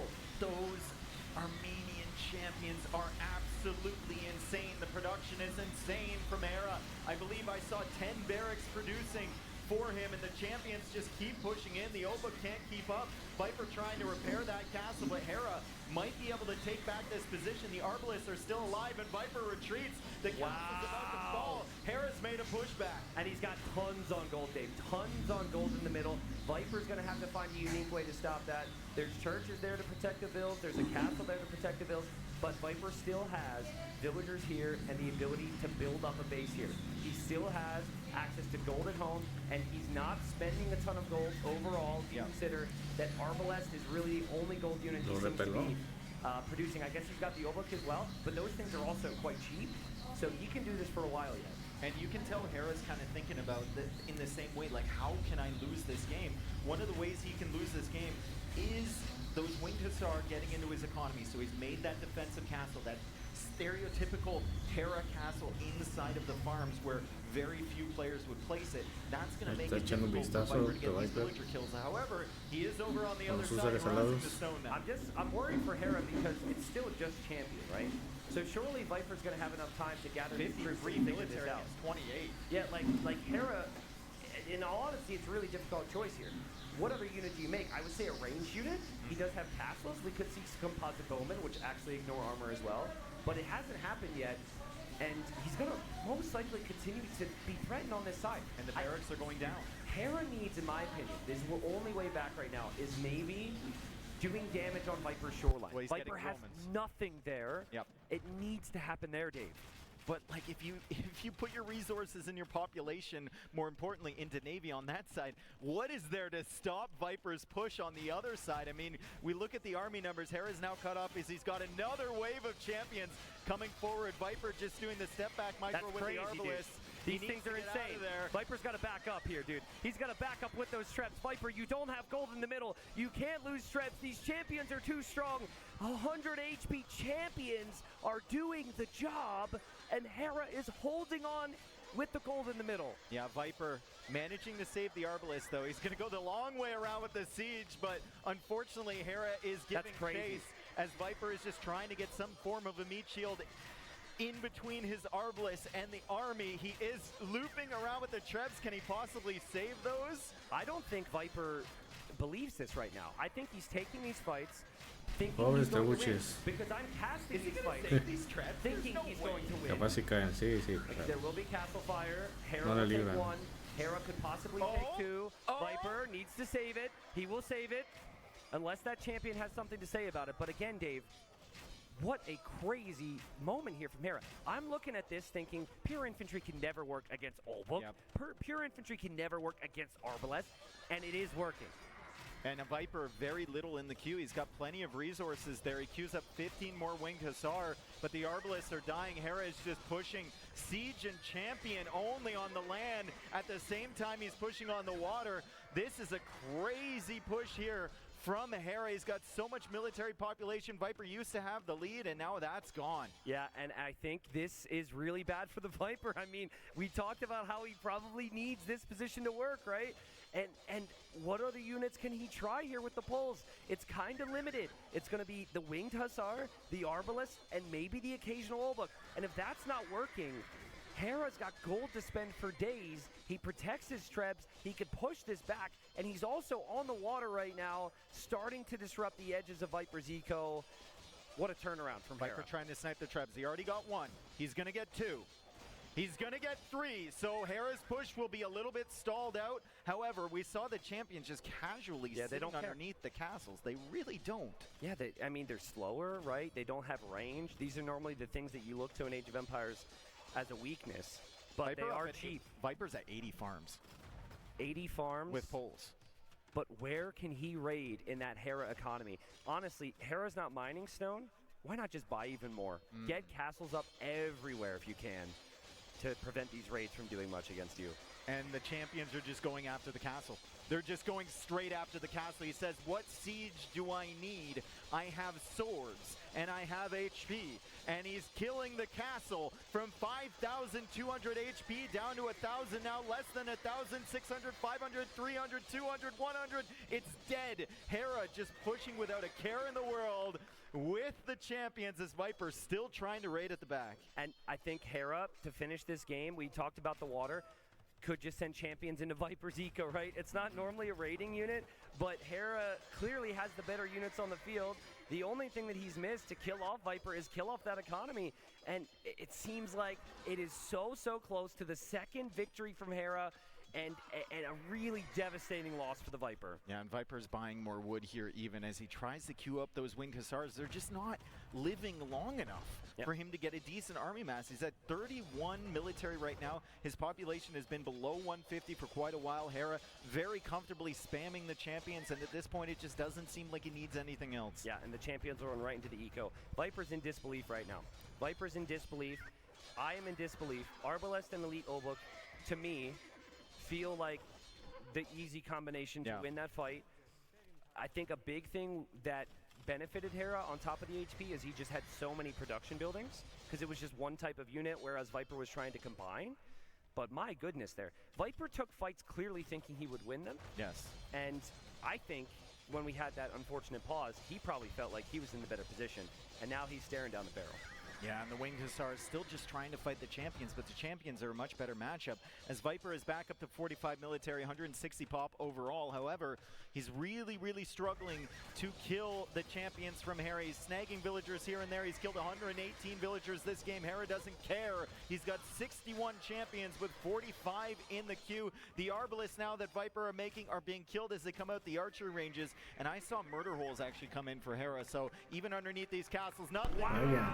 Hera takes game 2. Did you see the stats there? Did you see the numbers? Hera made over 300 champions. And in like 15 minutes. Yeah, and those 300 champions countered the mix that Viper had. Viper made the Hussars, he made the Skirms, he made the Arbs. I guess he didn't have over 63 Olbuk. So it clearly was a numbers thing for Hera, but it was the, as Mem would like to say, the timing and the momentum there from Hera. It looked like he was on the back foot, and then those champions solved the problem. I mean, how frequently can you push back a base like that with multiple castles, without many trebuchets, right? It's like the infantry did the job. Also, a number there that I noticed that isn't usual. The EAPM for Viper, 1 below on average than Hera. Viper is gaming today, but it wasn't enough. It was not enough in game number 2. We thought he might have it. Hera with the more meta civilization here. Viper trying something a little bit different, but Hera realizing that if he just gets champions with Feriders, gives it a chance and gets that production rolling, he could steamroll right past those castles of Viper. Okay, so civ-wise, not the end of the world for Viper, because Poles was a later pick, right? But it was also a very late pick for Hera. So Hera's going to be feeling very good about that. Map-wise, not the best for the Viper, because that was one of his home maps, and now he's down 2-0. But we saw a similar story against Leary yesterday. Now, before the series, I said that I think Viper needed a fast start. He couldn't be shaky. He couldn't be rusty, and then wake up in Game 3. In all honesty, I haven't seen any shakiness or rust from Viper here. Game 1 was maybe a little unorthodox in certain ways, but Viper's looking good. You could take positives from that, because if slight things go differently there, you get the win. But that also could be a very negative feeling as we see Viper step off stage here. Maybe Hera just a quick break. looks incredible today. Yeah, as he does most days. Yeah, to be fair. But Viper was 2-0 down yesterday. He came back. That series went 4-3 in the semifinals. He's done it many times. That's kind of part of what has made Viper Viper, right? Is how he has come back from tough situations. So we'll see if he can do that yet again here. But I mean, what's that? Hera 4-0 to semifinal. Yep. 2-0 now start to the final. He's 6-0 right now. Like, the dude hasn't tasted a loss in like 4 days or something like that. I mean, it's crazy. I mean, he's only played, what, 3 sets now? Well, it would have been, I think, 2 on day 1. 3 sets coming into this, so this is his 4th. Yeah, and, true. You know, it's an easy path when you just win all your sets and you have no losses. Yeah. Straight to the finals. We'll have a listen on what Jordan thinks about this after game number 2. I mean, I'm sure I'd love to hear his perspective on what Viper's going through right now. So much. Yeah, I too want to hear what Jordan thinks about this one. Map 1 was a quick one. We can get into that in just a little bit. But first I want to talk about this second map. We did see Poles being picked here. Not the most common sight, not a common sight at all, in fact. How do you feel about the Poles on this very map, as we've not really seen that being played here yet? So first of all, when I saw Poles, I was thinking this could be tricky. However, thinking about the meta of this game or on this map is that the light cav and booming style is very, very common, and that's where Poles really excels. So at the end of the day, I felt like it was a good pick overall, and I also felt like Viper was in a good position. However, it felt like him not having heavy plow with Poles early castle age was just a huge blunder. I saw it also on his face when he reached Imperial Age and he was about to click crop rotation and he realized, oh no, I don't have heavy plow, right? So he was really shaking there. I mean, generally, like for a good portion of that game, Viper seemed very confident, and then suddenly it started to all unravel and get out of control. Where was the turning point, you feel? When do you feel like Hera definitely had the edge from here on? Yeah, so there was a moment where Viper was pushing on Hera's base very well, but I think him not really decisively choosing either the Obuk or the Arbalest as a main unit was something which really was kind of destroying him in terms of not committing to a unit which was really needed to kill the champions, right? And Hera did a good job, because I was thinking, how would Hera defend that push? And he had the middle control with the gold, so champions was the perfect unit choice from him. And Viper really struggled with the push with the champions, and then unfortunately for him, Hera was just too dominant there. If we're looking back at map 1, then, I mean, that was just a very dominant performance from Hera. It was a quick one. Such an oppressive playstyle when you're going up against the Hera in that form. Was there any in at all? Was there anything you feel like if the Viper would have done this or that, this could have maybe gone differently? I think the biggest problem for Viper there was him splitting his army. I mean, he got some villager kills, that was good, but his main army was just way too weak compared to Hera's scout and skirmisher numbers, and we see Hera just dominating the army there. And yeah, it was just tough for Viper getting demolished like that early on in Empire Wars. It's just so dangerous because the snowball is happening there. And we saw Hera winning game 1 very fast there. And yeah, I mean, on game 2, I felt like Viper had the advantage early Imperial Age, because he was with the castle pushing in the middle as well, and then also on Hera's mainland. But we see the pushback coming with the champions, and it was just too much for Viper to handle. Absolutely, yeah. Hera, a very fierce competitor here, of course. And now Viper once again is finding himself in the spot as he's down 0-2 in the series. That said, though, same thing yesterday against Leary, and he still managed to claw his way back in. The series went the distance. Do you expect to see the same here, or do you feel like Hera is just a different beast?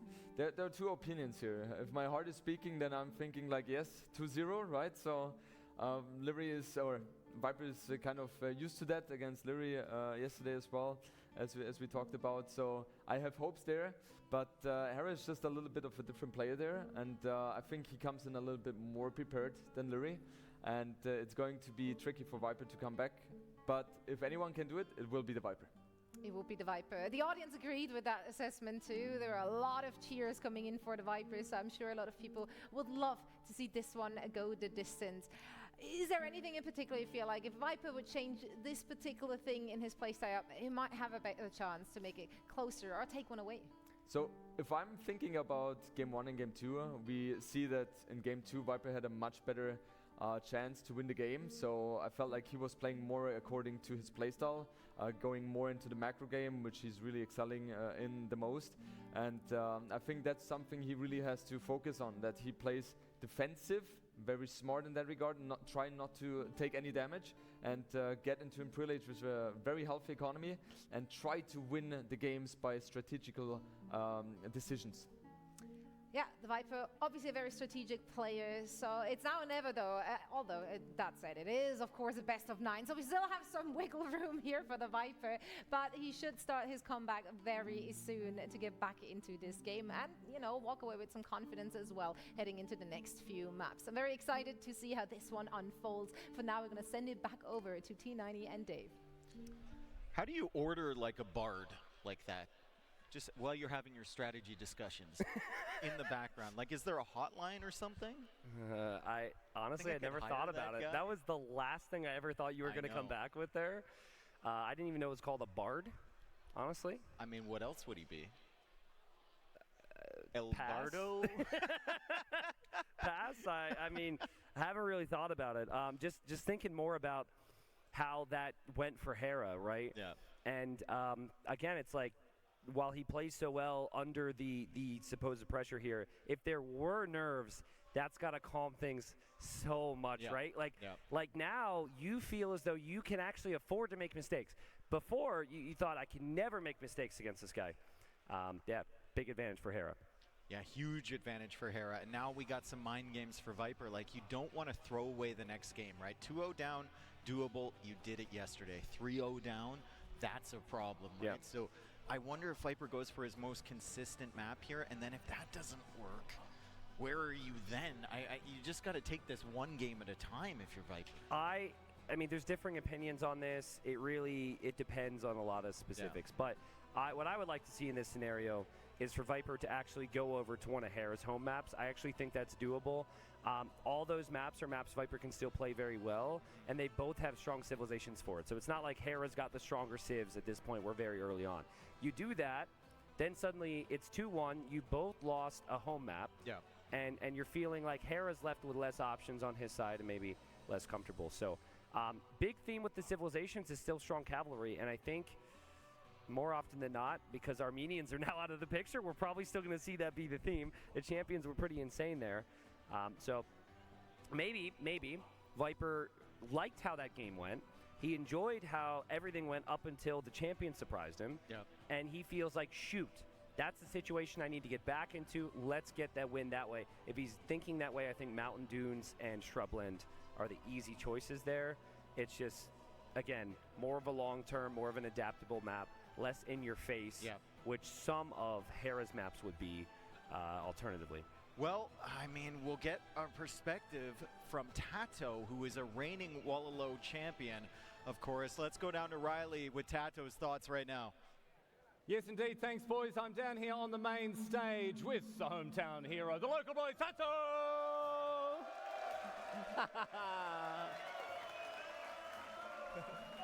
Oh, dear. You've got an adoring crowd behind you, my friend.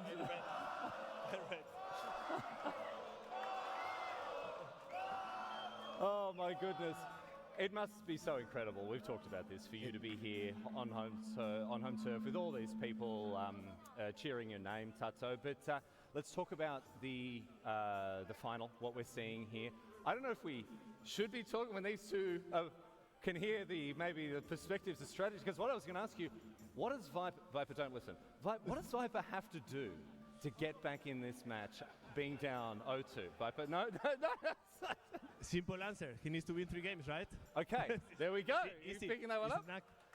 No, I don't know. Like, it's super hard to beat Hera. He's on sharp shape right now. And yeah, Viper needs to be really on point and making 0 mistakes. And you've been in this situation before. You've been up here on the stage seeking a Red Bull championship. What does it feel like? What is going through these two players' heads, their hearts right now? Were you nervous when you were in pursuit of yours, or how did you pull off your win? I felt nervous always the first game. It's a bit shaky, but after that, if you get into the zone and you are focusing the game, you kind of forget that you are in front of 500 people. Mm-hmm. And if you get to that point, I think you are in a really good spot, because then you are like trying just to compete and not like thinking about what is happening in the outside. Well, we know both of these players are really locked in, right? Very strong psychological game. We've seen that, particularly from Hera over the last few seasons, the way the performances he's put up. So they'll be in good stead to do exactly that, Tato. But hopefully we'll see some more great Age of Empires. Let's hear it once again more for Tato up on the stage here. Look at that.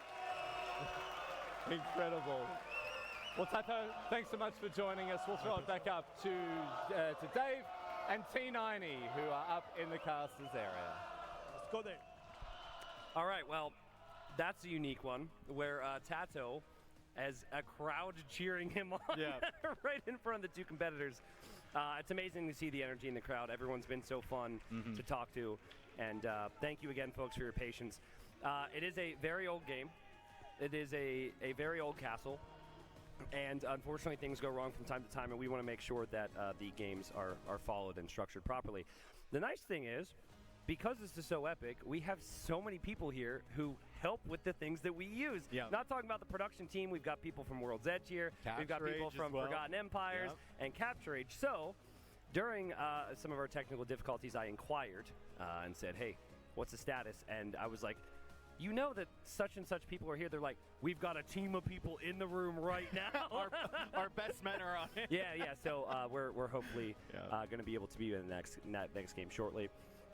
Players, they obviously have to sit and wait here a little bit. Don't think it's going to affect them too much because I still feel like the series has just now started. I feel like we've just gotten underway. Tato said it all, though. 0 mistakes from Viper. I'm not even sure I could say Viper made a massive mistake in the second game, and he still lost it, you know? So yeah, Jordan mentioned not being able to pick between Arbalest and Obuk. Maybe like just 10 more Obuk would have swayed that battle. It felt like he had enough Arbalest there if he hides behind the Obuk, but the champions just ate through that army and then ate through the castles as well. And once Hera got the eco for those and got the gold supply in the middle, there was just nothing Viper. I mean, if you think about it, right? Against Teutons, shredding the armor is nice. They have extra armor. Against Malians, shredding the armor is nice. They have the extra armor. You need to shred HP. You need to shred HP, and the only way you shred HP is you have a lot of damage output, which Olbuks do, but they're not as cheap. You need castles. They don't produce as fast as producing from the barracks. So it's cool to see that, though. Like, I wasn't expecting to see champions in the final, not going to lie. I didn't think we see a single one. There was someone I met earlier, or we met earlier, who said they have an event bingo card. Oh. Yes. Did and they have champions on there? I do not know. Probably supplies. So I don't know. There might be multiple people with bingo card, but I got the idea, the feeling it was a group of people, right? And they all had separate bingo cards. And this guy came up and he told me to make a noise I normally make, like a laughing noise I do.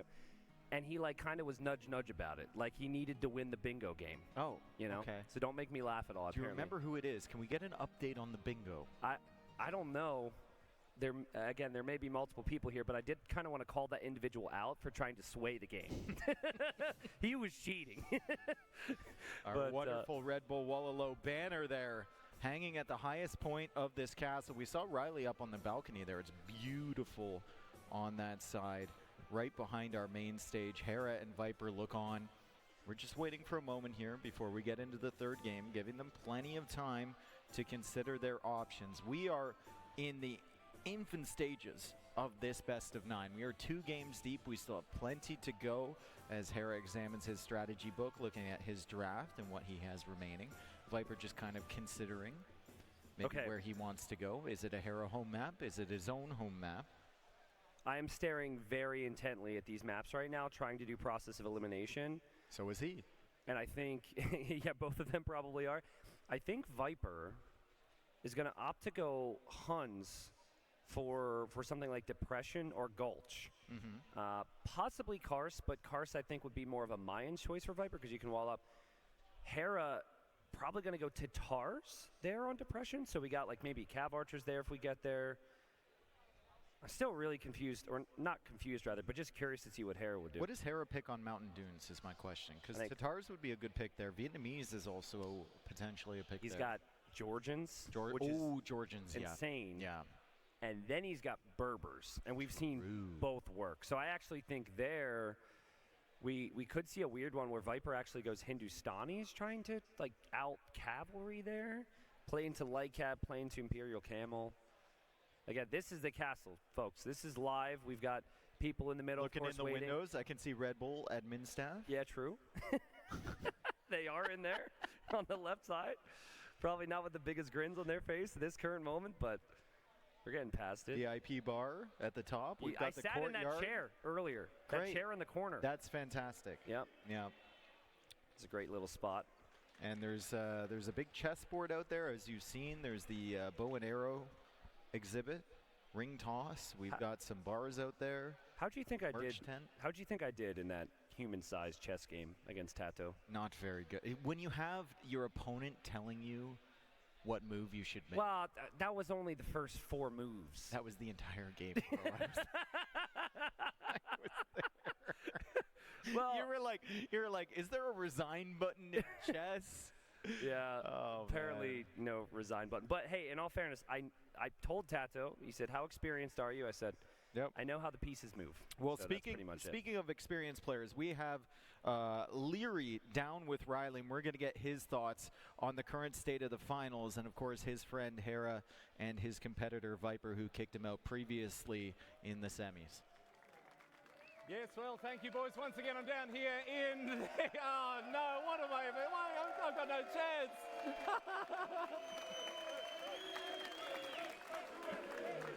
Oh, my goodness. What can you do? Oh, my goodness. I should have brought ear protection. Holy moly. Anyway, Leary, a Red Bull Wololo champion as well. Back again here.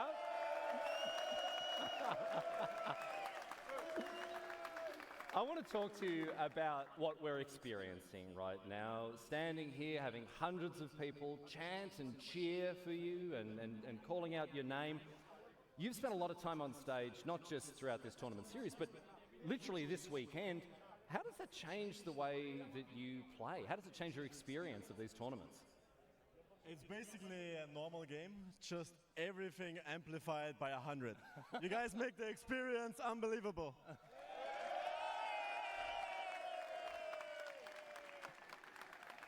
But when it comes to your in-game performance, right, does it change anything? Are you sitting there thinking, oh, there are all these people there, or is the noise a distraction, or the focus, does it make you lose focus? Let me tell you something. We have noise-canceling headphones, and you can turn them up so you don't hear anything. But when there's a play happening, we can still hear the crowd. So keep going. So what you're saying is, if the crowd got really coordinated, they could make it unfair and give a player a strategic advantage if they all called out exactly the same piece of advice at the same time. I mean, it would be a good advice. Would have to be a good one, but maybe. It's possible. It's possible. The volume of this crowd, we've heard how loud they can get. That is true. All right, well, we'll see if they're able to coordinate themselves in that way. But I want to ask you the same question that I asked Tato, right? Yep. You've won these tournaments. You've played on the big stage. Particularly yesterday, a grueling match against Viper with the crowd at your back. What does it feel like to be the center of attention in this way? Like, just as a player of this game that we love, it must lift you up. It's impossible to describe. I mean, we all grew up playing the game. Myself too, yes, when I was like 8 years old. He's still growing up. He's 14 next week. Yeah, there you go. 2 weeks. Oh, sorry, 2 weeks. Sorry. But yeah, this is the game we all grew up with, and playing in front of hundreds of viewers and tens of thousands of viewers online. And, you know, just having a crowd that cheers you up no matter what, and just hypes everything up. Oh, he's playing them like a fiddle, my friends. Leary, thanks so much for coming to hang out with us, mate. I'll let you get back to your evening. The Red Bull Wololo champion multiple times over, it's Leary! Thanks, mate. Good on you. Leary can't give advice, but I've got a good piece of advice. Always put your castles on hills. And I mean, we've got a castle on a hill here, and we're going to show you a little bit more about the amazing view and the amazing setup we have here at this beautiful castle.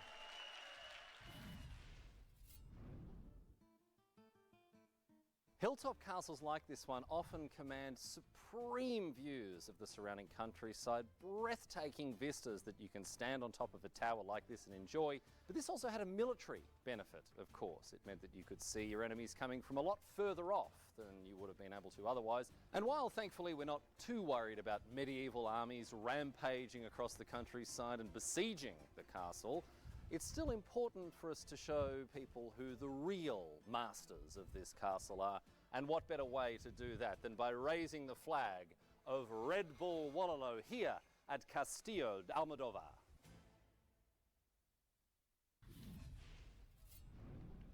The flag has been raised. So we were talking about this, right? We were talking about castles and how and no one could ever siege this castle, take this castle, right? That's what we felt like, right? I mean, you'd be walking up this massive hill. Unless you have a death wish. People would be rolling massive rocks down at you. You know, it'd be like this crazy game. But we thought, is this not vulnerable to just surrounding it? Well, that's the general idea. This is what I have to deal with. That is the general idea behind a castle, Tristan. I'm saying you surround it and you wait for like 2 years until they starve, or someone lets you in. Okay. I feel like a rope down the side is going to be a bigger threat. Unfortunately for Viper, no one's throwing him a rope in this series. Nice one. I still feel like you're a little harsh. I'm trying to get back to AgeofEmpires. But nice one, that's fair. Yeah, away from the castle. Okay, got it. Well, we're in the castle. You're not getting away from the castle. Where do we go now? I have no clue. But production has our backs. Yeah. And we've got a little bit more about how strong Hera is in this event.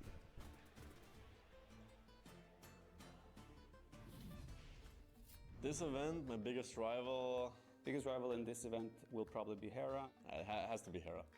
Well, you know, we faced in a lot of finals already. People know he has a good streak going with S-tier events.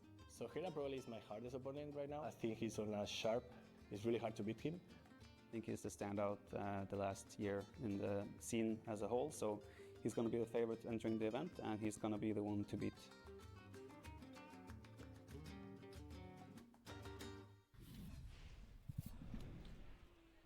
Wow, what a view. Well, folks, thanks again for your patience as we wait for game number 3.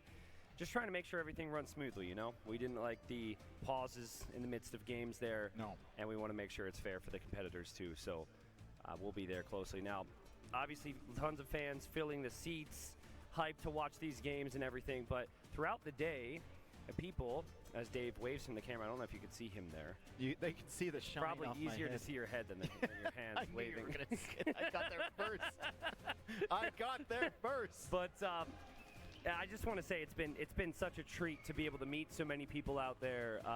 So cool to be here and be invited, be a part of this, and it's just amazing, man. I mean, this community in person is just as amazing as it is online.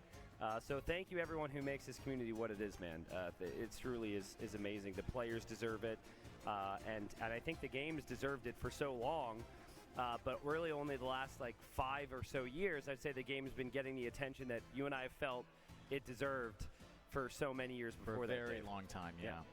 So cool. Did you have any like unique experiences today with the fans? Don't want to call anybody out. Anyone make a joke? They're always just trying to give me stuff. Like, hey, Dave, do you want a beer? No, I'm supposed to be working. You sure you don't want a beer? I'll get you a mojito. That'll be fine. It was a Red Bull mojito, though. Hey, Dave, you want chocolate? Sure, I'll take some chocolate. You want some more chocolate? No, I think I'm all chocolate out. Thank you. You want a beer?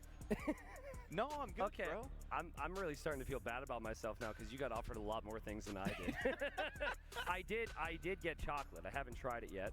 I told myself that would be my reward after the cast if it was good enough. But yeah, it's been cool. Everyone's been nice. People have understood as well that we've got somewhere to be, you know, and have been kind with our time and whatnot. But it has been an amazing event, so special, and just the energy around it, the happiness is just it comes right to us as well.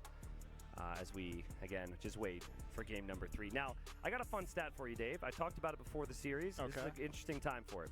Scores 2-0 for Hera, right? Yeah.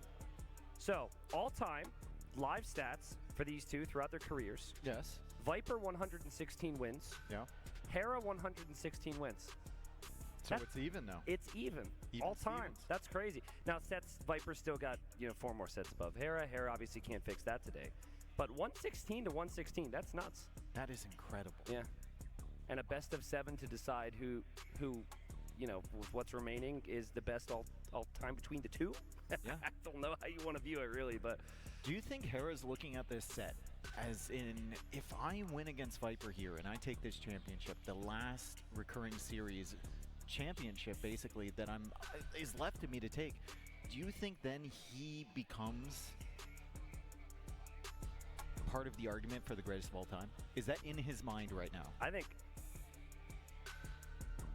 Hera might think he's the most complete player of all time right now. Now, as for the achievements, obviously that's a big thing. Then it's like the whole conversation of the eras, clashing and all those things. Jordan versus LeBron. Yep. Yeah, but I really think at least Hera seems to play like he's got no doubt in himself. He's got all the belief in the world. So, what do you like best? Archery slits, Merlins, or hill defense?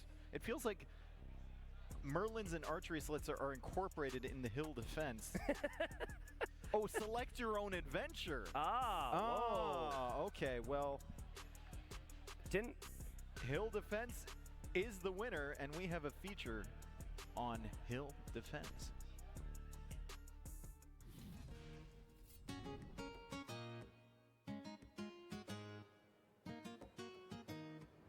One of the most critical aspects of a castle's defensibility actually comes into play before the castle is even built.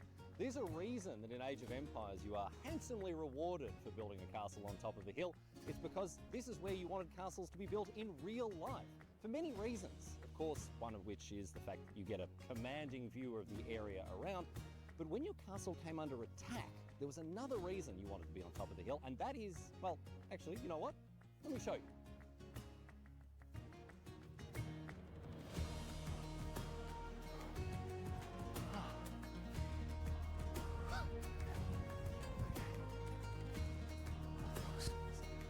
Oh. Okay. Almost there. Oh man, almost there. So, the reason, right, you wanted to build your castle on top of a hill is because when the attacking army finally gets to the top, oh man, actually, you know what? I give up. It's too much. I give up. We're done. Cut. Just cut. Whatever. I can't do it. Well, I that think was you so proved the good. point. Yeah. Credit to Riley for that one. Yeah. Oh my goodness. Speaking of Riley, I think he's rested up. I think we got him down there with Hart for his opinion on the set. Riley, take it away. Thanks very much again, boys. I bit off a little bit more than I could chew with trying to get up that hill in the way that I did. But hey, that's why we build castles on top of hills. It tires out the defenders by the time they get up here to fight. They're out of breath just like I was. Anyway, I'm joined by Hart, one of our semi-finalists. Let's hear it for Hart, coming all the way from South America, of course. Now, Hart, just in broad strokes, how has your weekend been? This is your first Wololo event. That's right, your second land. Second land, yes. Second land, first Wololo event. Huge result for you, making it all the way through to the semi-finals. Heading into this event, what were your expectations of yourself, and did you meet them? I was hoping for top 4. I got top 4, and honestly, I got the best experience of my life with this crowd. Wow, how about best time that? ever.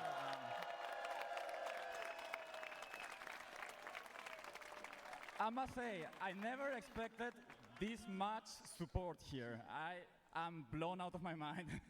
You guys are amazing, honestly. It's something that I was also blown away by a few years ago when I started to make inroads into the Age of Empires 2 community.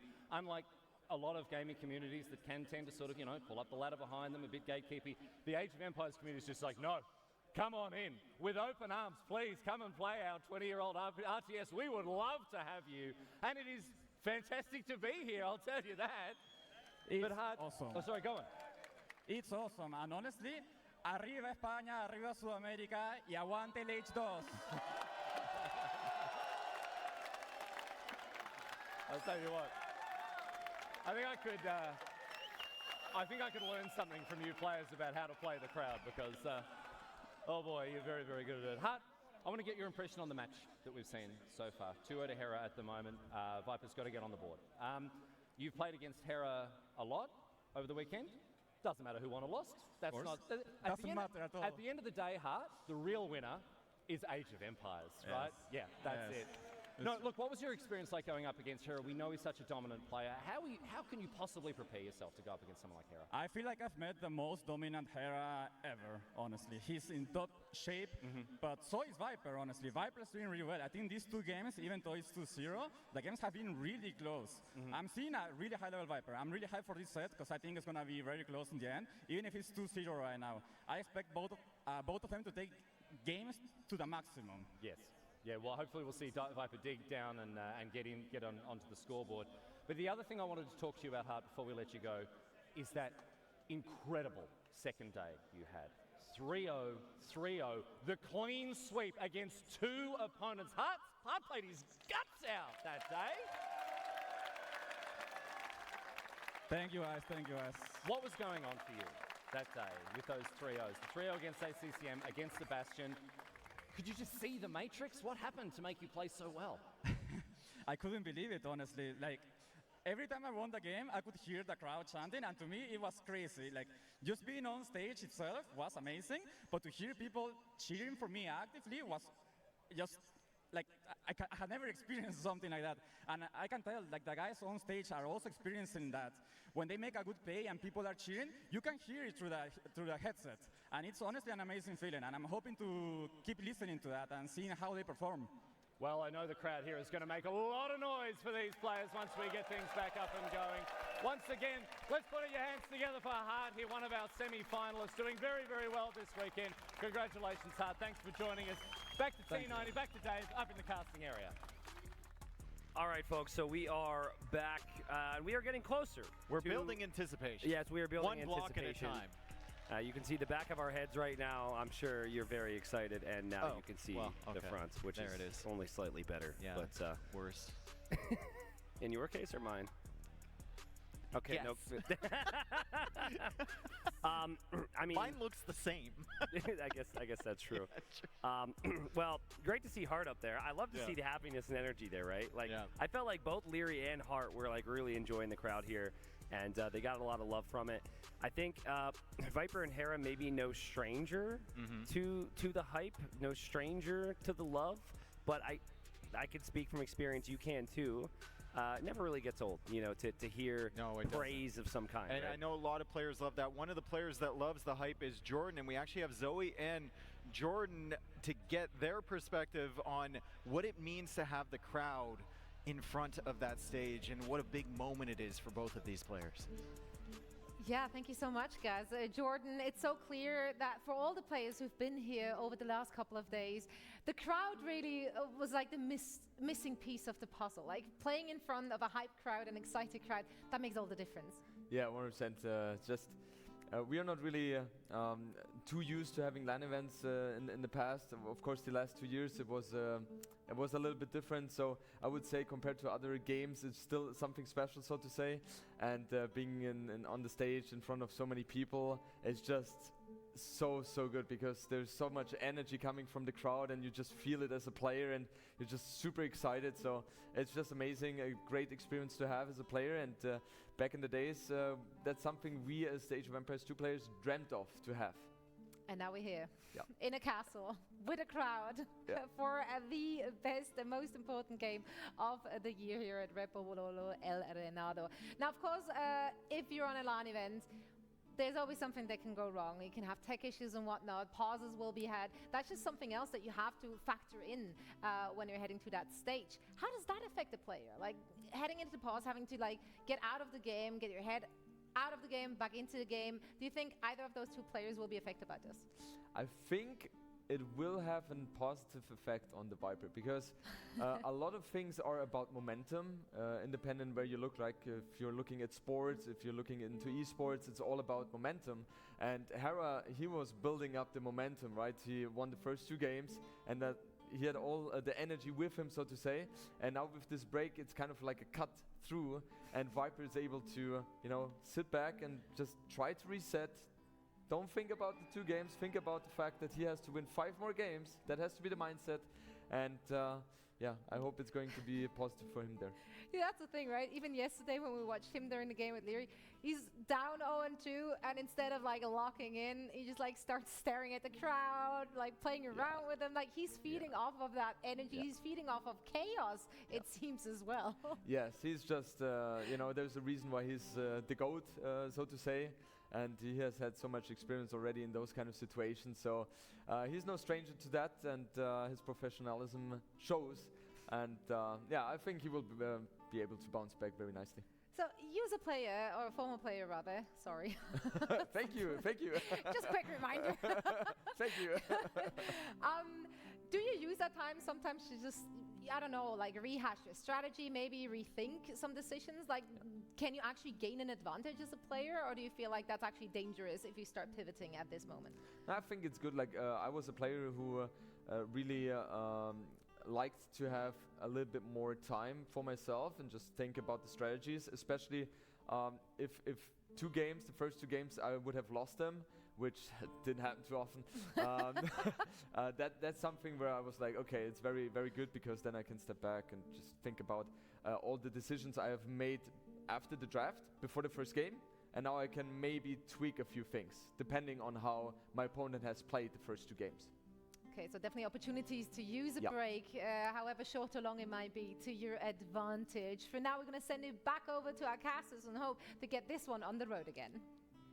Welcome back, everyone. We are still delayed here getting into the next game, just ensuring that we're not going to have any pauses in the coverage, but I have been assured that it will be live shortly. Of course, this is a best of 9. It's going to take a long time anyway. I think, okay, so if you had a Bard Because we're back on this again. We're back on this, yeah. What do you think that guy's name is? Is it Bob the Bard? Is it Bert the Bard? Ooh. Is it like Bartholomew the Bard? Short, Bart for short. It has right? to start. It has to start with a B. Wow. Well, yet again, I've been surprised by the Bard comment. I I'm wasn't hard expecting stuck. this, but we are pretty much back at that point. We're out of other ideas, I suppose. I don't know, man. Does the name influence how much you appreciate your Bard? What if it's his like name a is Bartholomew? That wasn't that good. I don't like that. But just saying, like, maybe you can't appreciate a Bard if his name is like Tim. You know, it's not a very Bard name. Sorry, any Tims out there. No, sorry, Tims. I would like to Also- point out. I think Okay, this is go. important. Yes. I'd like to point out that production mentioned that they could come back to us and we could send it to another interview with another player, and we said, actually, no, we've got something better, and we've been discussing Bards. That was our idea. I didn't fully think it through. We're like, we could just chat it out. It's great to have Jordan back, though. Yeah. No, It's seriously, great, he's done amazing. It's great to have Jordan back. Not only on the production, he's done an amazing job as our resident analyst, but just in person, because we missed him for the last few months since Neely's Apartment Cup, and of course he's been outside of the scene. I know he's got a lot of fans there.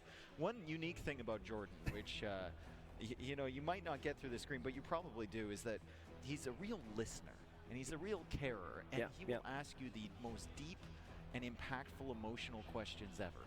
And you will be answering the question, you will be really thinking about it, looking the other direction, and when you look back 2 minutes later, when you finally have an answer, he's still looking at you.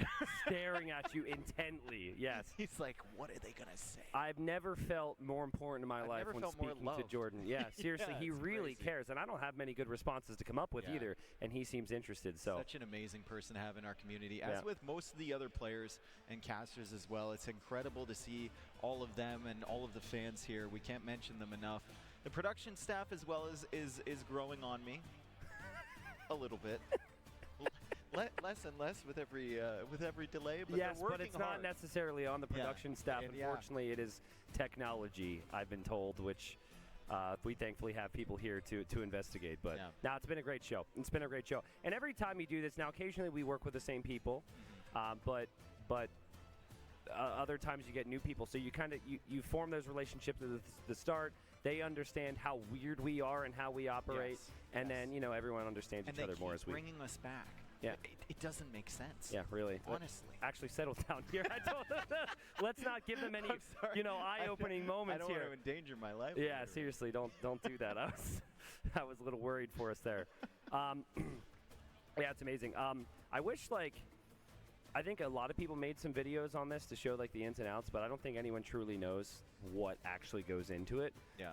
There's probably 100 computer screens on site, all attached to various PCs And that every have various computer jobs. screen has a person attached to it. Yep, And also absolutely. there's one winding little path up towards the castle. So you have to transport everything to the bottom, and then it's one truck or one van or one car at a time all the way up to the castle. Then you have to carry it, as we saw Riley take that same path, all the way up here. All this technical equipment, the heavy stuff, everything. It's an incredible production here and super ambitious, and I'm just happy that we managed to make it and we managed to get to our finals here. Yeah, I do have one complaint.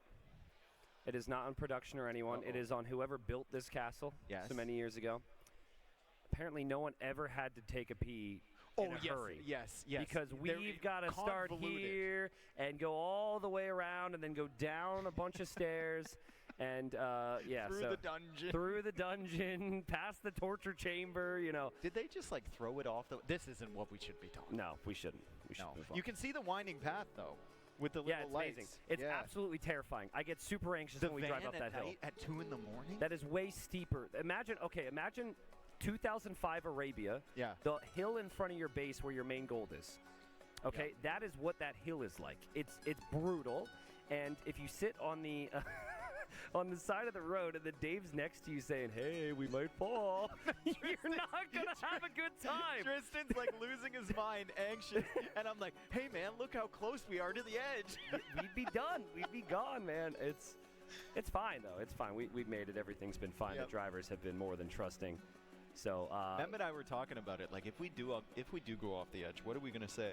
And I'm glad you're not the only one who had a thought about that. Because I was told I was a morbid he person. was gonna sing. He was gonna sing? Yeah, la la la. la, la, la. Okay. I would just be like, GG. GG. Okay, I got you. It's over. Well, that is a live look at the castle. We are Seen it many somewhere in that. times. Yep. Somewhere. And it's all lit up, and it's amazing, and we are close. So they're doing testing right now. Oh, that's a different angle, dude. They are really stretching for angles here. There we go. We are going through the catacombs. The players' room is on the right. Yep. Production was on the left. There's a little picture there of all the former Red Bull champions. The picture of the players. We're going in. The Red Bull fridges, of course. Krazzini's little admin abode is the one in the center, where he checks all the resources and everything. We've got the player banners if you want to know where they've been practicing. Half-eaten pizza. A hat. Marine Lord Marine now Lord showing off his trophy. And that is a very impressive trophy. It is. He could almost fit in that. Actually, I'm not making jokes at Marine Lord's expense. Yeah, and just one of like, well, not hundreds, maybe dozens of different rooms in this castle. Look at that. Tato, Viper, and then Marine Lord behind. It's beautiful drawing. Yeah. It's beautiful drawing. And a cat. And a bat. A cat and a bat. There was a bat behind Viper. They possibly referencing the bat from last time? Yes, 100%. Now, and there's the bat too. I There's a bat at the top. I think I can say this and not get fired. They must have switched painters halfway through that one. If you know, you know. Some of the faces were a little bit more accurate than others. Hey, man. But I can't Who's do this guy? anything. Everyone is going to act natural as the camera goes through into the courtyard here. Get out of the way. Everyone's in their seats right now for the most part. This is like the virtual tour of the castle. Welcome. You can really feel as if you're here. Welcome to the castle. We've got a chess game going on. He tried to get out of the way. He tried to get it out of the way. We're interrupting the chess game. Yo, what's up, dude? Having a good time. Yeah. This is where we had some archery earlier, and I almost killed Riley. I sent the arrow flying in the wrong direction. Yeah, I did. I should have put the arrow through the hole in the middle where the arrow is supposed to go. Yeah, it's all right. You'll figure it out someday. But it's been cool to see that. Now that is the same cameraman. He is currently using a very tall ladder. Consistently finding new angles for the last 35 minutes. Yeah. Impressive. It's impressive. We do have different places to show. This is kind of the other side. That's a tree? And we have You were you really were working on figuring out what number that was. No, I was can not. tell, dude. No, I know how your brain works. That's a 14, brother. You were really working on that. Listen. I think we should move on. And there's one of our many banners here. It's been an amazing show.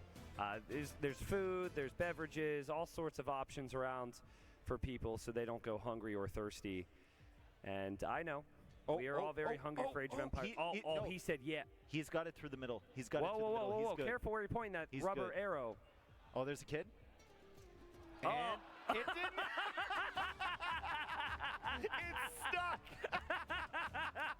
Oh, man. He just whipped so hard. Give the man another chance, Give him redemption, please. Give him a redemption Come shot. on, we need redemption. Come on. What is it? I think he says, said, I love you too. No, T90. Can't be right. It must be 2. I thought it said it was me? Was it me? Why did your voice go up like that? Bartenders, wonderful. We're making our way to the bar. I'll have one of those, please. Oh, look, a Red Bull sign. Nice. Cameraman's having a good time. Good. I think if we could get word back to cameraman, I want to see redemption shot. I mean, from the archer. At this rate, he's going to walk all the way down to the town. All That's right. the band. Ah, the band from earlier. Hey, nice. That's the band. Do you do weddings? Oh, I didn't even notice this one. We didn't even. Whoa, is this new? Yeah. We got to take a photo We there. didn't even take a picture. You wouldn't be able to do the middle ones because I don't think you have the height, but you actually wouldn't look very bald. Oh, it's getting dark. Shh. It's getting dark now, guys. It's getting dark. Visitors, hug the wall. He's leaving. He's leaving the He is castle. now leaving well, the hold castle. on. No. He's going the this back way. This guy didn't let me through the other day. He just let him through. He's got a camera, dude. Those are the rules. I was in costume. And now we've got some fans, and we're back up into the courtyard here, following Mr. Crew in front. Wow, we're going to be right back up to the stage. This is the perfect little tour of kind of the setup we have here for our fans. And I love the camera work. Thank you. Here we are. We're back to our live audience. Who's ready to go? Who's ready to go? Hello, everybody. We are going to be in the next game shortly, and everyone's still awake as ever, ready to see the games. What a crowd, dude. What a crowd. Love to see it, Dave. Well, Hera Viper, potentially 7 more games, so this could be a long night. And could be. We've got plenty of castle to explore from the top here. I'm a little... Okay. We've repaired the problem. Okay, we've been told that the problem is repaired. Sorry, I was very excited. And Dave got excited. And the crowd should be too, and you should be excited at home as well. All right. That was a virtual tour for the ages, though. It was. We really took you through there. So I guess camera guy gets to avoid walking all along the upper walls, which would be quite dangerous. He might be up there the next time. Yeah, I'm just saying. Let's hope there's no next time. Because we were running out of ideas there, so he probably would have been headed up there. So game number 3, we're hearing it's going to be coming underway here. It will be Viper's choice of map. We speculated on possibly picking a map on Hera's side. You make it 2-1. You eliminate a Hera home map. You still got just as many home maps remaining. Yeah, that's an option. Viper did do really well in game number 2. Like, he didn't make many mistakes. It felt like it was the type of game that he had control over, and then Hera's champion surprised him. So maybe he wants to ease into the late game. If he does that, Mountain Dunes would be good. Shrubland would be good. And then the Passage is just a water map, which also tends to go quite late. That could be a good option as well. But I'm just thinking, like, you need 5 wins now. You have to single out 2 maps on Hera's side that you can beat him on, that you feel you're comfortable with, and maybe you just kind of attack that right now. I mean, Karst can also go late as well if you get your walls up. But you got to get your walls up. Same with Isthmus as well. Isthmus? It's going to be to look a lot like Isthmus. It's going to be Shrubland here. So never mind. Hera has Franks, and when MBL played the other day, Tato went Franks, and MBL went Incas. Now, Hera banned Incas, so that's not an option for the Viper, but it was a nice little counter pick to the Franks. It showed that the Franks do have weaknesses against Halb. Leary also went Portuguese on this map, and I believe Viper has Portuguese. He does like his Portuguese. And Portuguese, I don't really know if it's as beneficial as the Frank berry bonus, but they do have a berry bonus I think with it's wood better. income. It's better, is it Think not? so? I just don't know how helpful extra wood is in the race to stay Castle Age, right? Yeah, but in once theory, you're you in could spend Castle it. Age, Yeah. it's better than the... I mean, Franks are good because they get their farm bonus in synergy with the berries. You're bringing in the food faster, and you can set up your other food to eco faster. But in Castle Age, setting up TCs on those berries and getting wood supply is incredible. Well, here's what I'm thinking, though. Viper has a civilization which is extremely awkward in the mid game, really good in the late game. Oh, look at that. And, well, I'm going to not complete my thought because Viper goes for the Portuguese like Leary did the other day. So Viper goes for one of his early picks. We'll see what Hera does. There is that throwing axeman, and it is going to be Portuguese versus Franks. These are 2 top-tier civs. I would say Franks probably a little bit easier to play and certainly suiting Hera's ability to boom. And, again, the 2 civs with the berry bonuses, it does just kind of make sense with so many berries on the map. Oh, get ready for a big cheer here. Get ready for a big cheer here, folks, watching live and watching at home. It's been a long delay, but game number 3. Let's go. Shrubland. Hera playing as the Franks, Viper playing as the Portuguese, and the game goes on. Maybe a little bit of trolling mixed in there. Well, Viper's going to open archery range here. I'm a little surprised by this. I do think it's great for the Portuguese to do so with cheaper gold units, but it does take a long time to get over to the enemy map, or the enemy side on this map. Hera, more expected, of course, with his Civ. He's going to drop a stable down and go for scouts. But let's see if Hera can spot the fact that Viper's going archers, because if Viper can sneak that somehow, which is unlikely, I'd say, then maybe there can be a payoff for Viper, but it's going to take a while for Viper to get across the map. I'd like to see Viper put down some just pre-walls before Hera gets there. Yeah. You know, getting a little bit greedy, relying on your quick walls is kind of something that Viper is known for. But I mean, it's easy. You just put down a few palisades and then you don't lose those early villagers, right? And you're comfortable. And then you can start really making your way into the Castle Age and expanding onto those berries with the Portuguese. It is worth noting that you can't wall all of it because there's that stone walk, like that pathway there, so you can't wall that. But you should be able to wall most of things and in your should be woodbine. able to keep things protected, yeah. Yeah. But I mean, like, this is interesting now, right? Hera, the last thing he wants to do is drop an archer range. It just feels so natural to stay on stable and get into knights instead of having to add skirms.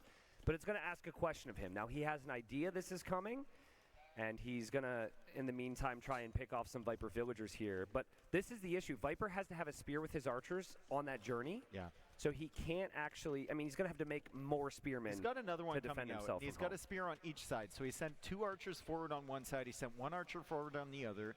He's got a spear accompanying both. And Hera decides no damage to be done. A ver si ya so Viper continuamos por pushes fin. forward from both angles. And he's just trying to keep...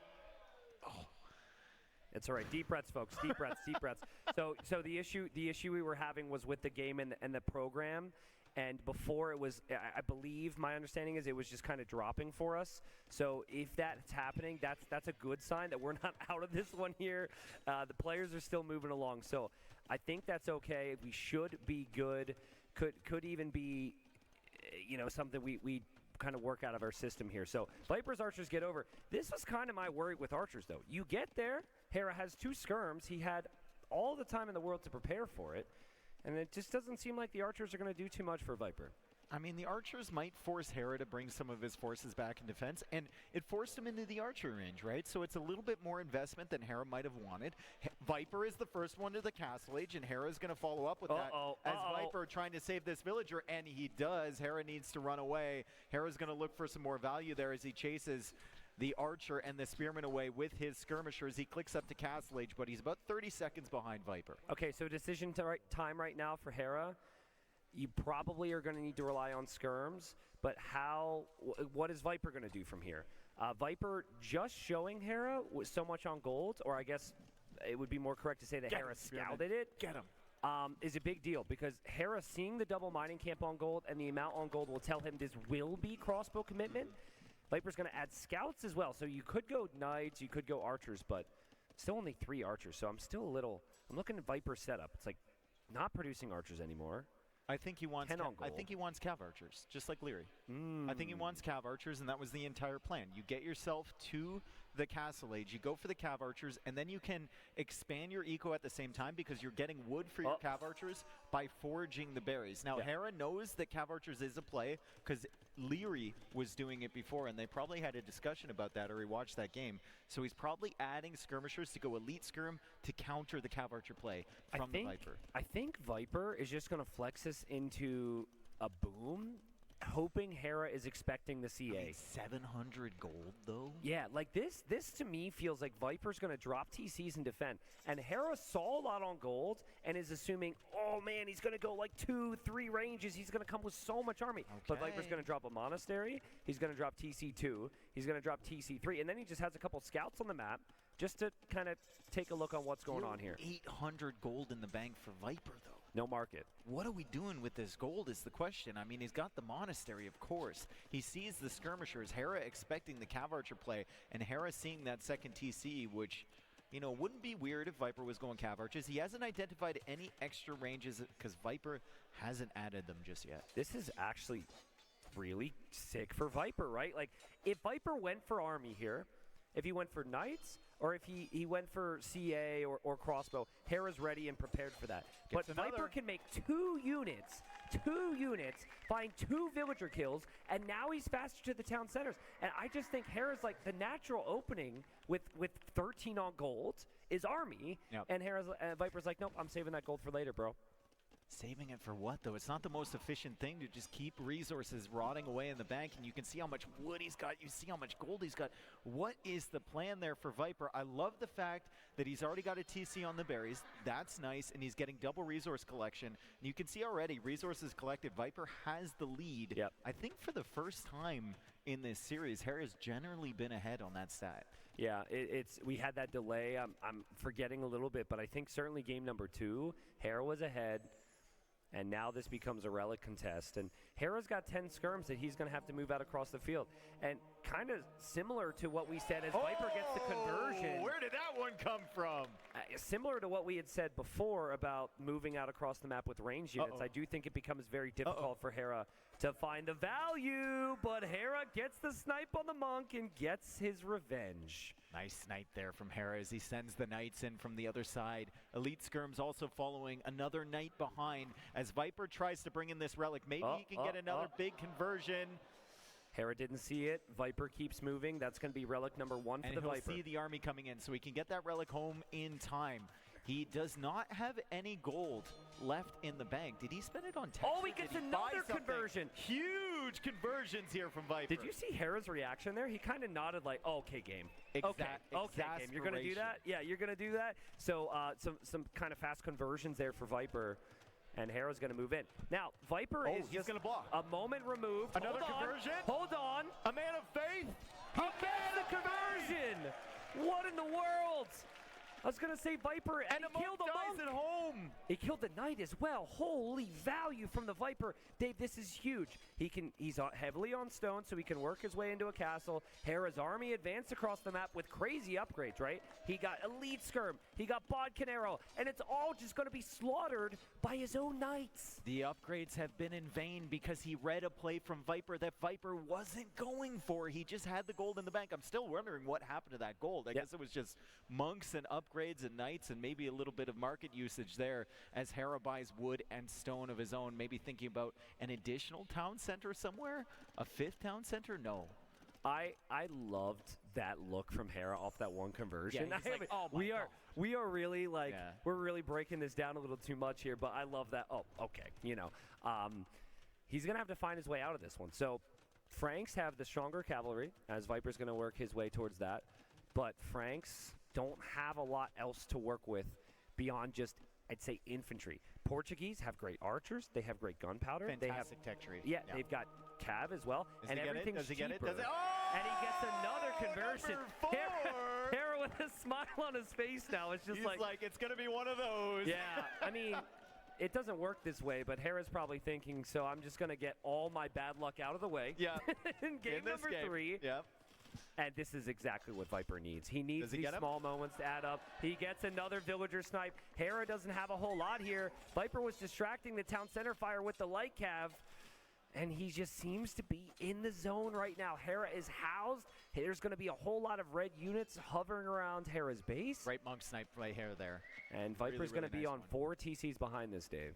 Yeah, Hera is trying to expand his eco. I mean, he's been on 4 TCs for longer. Viper's still ahead on Res Collected, but Hera's still ahead on Villagers here. So production has been really nice from him. Only 51 seconds of idle TC time from Hera as Viper tries for another conversion. That one's 100%, a little bit longer there, but the monk will still die. Viper can't do anything about that. But still, Hera is losing all of his units and giving them over to his enemy as he's trying to counterattack. It might end up looking really weird here, what Hera's going to go for. But I think he's just going to continue with Cav, and because it's his best option with his Civ. I think if he tries to make transitions into like pikemen here or something, it's just so easy for the Portuguese player to add the organ guns and go gunpowder. So this might on paper look kind of odd, but I think Hera's about to say, you know what, as the monk is moonwalking, I am going to just go for the knights, go for the Cav and Imp, and hope it's strong enough to get the job done. Yeah, the monk's overchop. on the wood line. Knights are in again. Hera losing more. It's amazing he's only lost 5 villagers. Excellent damage control so far from Hera. He's going to lose a few more here, and this is just annoyance. As Viper comes in trying to snipe the monk, he doesn't get it. Hera with a good garrison. Does he get this monk? He does. That should be a conversion for Hera. He hops inside the TC. He'll get the relic in the monastery, but it is just all Viper right now, still advancing forward with monks, still has the relics, has so much control, and he's going to add in organ guns as well. What an annoying position here for Hera. He's going to try and kill the monks with the scout, but now the scout gets converted, and the knights are finding picks, and this is just continuous damage in Hera's economy. Now Viper is not letting go, and it's low numbers of units. Look at the military, like 7-3, 6-3 throughout this whole process. Hera's been losing a lot.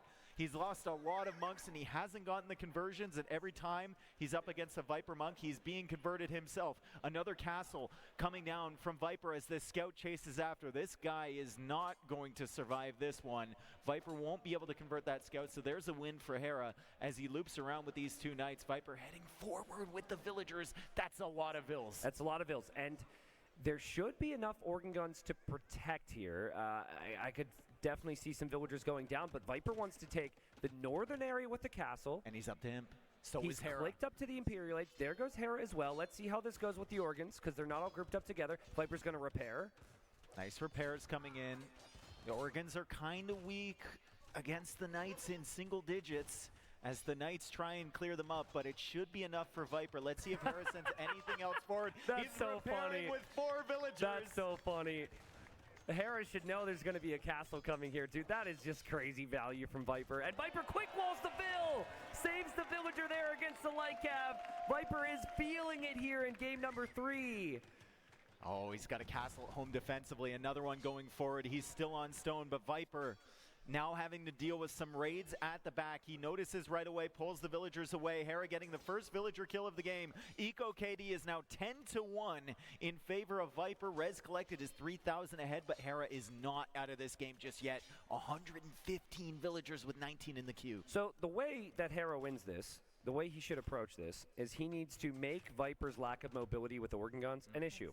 And so the South, there's some alarm bells there for Viper because he's exposed. He needs a castle down there. Yeah, but if you do that, you can't push Hera, right? So there's it's an either-or situation. I think what Viper's going to try and do is just castle towards Hera's base and then use the light cap to protect in the south. But if Hera goes knights in the south, that's going to be the issue. I think Viper's patient enough. He doesn't need the castle to push in the north. He'd rather go for the castle in the south and work towards something in the north there. He'd rather make sure that Hera can't raid, doesn't have that other option. He's pushing forward with the organs. We're about to see, it looks like the villagers might be coming forward from Viper. Maybe I was wrong. It kind of looks like they're moving forward here for another castle. He almost has the stone. He's got plenty of resources in the bank as the knights push forward to take out the organ guns. I don't know, like the organs need to be masked, right? Viper's producing mainly light cap. He's going to attempt to convert a knight there, which he won't get. The organ guns are getting killed off, and knights are way better than light cap. So Viper, as he gets some raids in here, is going to build a defensive castle. Well, not really defensive castle in the north, but a more passive castle. Hera going now for Cavalier upgrade. Handcart coming in. Viper putting all his production buildings in the north, and he's walling in the south. But remember, there's a stone strip around this map. Did he find an area? Did he find a stone? Oh, no. within You the can run over stone? that. Okay. I think you can run over that. Well, what if you can't? I'm actually not certain, but that could stone be within the stone. crazy. That would be wild. Yeah. I mean, there's supposed to be a one-tile gap, but those stones do generate, this and a I just thing? don't know. I think you can run over it, Dave. I think Hera might look at it and We think need it's called. confirmation. We'll find out. Okay. Viper would have checked, but that would be horrible for Hera if those walls actually go down. And I've been told that by production, at least, that those do block the tile. And they're situated And they every happen. so often. They so happen maybe every at once in a while. strategic positions, What? you can find a wall like that. That's a crazy call out there from Viper. Means that he's really practiced this map and took a good hard look at it. That is amazing. Lightcap still raiding at the back of Hera's base as Hera loses some more villagers, but Hera's pushing forward with His the units castle won't of his own. path there. He's clicked beyond it, and they're not pathing, and he must be really confused right now because of the knowledge of, the fact that it's very difficult to wall. This is why Viper didn't castle there. This is why everything is in the north. He knows. Like, I was about to criticize Viper for building the barracks in the north and having no defense at home, but if the defense is there in the form of that wall, Hera's going to have to face the music here and deal with these halbs right away. And here come the organs, here come the halbs, here come the trebs. Hera is going to have to focus on this. He was hoping for a distraction. He's got a big army of his own. Paladin now on the way in, 2 minutes and 40 seconds away. Will he have enough time as Viper is getting all of his technologies? Halbs do a ton of bonus damage here, but in even numbers, the Paladins will win the fight. That's what Hera needs to rely on. There is a world where he could mix in hand cannons and throwing axemen, but that takes time that he does not have right now, Dave. Yeah, Viper just sitting up on that hill. You'd love to see more siege from him if possible. Hera, he knows how to play with Paladin. If you're looking at an army like this from Viper, you have to wait another minute and 40 seconds until the Paladin armor comes in, or the upgrade comes in, and you have to have enough. You have to have like 40. Yeah, yeah. And I'm worried for Hera because he's not going to have long-term gold control here. So he will need something else, but for now he just needs to Fortified stop. wall from Viper. Yeah, and he's doing that because Hera had clicked the wall with the castle as well. He wants to make it that much more difficult for him to break through. Can you get he added fortified another rock layer as well? I don't think there's fortified rock, but I'm kind of new at this. And Hera's still waiting that minute. He has to fight this, Dave, but that is going to be 50 halbs from the Viper. It's going to be such an expensive fight for Hera to take here. Yeah, one Treb only rolling forward, and Viper is protecting that with everything. He has to keep the halbs near the organs near the Treb, and he needs to force a fight where Hera loses a very expensive army, and Viper needs to make sure he's got the production queued behind. That's the important thing, because he will lose this army at some point, but it's easier to replace than Hera's Paladin. And if you're going to lose your army, you want to lose it a couple more steps deep into the opponent's eco. So deep in here. you want to lose it here instead of where you were moments ago, and you want to lose it after killing Bills as well. I mean, Is here goes Hera. Is Hera just going to the north? He's ignoring this army. He's looking for that castle Viper is placing, He's and got Viper a wallet. will need the quick wall. He's got a wallet. I don't think Viper realizes it's not walls. It's open. Hera is going to deny this castle. What a play from Hera, but he is losing the middle of his eco. Yeah. Is this enough? I mean, Viper only has one Treb there, fair, but Hera is going to lose a lot of buildings over there still. He's got 143 villages. Viper's got castles, and he's got halb production here.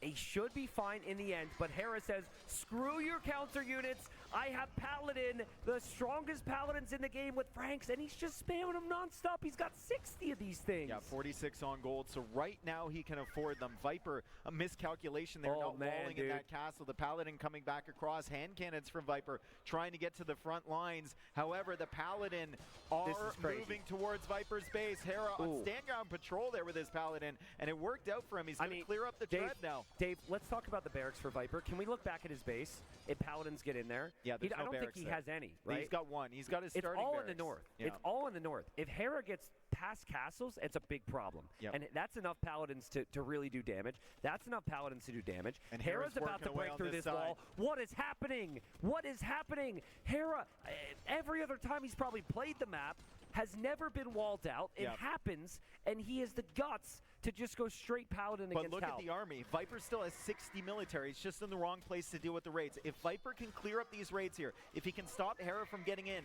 he's still doing damage to Hera's economy. He's been killing Hera's economy this whole time. It's opening up pop space for Hera's military, sure, but Hera is going to run out of steam at some point. You can see him losing population as the Halbs take the fight against the Paladin, and the solo villager, Bob the villager, building the castle up on the hill. It's still Frank Paladins. It's still Frank Paladins. They're still going to kill a lot here. I'd be very curious to see Viper's Vil count.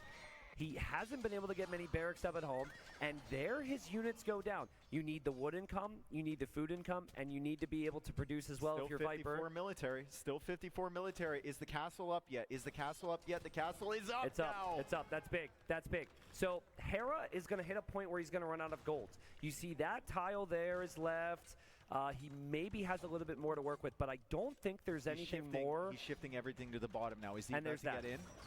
Viper still holding. Oh my God. Viper's still holding. He's got the bombard cannon now.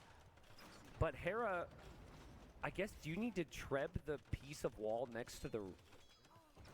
You avoid the rock? Or you wall? You treb the tree. True! Cut the tree, my guy. Cut the tree! Yeah, I mean, that might be the best play for him. Oh. He is He's actually... in the trees. There's been a hole there the whole time? Sure. Oh my goodness! Why not? Hera goes in with his paladins. He's still on a stand ground patrol. He's figured something out which here. is a new thing, right? And it seems to be well, it's not a new thing. It's like 15 This is like years some old. kind of CBA tactic right here, and he's actually ripping through the halberdiers. Yeah. So Paladin versus halberdier. I mean, you can stack them up, and they can take him out, I suppose. Yeah. Well, Hera's only winning because he can make the most expensive unit possible. Yep. And not Viper for long. is all about the cost Petard efficiency is coming here. out from Hera. He needs that. He needs to be through. He needs to ask some questions of Viper here. Viper just playing Legend of Wall here behind this wall, but if he gets attacked by paladins, he doesn't have a single castle We need in to the start heart of his shooting eco. trees here, Tristan. I agree. I agree with you. I think it's very likely you hit it, and Viper doesn't realize because Viper's He trying to killed push the in the north. villager, though. Hera sniped the villager with the trebs. Now he's going after the walls. If those paladin get in, Viper will have a problem. Fortunately, more villagers behind. Hera trying to take that gold. He really needs this gold. He's got 62 paladin on the field. However, 57 halberdier from Viper.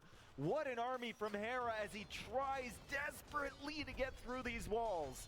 He's almost through. Viper's going to add some more walls, and it still is just a difficult situation for Hera long term. He's going to go in and attack these halbs again. Stand ground patrol once more. And he's doing his stand ground patrol. It changes how the units engage. It allows them to stack on top of each other. It makes it difficult for the opponent's units to engage, Dave. Yes. This is something that I recently heard about.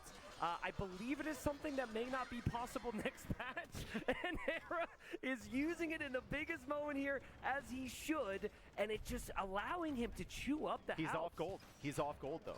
Every paladin now that he loses is a massive deal. That is the only gold he has. It's forward.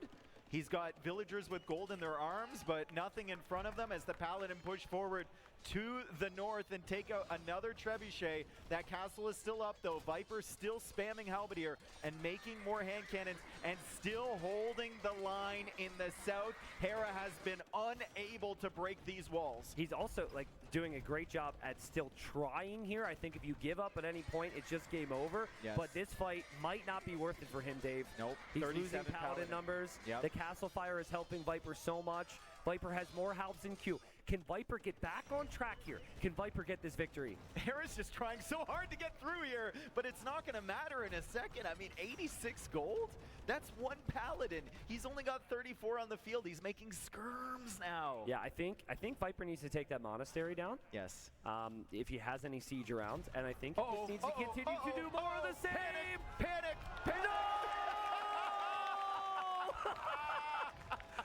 Oh man, dude. What a moment. I really feel for Hera right now. This is so annoying from Viper.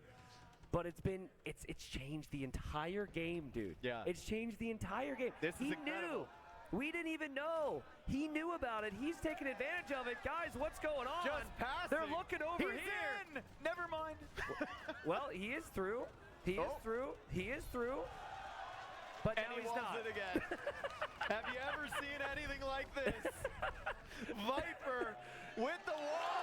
Oh my goodness. Hera loses to walls. Oh my goodness.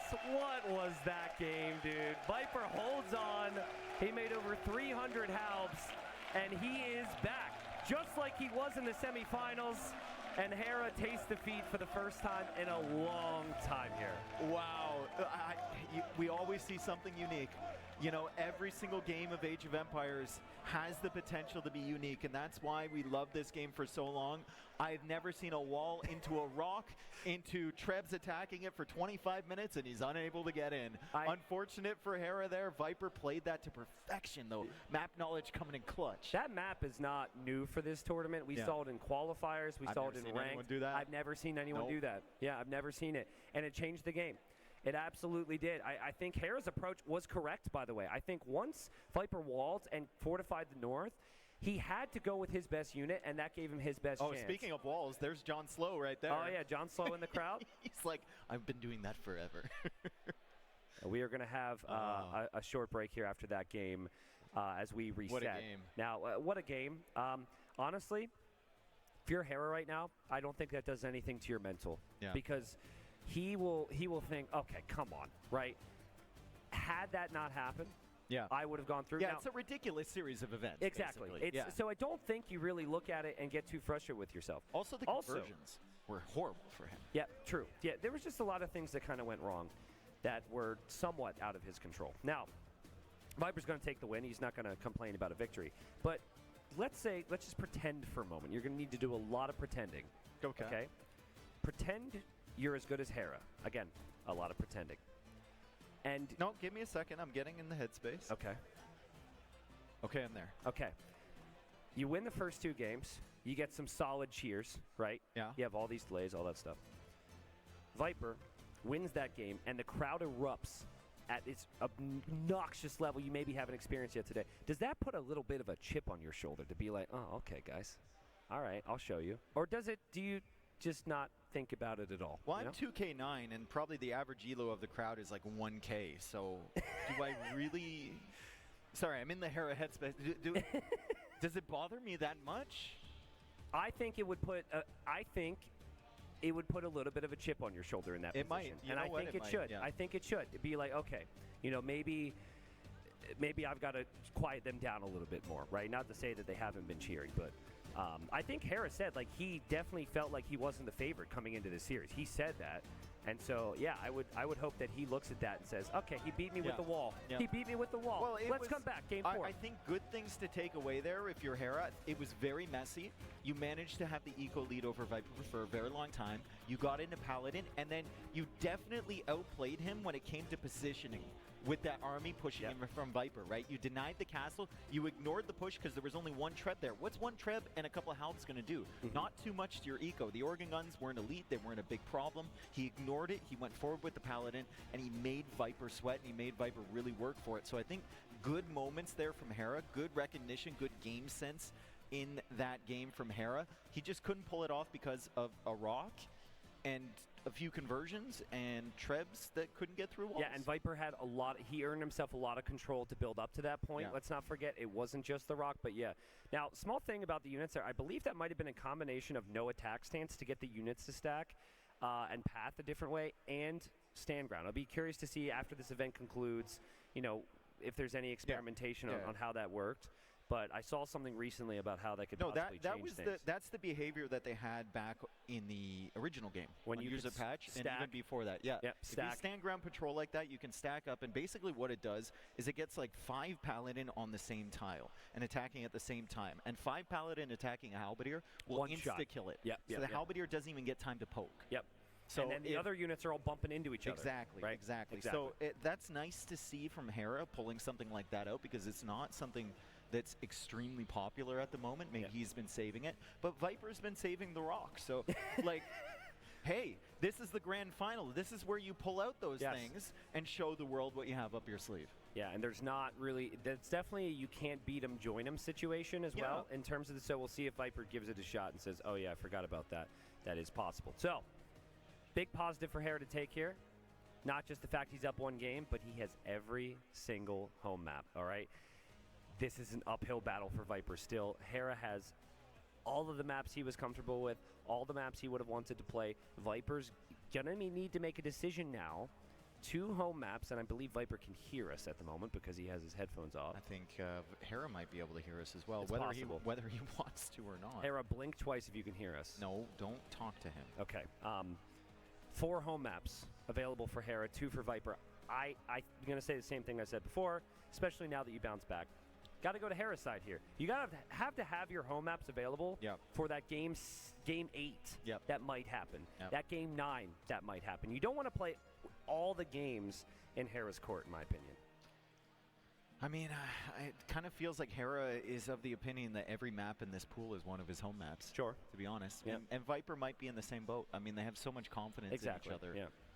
It's crazy. These 2 teammates up here getting ready for the next game. Viper had to take a short bathroom break, but he's back, of course, considering the civs. Crowd's been here for a very long time. Let's go.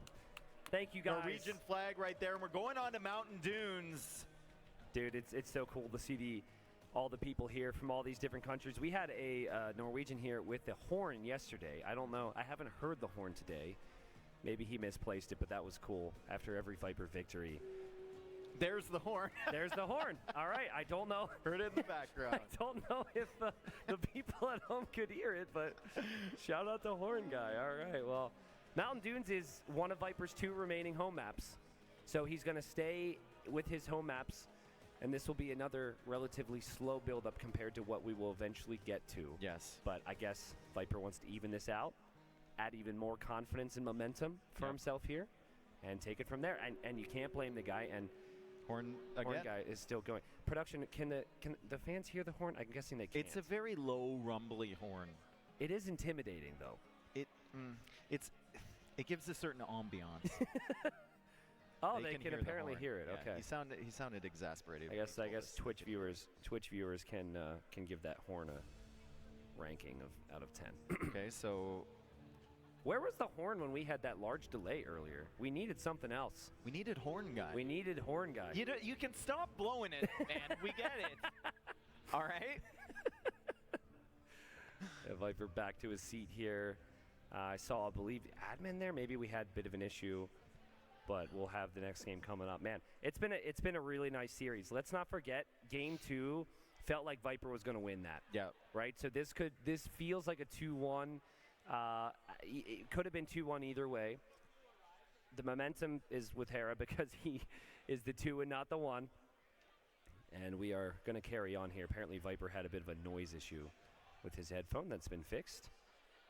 Can we make out the notes there from Hera? It says, nope. Yeah, couldn't quite figure that one out. But seeing lots of detail there. And it is not something that players are usually doing. Ooh, Typically, Berbers. they're putting all that on the Berbers on Mountain computer. Dunes. Berbers on Mountain Dunes. Let's see what Viper goes with. I think Viper goes with the Hindustanis. Ooh, dude, this is a great matchup. This is a great matchup for Viper. We saw. Do you remember Acropolis games at Berber Hindustanis at all? Does that ring a bell? Camels for days. Camels for days. Okay, so camels for days. We don't know what type of camel it's going to necessarily be. Or what type of day. Or what type of day it's going to be. But I really like this matchup for Viper. I'll explain why once we're in. Mountain Dudes will have a relatively fast start potential just because of Empire Wars, but I expect walls to be the focus. And every other time Hera and Viper have played this map, they've just looked super comfortable. It could also be just a pure Camel Archer play for the Berber player. I mean, you're up on your mountainous dune. Yeah. You can wall pretty quickly. It looks like Hera is into the game. Lightning fast fingers as always. And the stone is right next to the TC. So you can open with scouts to get your walls down. And then you can go into the Camel Archers. A very, very strong unit. And then Viper is going to have to play like camels against you. Skirmishers potentially. Yeah. Maybe just even boom up as we see. Game number 4 here. Hera playing as the Berbers. Viper playing as the Hindustanis. Hera sending in 1 scout at a time. He's unable to find any damage just yet. Don't do that against Viper. And he's like, I agree. I'm out. Oh my God. I'm out, man. Oh, and Viper had that palisade wall prepped so fast, dude. That was so funny. So back to my point here, as we have scout opening, this is obviously a really important thing to focus on. Hera needs to get some damage in because I think because neither civilization gets Howl, there's not a strong counter to Camel, which then means why not make Camel? Yeah.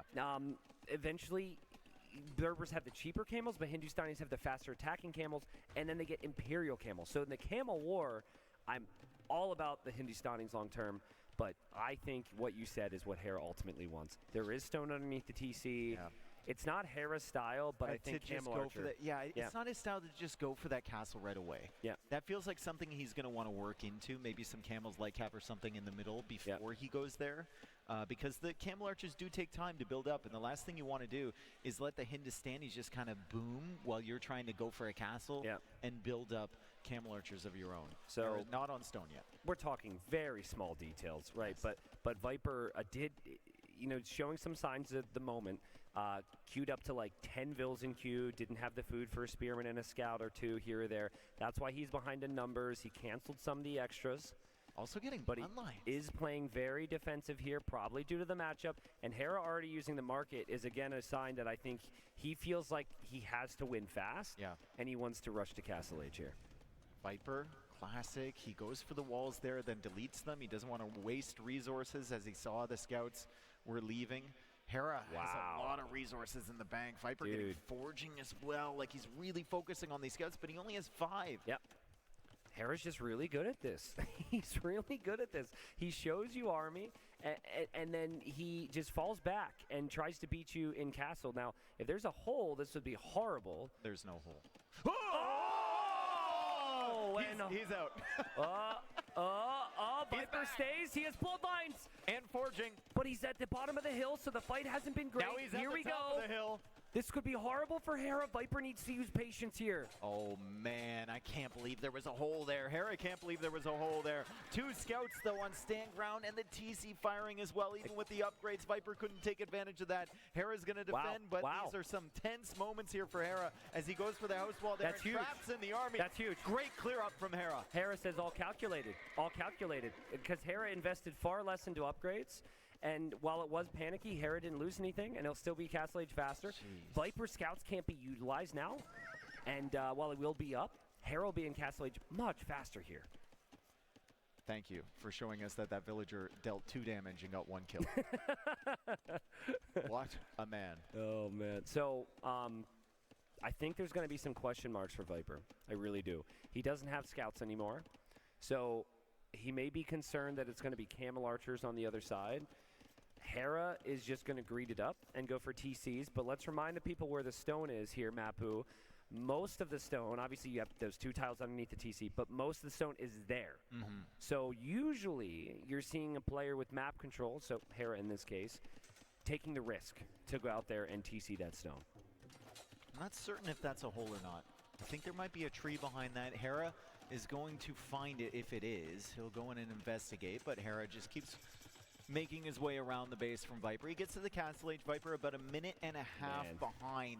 This is going to be pretty rough. Viper is ahead on total res collected already, and Hindustanis do have a good boom. They do have a good late game. But Hera making the decision to go to Castle Age and then Viper just losing all of his scouts after the upgrades. I mean, that's not a good start for him. Really, really nice job from Hera to control those scouts. As there's a hole right there. Oh, my goodness. Yeah, Viper finds it. Nice work there. I mean, in all honesty, it was a really difficult situation there for Viper too, right? Because you want to take advantage of that hole. You're already through, and you had the upgrades, but there wasn't a lot of space to maneuver. There's another one there, Viper. He saves the villager. Oh, man, this is... But, I mean, Hera is laughing right now. He's attacking the walls. He's feeling under control. He's on the second town center. And I think he's moving out to the left stone. There's something going out there, so he's going to make another TC out there while has Castle Age advantage over Viper. Those are very weak vills to send for a forward TC. Yeah, and Viper's going to lose more scouts, loses lots of HP. Viper really struggling with the control here, but he's going to be on camels, and he will have the cheap Hindustani villagers. But considering the matchup, I like the position for Hera. I think that he's going to have a nice little lead. I wasn't expecting it for him to have, and he can actually delay going into the camel archers as well. Camel now out from Viper. He lost the villager there, and he's chasing after the light cav, but of course the camels aren't quite as quick as Hera is leading him back towards that TC, which will be up in time. I have seen this matchup so many times, and it's just never good for Berbers. And if it's good for Berbers, it's when they have Camel Archer massing at this point, and it's lower economy. Yeah. Hera's such an economic player, and this is an economic map, so this does make sense for him. But no Haub, I don't think pikemen do enough bonus damage to justify it, and Hindustanis should be able to catch up in the boom. Viper's only a couple villagers behind. Viper trying to be fine for him. Oh, he deletes that lumber camp. I thought he was trying to sneak another TC in there. Dave. He's on stone. Think about what Viper knows right now. If we could see Viper's vision, it's very little, right? He lost his scouts. He thinks Hera's on camel archers soon. That's why he's on stone, because he wants to consider Ghoulam to counter that, because it's anti-archer. So really important that Viper kind of gets a feel for what's happening here. He needs to realize even the amount on the stone. If you see 2 on stone instead of 8, you know that Hera's going to play more camel. I will say I love the scouting from Viper that he's doing right now. I agree.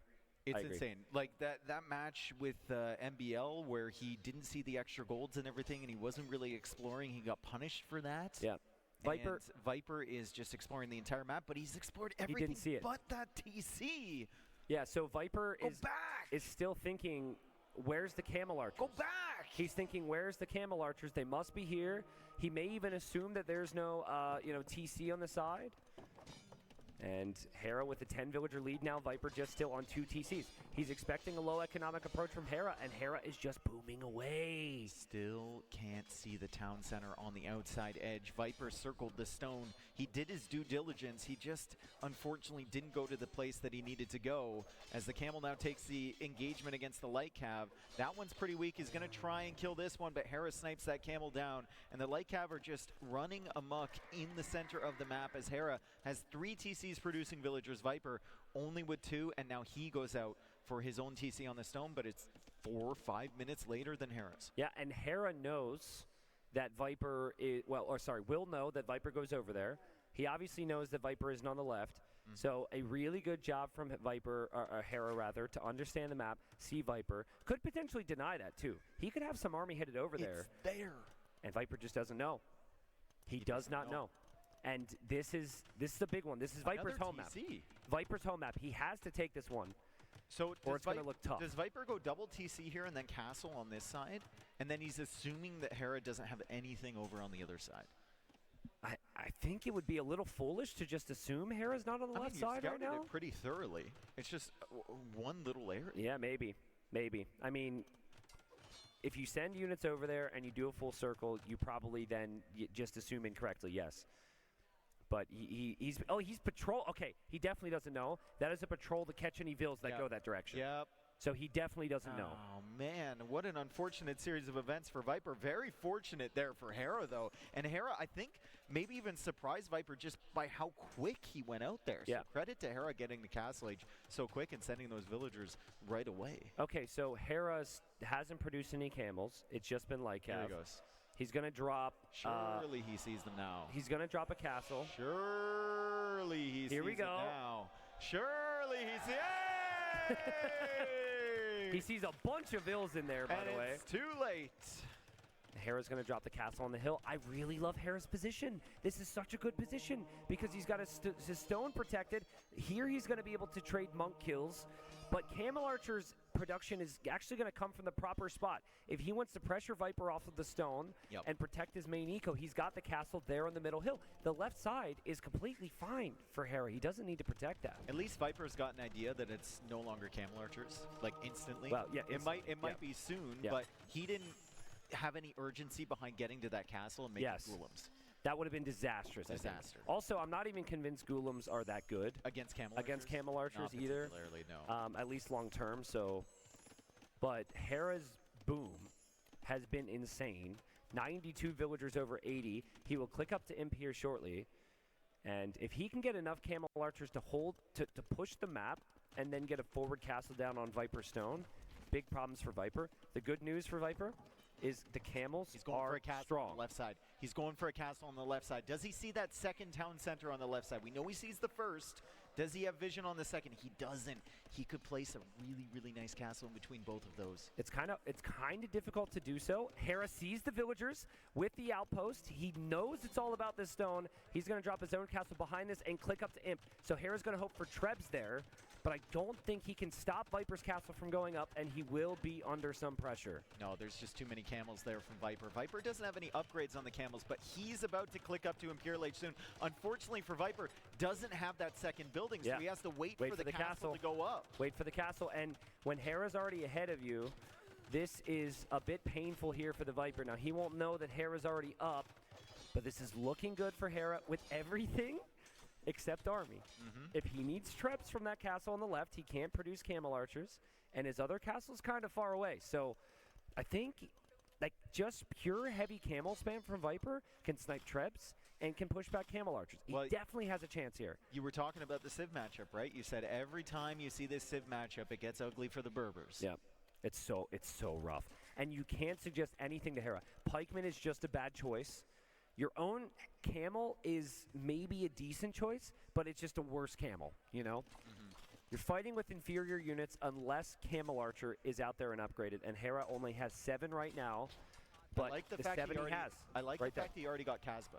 Yeah, I agree. Very, very nice. And that'll help with the Trebs as well and the Camel Archer production as the conversion tries to come in, but Hera snipes down that Monk. Hera in the back here, and Viper was trying to stonewall that off. Unfortunate for Viper, that was a great play from him, or a great attempt from him, but Hera cutting that off right away. I'm worried for Viper he doesn't have armor in on his camels yet, and even then, it's kind of tough to justify diving underneath castles, right? So he's going to need most likely heavy camel, and the final armor upgrade to then go for Trebs. And Viper trying to break in. Hera sees it, drops a house. There's a hole on the bottom side. If he gets through there, there's a hole on the bottom side there. If he gets through that palisade, never mind. Hera walls it off. Nice job from Hera. Yeah, Viper's going to really commit here. Oh, he's not expecting this. He's not expecting this. Hera goes to the perfect spot. Viper's expecting the Camel Archers anywhere else, and the Camel Archers cannot be stopped. Hera in Imp, clicking heavy Camel and Camel Archer upgrades, and he's going to start with Trebuchets on the left-hand side. Beautiful job from Hera. Yeah. Light Cav is annoying back there, but Camel Archers are extra annoying on this side. And Viper's going to have to pull the Camels back to deal with this. +2 armor is coming in for him. Camel production still solid. Oh, man. But Hera is getting heavy Camel already. However, if he loses these Camel Archers, it's going to take him a while to build them back up again. Yeah, and it's going to take him a long time to defend his Trebuchets, right? So Hera's going to opt for his own Camels, which are cheaper, but lack upgrades to protect the Trebs on the left.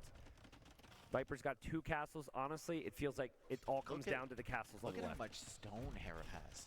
Yeah, he's got a lot. If he's having Camel Archer production problems, you just drop three more castles. Yep, agreed.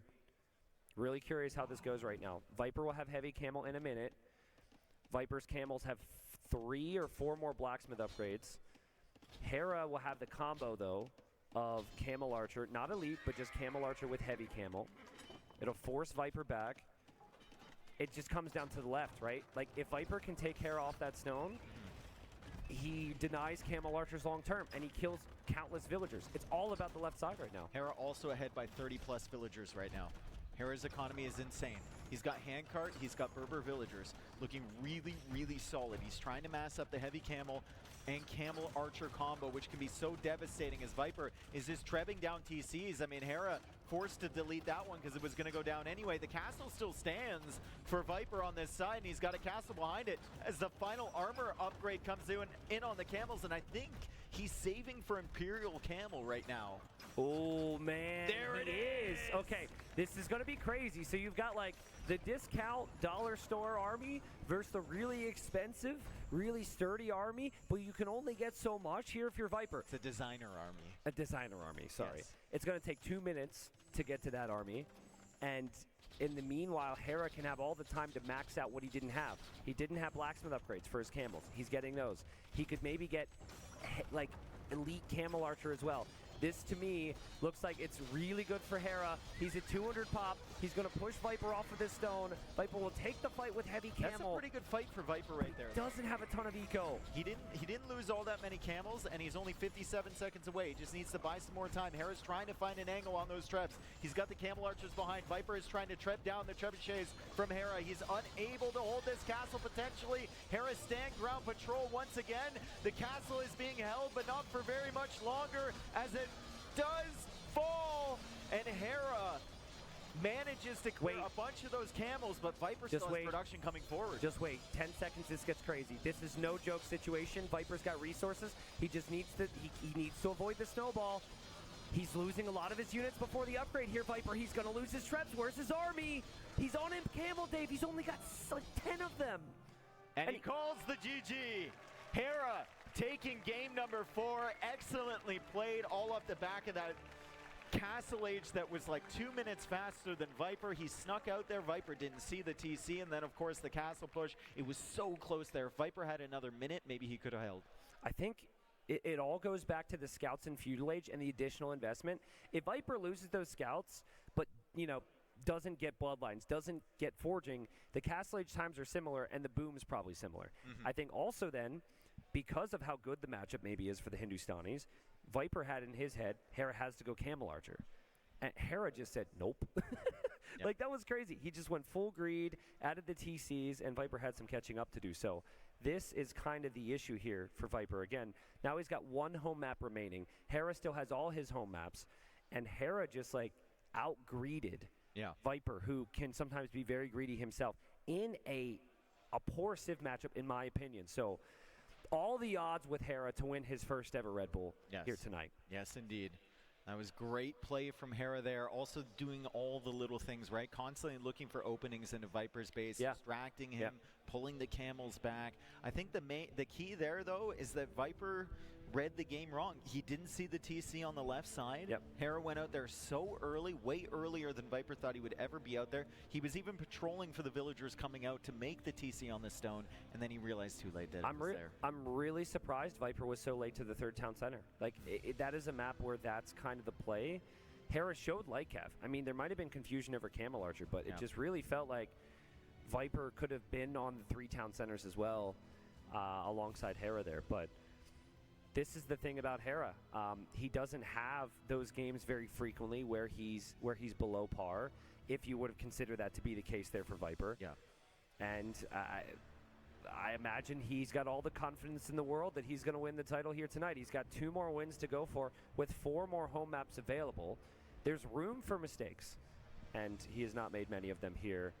As again, we see the amazing drone footage from above the castle. This is just so freaking sick, man. This is so sick. Thank you to the very strong breeze as well, making it look even more incredible from above. I hope, viewers, you are not taking this for granted. Red Bull, World's Edge, everyone who's played their role, thank you so much for this. This has been so amazing. It's been incredible. It's like a dream. It is. And you don't want it to end. So can we please go to 9 games here, gentlemen? Viper, very much. He's just going to get his home maps out of the way to start like the Cinderella story, the crazy comeback that he's going to need now. Remember, massage. It's a best of 9. And so if it's a best of 9, Viper could still lose this and then come back, but he would need to win 4 straight. 4 straight, and he's going for Bengalis indeed. Remember that Hera has the Vikings available. Golden Stream has already been played. He didn't play them there. And there's the Berserker icon. Let's see what Viper can do with the Bengalis against the Vikings. His teammate Tato did it against Leary earlier in the tournament. He managed to come back with the Bengalis and do a good job there, but I mean, it's tough. Well, remember, like one of Hera's best friends is Leary, right? And earlier in the day, it was just Hera Leary sitting there scheming up ways to beat the Viper today, things to try and do. And so this is a matchup that the Hera's going to have a lot of intel on, same with Viper. And you and I both felt that Leary maybe should have won that game with the Vikings. So I think there's actually a very clear example as we enter game number 5 here. Thank you, folks. I think there's a very clear example on maybe what could have gone a bit differently. But we're going to have just some spearmen and scouts out in the middle of the map on a map that has a lot of water, but there is this little somewhat useless sparse island in the middle. I would not suggest building any archer ranges there, but that does allow some like control. Yes, I guess, but it's not really gonna factor in here a ton, I would say. I think the meta play on this has become open stable. You go for the scouts, you try and pick away, you try and prevent your opponent from walling, you look for opportunities, and then maybe even go forward with an archery range like Viper is doing right now.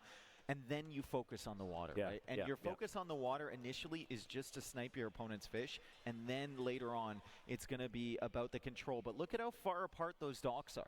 It's going to take a very long time to snipe the fish, as Viper is going for a sneaky dock on Hera's side and sending the villager deep into enemy territory. This is really interesting here. So I feel as though Vikings are the best civ on this map, provided it just turns into a water opening in Castle.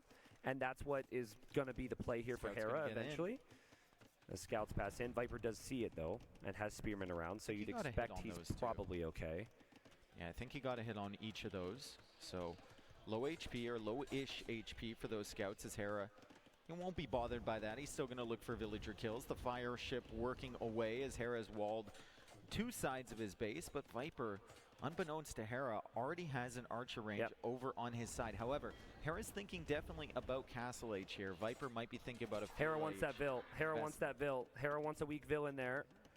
He's not that really weak. Wants it. He's not that weak. And Viper is not allowed it. Nice shot from Viper here. I mean, the 2 scouts getting in is annoying. Yes. But it's kind of nice, too, because Hera doesn't have any more scouts, so guess what he's not going to ever look for? He's never going to find, he's never going to auto-scout or do a loop around and find that there's a sneak archery range right next to his base. Yeah, and Hera's devoting all of his attention towards not losing these scouts as Viper quick walls in the weak villager. Hera looking for another one. He's prowling. Hera's having fun right now. He's having fun. He loves Wouldn't it be fun to be this good? I think so. Fire galleys from Viper, by the way. I think they found the second dock from Hera along the shoreline, and now they're harassing the fish and the galleys. So Hera is heading out with the galleys, going to attempt to snipe the fish from Viper. One good thing about galleys is if you engage with the fire galleys early, you pull away the wounded ones, they will heal up over time. Yeah, it's very slow. Use them again. Now, Viper is going to be on 2 docks, which Hera also won't know about because of his lack of scouting intel. So what you could do if you're Viper is you could just hide your fish or even split them up, right? If you have 5 fishing ships, put 3 on one dock and 2 on another. Can you ever think about, I know this is kind of out of left field, or rather right field on Hera's base, but if Viper builds up archers here, can you think about some sort of like sneaky siege tower play or something like that? Oh, I love where your brain's at. But I think every time I've seen Vikings struggle, it's just 2 mangonels, right? You're going to break through the wall right away. You then have that mangonel to be able to do some real damage against the TCs. So can you hit the scout, please? It did take damage.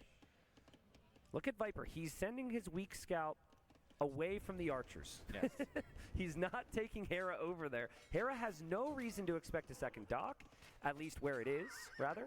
And Hera has no reason to expect the archers from Viper. And so look, Viper has 5 fishing ships. He's adding in some more fire galleys, but Hera's about to be into the Castle Age, and then he will be able to afford longboats. Look at his resources right now, Tristan. Yep. 600 food in the bank, 400 gold, 300 wood, and he's adding that second town center over near those exposed walls as he finds another random villager from Viper. Viper with the quick walls. Not today, my friend. Yeah, so that is most likely a sneak dock to kill some fishing ships. Yes.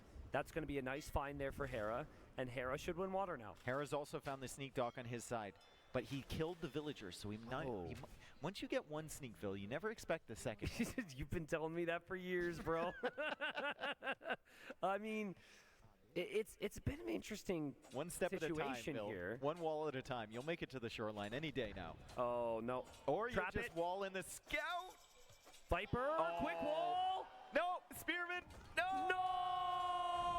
Nice snipe from Hera. That's lovely, because Hera already had an idea this was coming. It might not have been the biggest problem ever, but that makes his life a little bit easier. 3 TC boom for Hera. He's got maybe the best water civ in the game. He's up 3-1, and Viper has crossbows. But they're heading towards the town center. But they haven't done anything yet, and it's expensive to get to all this. And he's losing water, and he may be losing hope, and he needs those crossbows to do something. Can they do anything? They're attacking the wood line, I believe, as the fires are going in, and Hera knows about the crossbows now. I think he spotted it. Yeah, I think Hera saw it because the villagers on wood were relocated there. Yeah. Unfortunately for Viper, the TC was there, and now he has to go through the house instead of the palisade as Viper now goes over to this other wood line. I believe that's fully walled, though. No overchops on this side. Viper's still looking for opportunities. Hera adding 2 more stables with the Vikings. Well, he can protect. Viper can't be going where he's going now. Viper's crossbows will just be killed off by the longboats. So Viper's got to be careful, but... He's sending 2 more vills. Viper is sending 2 more villagers. He's going across. Fires just trying to hold the Navy at bay from Hera. Viper still with a few fishing ships. Will he see the vills? Will it be in time? Has he done the math? Did Viper lose the other vill? I thought he had one over there yet. Yeah, he must have lost it somewhere. He must have lost it. So he sends in 2 more vills. He goes for the monastery, maybe the siege workshop, couple more town centers. If he can keep Hera distracted on land, he can boom up his eco behind. Agreed. But the knights are going to be a problem. Yep, big problem. Hera is he's just on fire right now. Like, he seems like he's one step ahead. Maybe it's a little bit of Viper, being disappointed with the situation. I don't know. But, like, Hera doing all the small things. He sniped the dock villager knowing he's going to take the fishing ships. He's not seeing this. But knights, dude? Knights with Vikings? I mean, if you have the fish and the farms, even if you don't have bloodlines, knights could be a solid option that Viper wouldn't expect. I think Viper is going to have to be very reactive with the walls at home and very careful with this army forward, because Hera is going to be planning on getting that second armor upgrade and then just wiping through the crossbows. However, Hera going into knights here, if Viper builds up monks, he might be able to defend those crossbows, and this is going to take food away and gold away from going up to imp for Hera. Yep. So it's buying Viper some time. He's got double monastery against Viking knights. Like, he could defend against that potentially as the demo comes in, takes out 1 longboat, and the crossbows potentially in at the south, but I think Hera has chased that away for the time being. Yeah, crossbows are going to move away for Viper back to the monasteries. Now, think about what you just said, right? The importance of this next step for Viper's push. Him losing those vills was critical for Hera. Knights from Hera, I believe, looking at the minimap, Knights from Hera, I believe, are going through the south of his base. They're going to ambush the crossbows, but the monks are there. Monks are there. Double monk for Viper. Hera! As he gets both of the Knights from Hera. Hera not even killing a single crossbow, and that guy is on stand ground. He's going to change sides as well. Hera didn't expect there to be the next step. Horn guy is blowing his horn. He killed the Vils, Dave. He killed the Vils. He knew it was only an archer range. He never expected Viper to be back with monks. He certainly is not going to expect the siege. And now he's teched the Knights with one of the worst things the Vikings could go for. And he's going to have to really find some answers at his base. Hera. 0 on gold for Hera right now. Does he have gold? He's making a TC in the south. Is there any gold? Yeah, there's a gold in the south where he's making the new TC. Okay, that's good. That he needs some gold right now. Even with gold, he could have some problems. Viper still could be raided by some Knights. I'm seeing some Vils walking across. I guess that's the waypoint for Viper being set accidentally. These two Vils are going back for some reason. Viper doesn't know where his Vils are, but it doesn't matter because he knows where his army is, and it's in the middle of Hera's economy. As the Knights are killing the villagers now from Viper, he should be able to deal with that. Villagers walking Shift change. That is Viper, funnily enough, with a waypoint issue, and then also sending his idle villagers back to work at home. So weird. It's been a crazy day. And Viper trying to push. Viper losing his monks to the town center. He loses 3 monks. 3 monks, and Hera maintains such a nice eco lead still. And his light cav are going to kill the monks, not the siege. But he's in a position to hold this, Dave. And then, again, he's still got all that control on the water. And the res collected, too. Like, Vikings are Vikings, right? We've got Wheelbarrow in for free. You got Handcart in for free. Sure, Bengalis get the extra villagers, but Hera's killed a lot of villagers along the way as that elephant works away on the second stable. That's probably a good thing for Hera at this point. Although he's added another one behind. More light cav trying to come in here. Viper really wishing he hadn't lost those 4 monks to the town center as he's blocking the Knight with the Mangonel. That's a sick play right there. I mean, these light cav are weak, dude. They are so weak. One attack round with the Mangonel, and then these crossbows, and they're toast. He's healing him up. He's healing him up, though. He's getting ready. Viper's got a couple monks. He's got a couple more Knights on this side. I don't think Hera can fight this right now. Like, I think he needs to go for something else. More light cav. Okay, +2 armor. More Knights. I like that. Fire's still working away on the fishing ships. That's a nice touch there from Viper. Viper didn't have Sanctity before, so he's getting it now as the Knights continue to run through here. This is no longer just about this push, because Viper is using this control to switch back on water. We got fire galleys coming out nonstop. Hera will have to try and focus on that as well, as his starting TC is still being pressured by the Viper. Let's not forget that lead that the Vikings had against Viper, or against Tato in the Leary Tato games. The Bengalis, if they stay on land, they can hold on, they can do some crazy things. Viper is going to try and defend. He'll lose his siege, but let's see, will he lose his crossbows? It feels like he might, because there's Knights in the mix, and Hera will get conversions, and Hera dives on the crossbows and will push this back with Vikings. Yeah, that +2 armor coming in clutch there. Sanctity for Viper, not enough. He gets a couple conversions, but the crossbows will die. Still, he's done a lot of damage with this push. Hera will have some comfort now, but remember, Viper was teching back into the water. There's still longboats there for Hera. Here come the fire ships from Viper as Hera clears up the army finally, and he's working away on that siege workshop. Hera's just insane. Like, 44 on food when the front of your base is being pushed. Yep. And like any normal human would assume that you would clear up the land and then have issues on water, but he noticed this as well. And the longboats are just going to destroy everything. It's not going to happen on land right now for Viper. It's not going to happen on water right now for Viper. Something needs to happen for Viper, Dave, or this is just going to be Hera time and time again, and it's going to be a 5-1 victory for Hera. Here come more docks. Here come more docks from Viper. It looks like he wants to click up. Hera also wants to click up, lacking the gold supply right now, though. 112 villagers for him. Viper does have the building, so he can click up as soon as he has the food, and here he goes. No, he queues up some more spearmen. Viper, it's time to go up. There we go. Yeah, he clicks up. He's going to drop barracks at home. Does feel a little awkward to have to make some spears against Viking Knights, but he does need them after all, and I think he's pretty much giving up the land push now, right? Hera drops a castle to lock that down, and we're going to head to the Imperial Age for both, and it is going to be Viking Navy, full longboats. Hera already on 15 of them against Bengali Navy that does regenerate.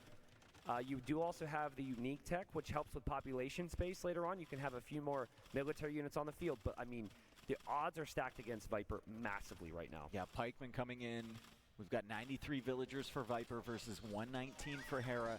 Transport ship as well for Hera, so maybe even thinking about, like, going out for the relics? Yeah, I mean, on the water? I don't know if we've seen a single relic brought in on this map in this tournament, because it's really annoying. It takes more of your time than anything, but Hera has time. He's chilling. He's got a massive lead, and Viper's docks are not going to be up much longer. I'd actually like to see Hera just walk forward, drop a castle. I wouldn't mind to see him even consider something like Siege Ram, just to push into the base. It really helps with the water fights as well. But even taking out the docks with Viking Knights and Lycav. Res collected difference, almost 8,000 more for Hera, and another game where he's found himself in the early town centers, and you can't break him. And then from there, he's flying in the Imperial Age. Viper, 30 seconds away from him. Hera, 20 seconds away from him. As that demo is about to come out from this dock, it is stuck inside, but what do you do with that? There's not enough Navy here to push back the longboats. A shot. There it is. Viper tries. It doesn't kill his ship. Hera, just a slight misclick there.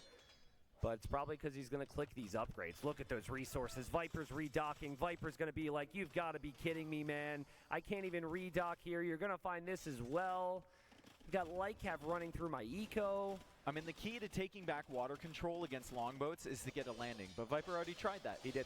He already tried it. So now he's just going to keep trying to make docks as he takes out the Lightcap with his demo. He's going to keep trying to make docks, but Hera's going to keep finding the docks and keep taking out the docks. We have Bogsvigar on the way now. That will add extra attack for those longboats for Hera. I believe he's on elite longboat. If not, that'll just come in any moment. It's still not elite. But Viper, I think if this is 1-1 right now, Viper actually would have tapped. But because he realizes he's about to be 4-1 down in a best-of-9, doesn't want to do it right away. But he does not look confident if you look at his face right now that he's going to be able to do this one. And maybe the realization sinking in that, like, maybe even Viper starts to doubt himself. Like, man, can I do this? Can I bring this back anymore? Or is he just simply better than me in these settings? It's so tough. Viper calls the GG. Hera takes another game. 4-1 for Hera after game number 5 there. Viper is going to have to find a way back, and if he wants to win this set, he's going to have to win 4 games in a row against Hera. Let's talk about timings, right? Viper built the forward vills. He went for archers, and he lost the villagers there. 3 or 4 minutes later, he strolls across the map and goes for the monks in siege. He did surprise Hera because Hera just thought the vills were done with. But that's a large period of time for Hera to get that economic lead, because Hera's decisions in early Castle Age were just a couple ships and then town centers, and we're talking Vikings eco. So the changing moment in the game, in my opinion, is Viper losing those vills. Now, I don't know what happened to all of them. Maybe they both went to build that one dock. Maybe we missed Hera sniping one with a scout. But he needed one of those villagers to make a siege workshop right away, make the monastery right away, and that puts Hera under pressure before he has time for those resources to flow. Then maybe Hera can't consider the, all the things that he did or afford what he went for there. So 4-1, Hera in the driver's seat. Viper, 0 home maps remaining. This is gonna be such an uphill climb for Viper. If it happens, it would be incredible. It would be. But it is extremely unlikely. Hera, he was the favorite coming into this tournament, and he's proving everyone right now. He is playing at an incredible level. Viper is also playing very well, but, I mean, Hera just seems unstoppable, and he's well on his way to claiming that final tournament championship, the Red Bull Wololo Series. The Viper chants now from the crowd. I think you have to try and pump them up. If you're the crowd right now, Viper, you have to remember that in multiple games, this was just really close. What we've seen from Viper since the Mountain Dunes game is he's been trying to go for things that aren't in his playstyle necessarily. He's been going for like timing attacks and not focusing on economy himself. It almost feels like he's starting to think now that maybe Harris has that slight edge with that meta play. So this is quite a map to go to here in a Game 5 when Viper looks disappointed. Yes. This is Viper's choice, the map Depression. He will need to win here. He will need to conquer Depression and keep going here. I think he did really well yesterday with the Cumans. Now, obviously, he forgot about Bodcanero. Yeah. At least not initially. He didn't want to invest into it, but he forgot about it later. But still, the production with them was insane. His army groupings were insane. He was always on the attack. Now, obviously, he doesn't have Cumans in this draft, but still, Viper knows the key to this map, and it is non-stop attack. It's keep coming at your enemy, never give them a moment to breathe. Unfortunately, Hera is really good at doing that as well, and really good at managing attacks like that. I think we see hunts here from Viper. Yeah. And I think we see a strategy as we see information about Hera. His Depression is very snowbally and has a lot of areas to defend, making it one of the most technically challenging maps. Change a couple words there, and you're talking mental health. Thank you, Hera. Thank you, Hera. Appreciate it. But back to my point, I think we see a labbed out strategy here. I had some early conversations on day one that there's something that's been tested. Now, we've already kind of seen the approach, and it's based around getting 2 towers, one on your wood and one on your gold tier. Yep. We've seen a lot of cav archers today. I think Huns, towers to protect resources, a bit of greed from Viper, and cav archers. Now, that's not immediate. I think from what I've heard from others, it's typically a range opening, and you adapt based on your opponent. But I'm honestly, I'm not seeing a Viper right now. Even though he can do this, I'm not seeing a Viper that plays scouts into archers, full-on normal metagame transitions. I think he's just going to try and take some risks to get some momentum back, get his mentality back in it. If you got to win 4 games in a row, there's going to be risks along the way. You can't be afraid of it. Agreed. Can't be afraid of it. So you have to trust in yourself. Hera has Tatars, and I think Tatars are one of the best civs on this map, arguably better than Huns, as the free thumb ring upgrade, and plus the hill bonus at play is super strong. And yeah, I would guess we see Tatars Huns here. That would be Viper's #1 civ pick. But you got to use it. You got to get your win somewhere, Dave. I wonder where he uses Gajaras. I thought Gajaras was going to be on Shrubland, actually, because it feels really good against Franks. Yeah. And Portuguese work more on other maps, but obviously he's already played Shrubland. I'd almost need to see the maps again. I think they're all very similar. I think Karst is probably a no for me. I think he'd probably want to go for Gajaras somewhere other than that. He could skip Gajaras technically. I think he would have 1 leftover civ. But he picked it early enough where I'm not really sure. Ooh, we're getting ready here, and it looks like Hera is going for the Tatars on Depression. You called it out, and it's the Magyars. Okay. For Viper. I forgot he had Magyars. So Magyars are great with the scout opening and great with the cav archers because they can build the cav archers faster. Viper may go really aggressive in Feudal Age here, actually, because why not if you have the cheap scouts and foraging? But in mid-game, feels like a cav archer map for me, and it's really hard to protect. You get 3 lumber camps around the backside. Sometimes what you'll see players do, because 2 of the lumber camps will generate next to each other, so you have 8 vills there, and there's this little lonely lumber camp on the back, like on the far side away from that with 4. Yeah. So just move those 4 to the other 2 lumber camps. Get those 4 exposed ones out of the way, and it just allows for an easier wall up. All right, building up into the 6th game here. Hera is up 4-1 right now over the Viper. Viper needs 4 wins in a row to take this back. 1 win here is a good start. He's got Magyars. Hera has Tatars, and the map is Depression. Viper fans, let me hear ya. Your boy needs it if he wants to come back. So let's see exactly how this works for Viper. Right off the bat, I want to point out that lumber camp to the north of his TC. Very exposed, those 4. You could move them to the other lumber camps in theory. Hera's got a ton on gold, archer opening, and he's doing exactly what we said. Yep. He's going to send 5 vills to the stone. He's going to get 50 stone, which will allow him to tower his gold, and he's probably already towering his wood. Yeah, so you protect all your wood. You protect your gold. and you mark it, you go Castle Age, you go CA. This is a strategy that some other GL players were talking about, and Hera clearly knows about it as Nice Viper quick walls in his villager here. Nice quick walls from Viper. He's not going to lose that build just yet. Now he's on the chase against that scout, and he's trying to take it out early. As we see Viper adding more scouts of his own, Hera with the archer range instead, and the abandoned lumber camp as you were talking about there. He's towered the wood line, and he's likely going to tower the gold. He mined just enough stone to do so. Yeah, and so the wood should be walled as well, I think. And if your gold is towered, your berries are pretty much the only area you can protect.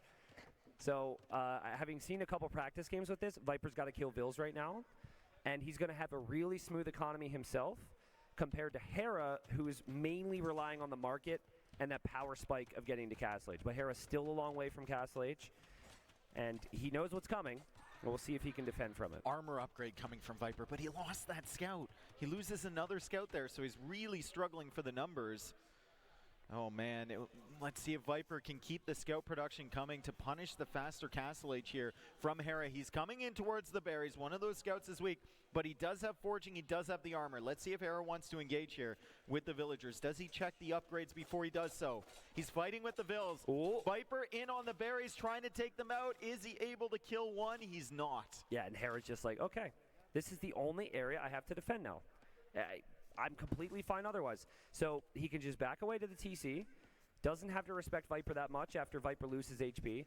And what makes this extremely dangerous is Viper thinks Hera is just going to go Castle Age. And Hera's actually going to sneak a couple archers forward as well. This is just so good from Hera. It's so mind-gamey because Viper knows exactly what Hera's trying to do, but he doesn't know about this. Well, he's got the scouts over here. Does he? He's got the scouts over. He just misses the archers. Oh, dude. So close. We'll see if those archers can actually run around. He's looking. He's looking.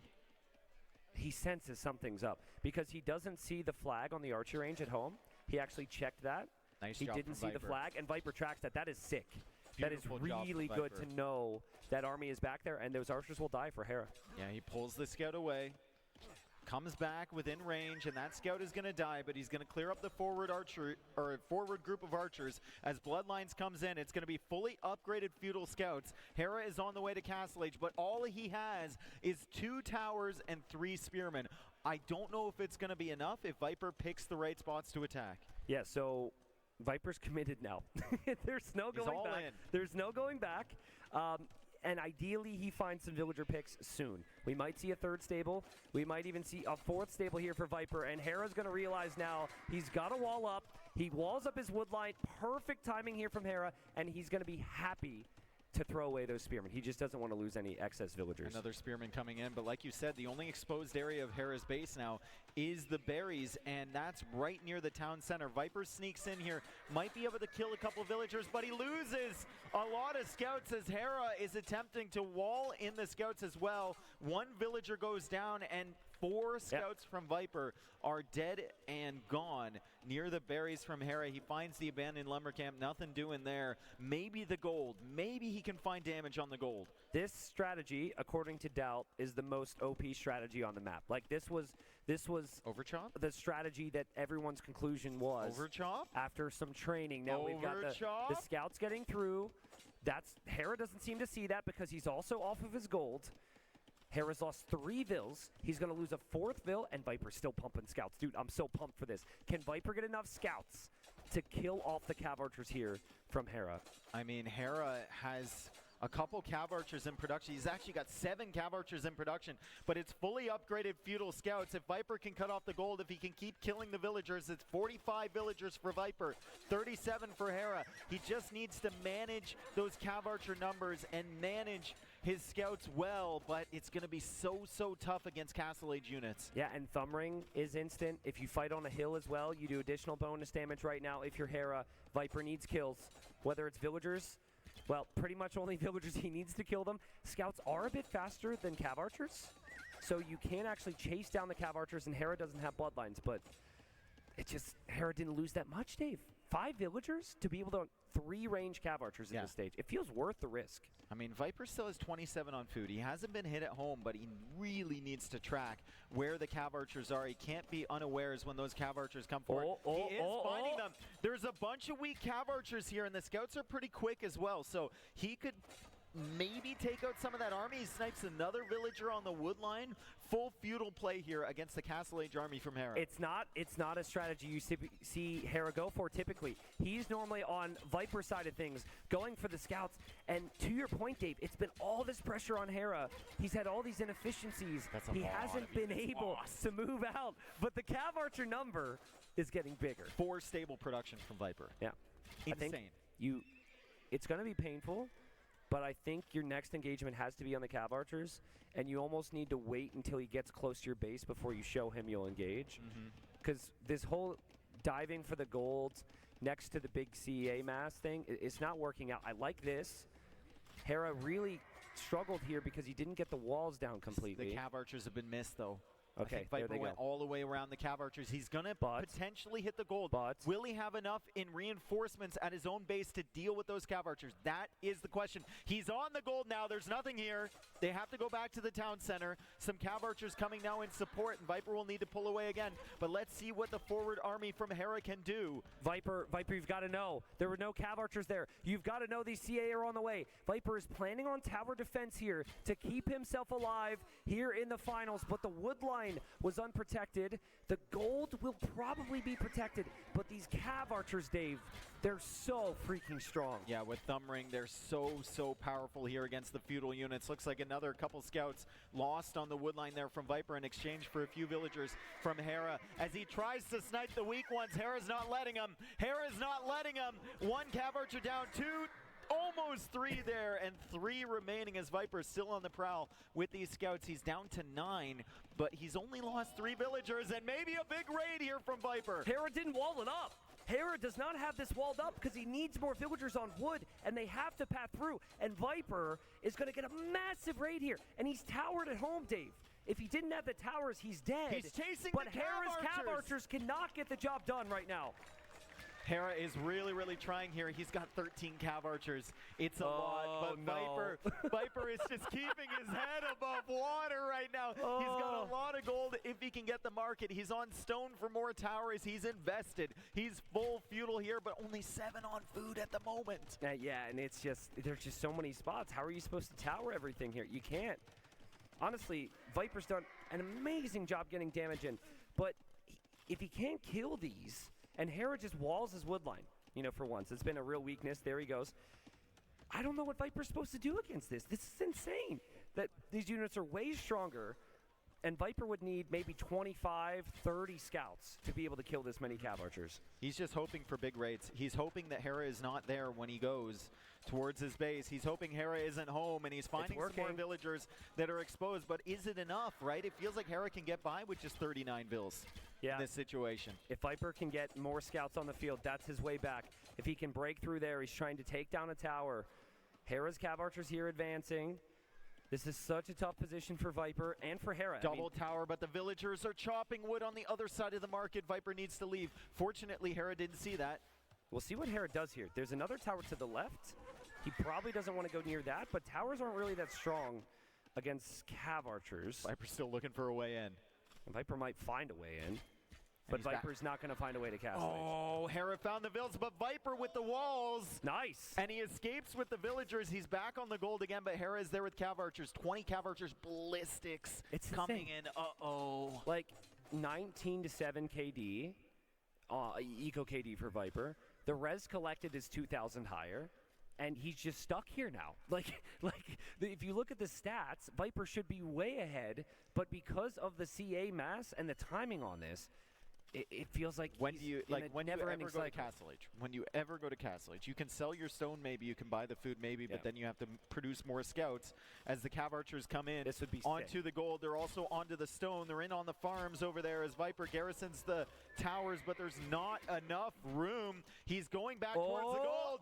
Maybe he can kill a bunch here, but Hera responsive right away. He does, but I mean, the double tower approach on the gold does mean that Viper can stay there. And Viper scouts still continue to pressure Hera.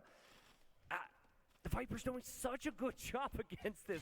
This chaotic situation is so much crazier than you could have expected. He's going to find this wood Great line. quick walls from Hera. Oh my goodness, Holy, dude. those quick walls from Hera.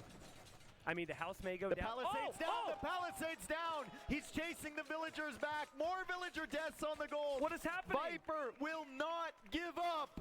The two towers are still fine here. Hera's got to move along. Hera's at 35 builds. 34. Viper's at 52, and there's more villagers. 33, 32. These are cav archers with thumbring, ballistics, and Viper just refuses to quit here. This is insane. What? I mean, Dave, if he can do this and get this much momentum, because this has felt impossible. Can he do it? Who knows? Can he do it? There's still that cav archer mass. The cav archers are avoiding the towers for now, but how long is that going to happen, and how many villagers can you kill? Well, honestly, 33 vills for Hera, 23 cav archers. It's still very, very dangerous for Viper. I'm very curious if we have now reached the point where Hera actually cannot damage Viper's eco. Well, Viper can't damage Hera's because there's nothing left. Yeah, true. Okay, there's definitely plenty of spots that Hera can raid. Oh, that boy. answers my question.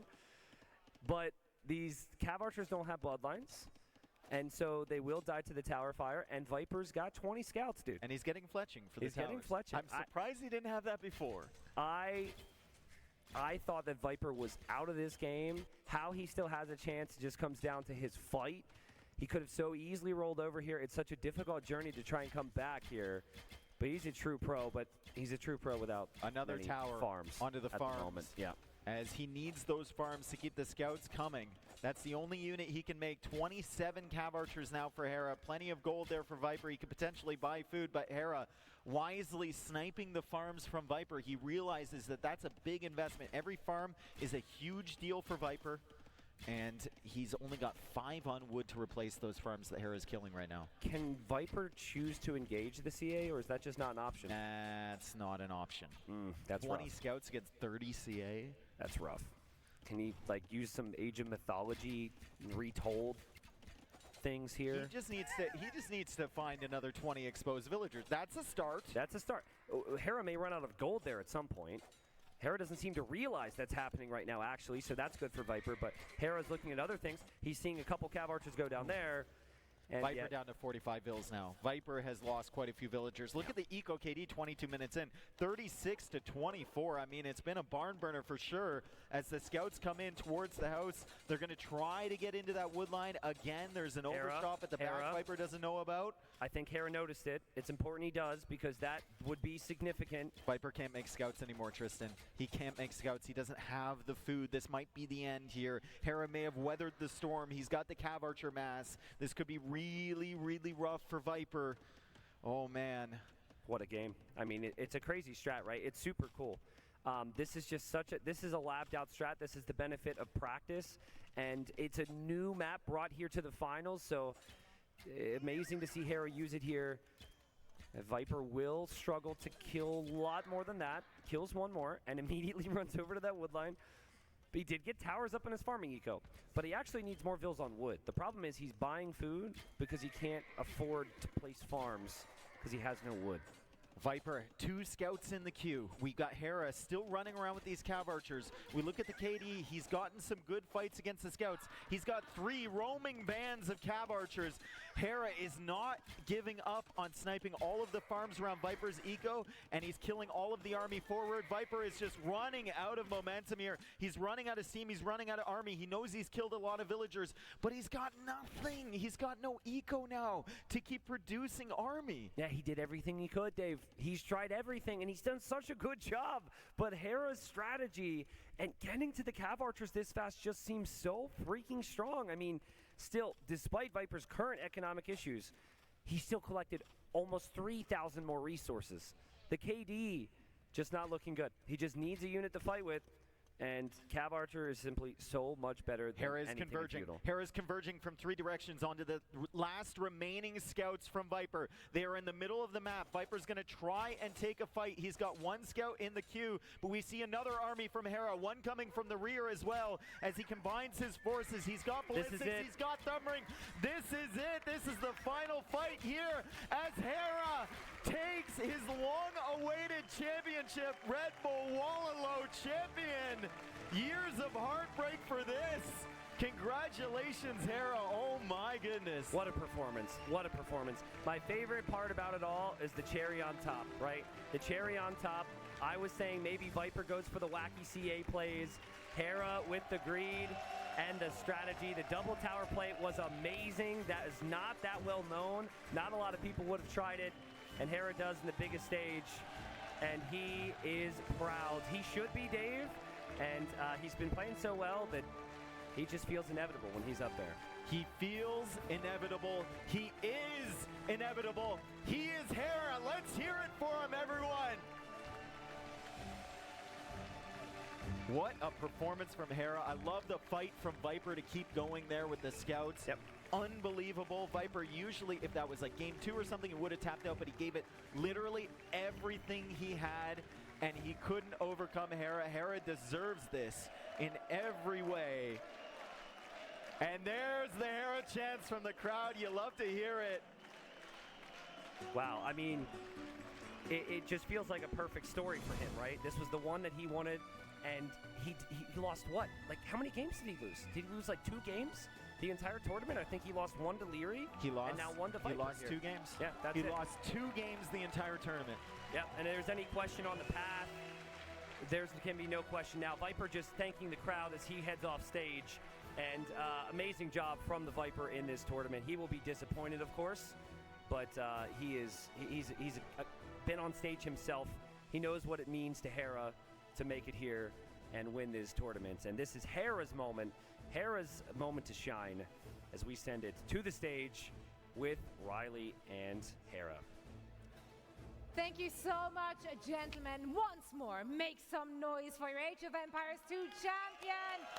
Finally, Hera is collecting that Red Bull Wololo trophy that's been missing. And you did it in a convincing fashion over the course of many days of action and in front of this incredible crowd. What does this trophy and this title mean for you? It means a lot. It means a lot. I worked really hard to finally win a Red Bull, and I think I won the best one, honestly. Hera, I want to ask you, mate, as we turn our attention to the games that we've just seen, Viper did seem to come after you early, right? He was staging raids left and right. He was trying to get into your eco in the early stages and gain an early advantage. You repelled these raids really effectively in the games that you won. Was this something you're anticipating? What's your response when you're under pressure like that? I try to keep making builds, move away, and just try to survive all the pressure he throws at me. That's really the mindset. Honestly, I think spamming like a lot of ranked games helps with that. Like, I want to go like 20-0 on stream. I can't lose the raids, and I think that helps a lot when it comes to like the grand finals moments.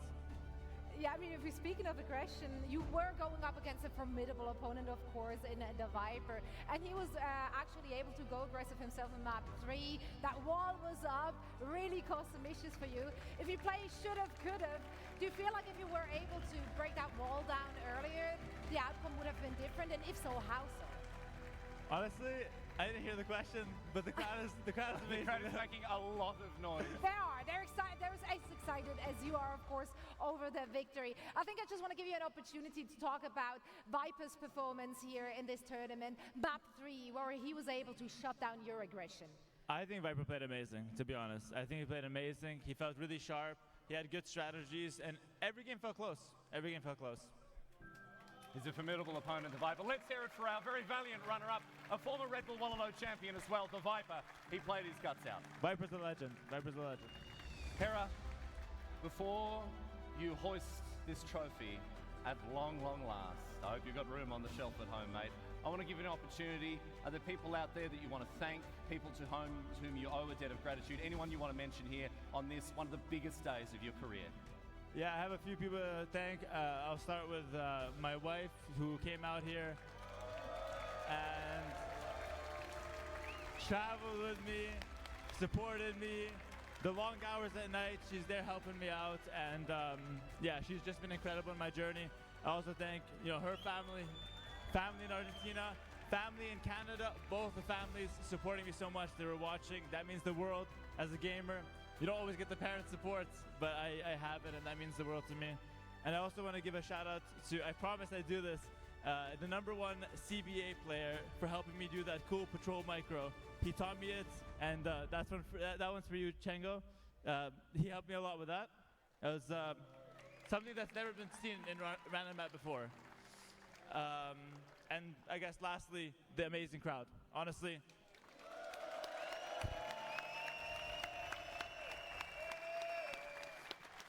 what more can you say? What more can be said?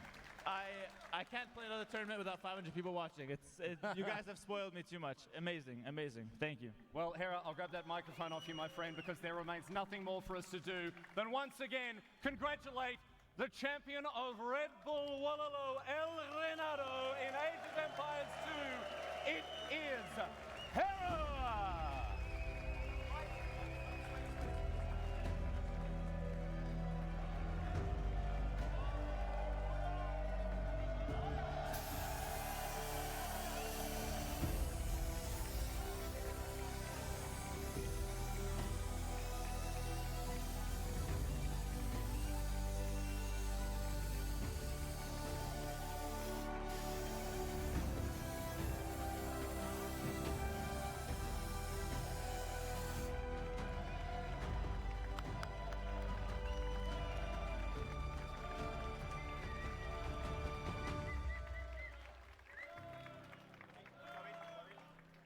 Well, as we wrap up another incredible celebration of this game we all love, Age of Empires, I'd like to welcome the rest of the broadcast team here. If you want to stand in the middle of the stage here, as is only fitting for you, my friend.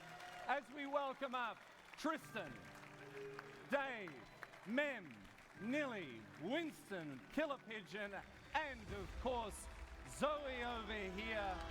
My friends, thank you all so much for being here in Castillo Amorova this weekend. Thank you so much for tuning in wherever you've been around the world to our stream.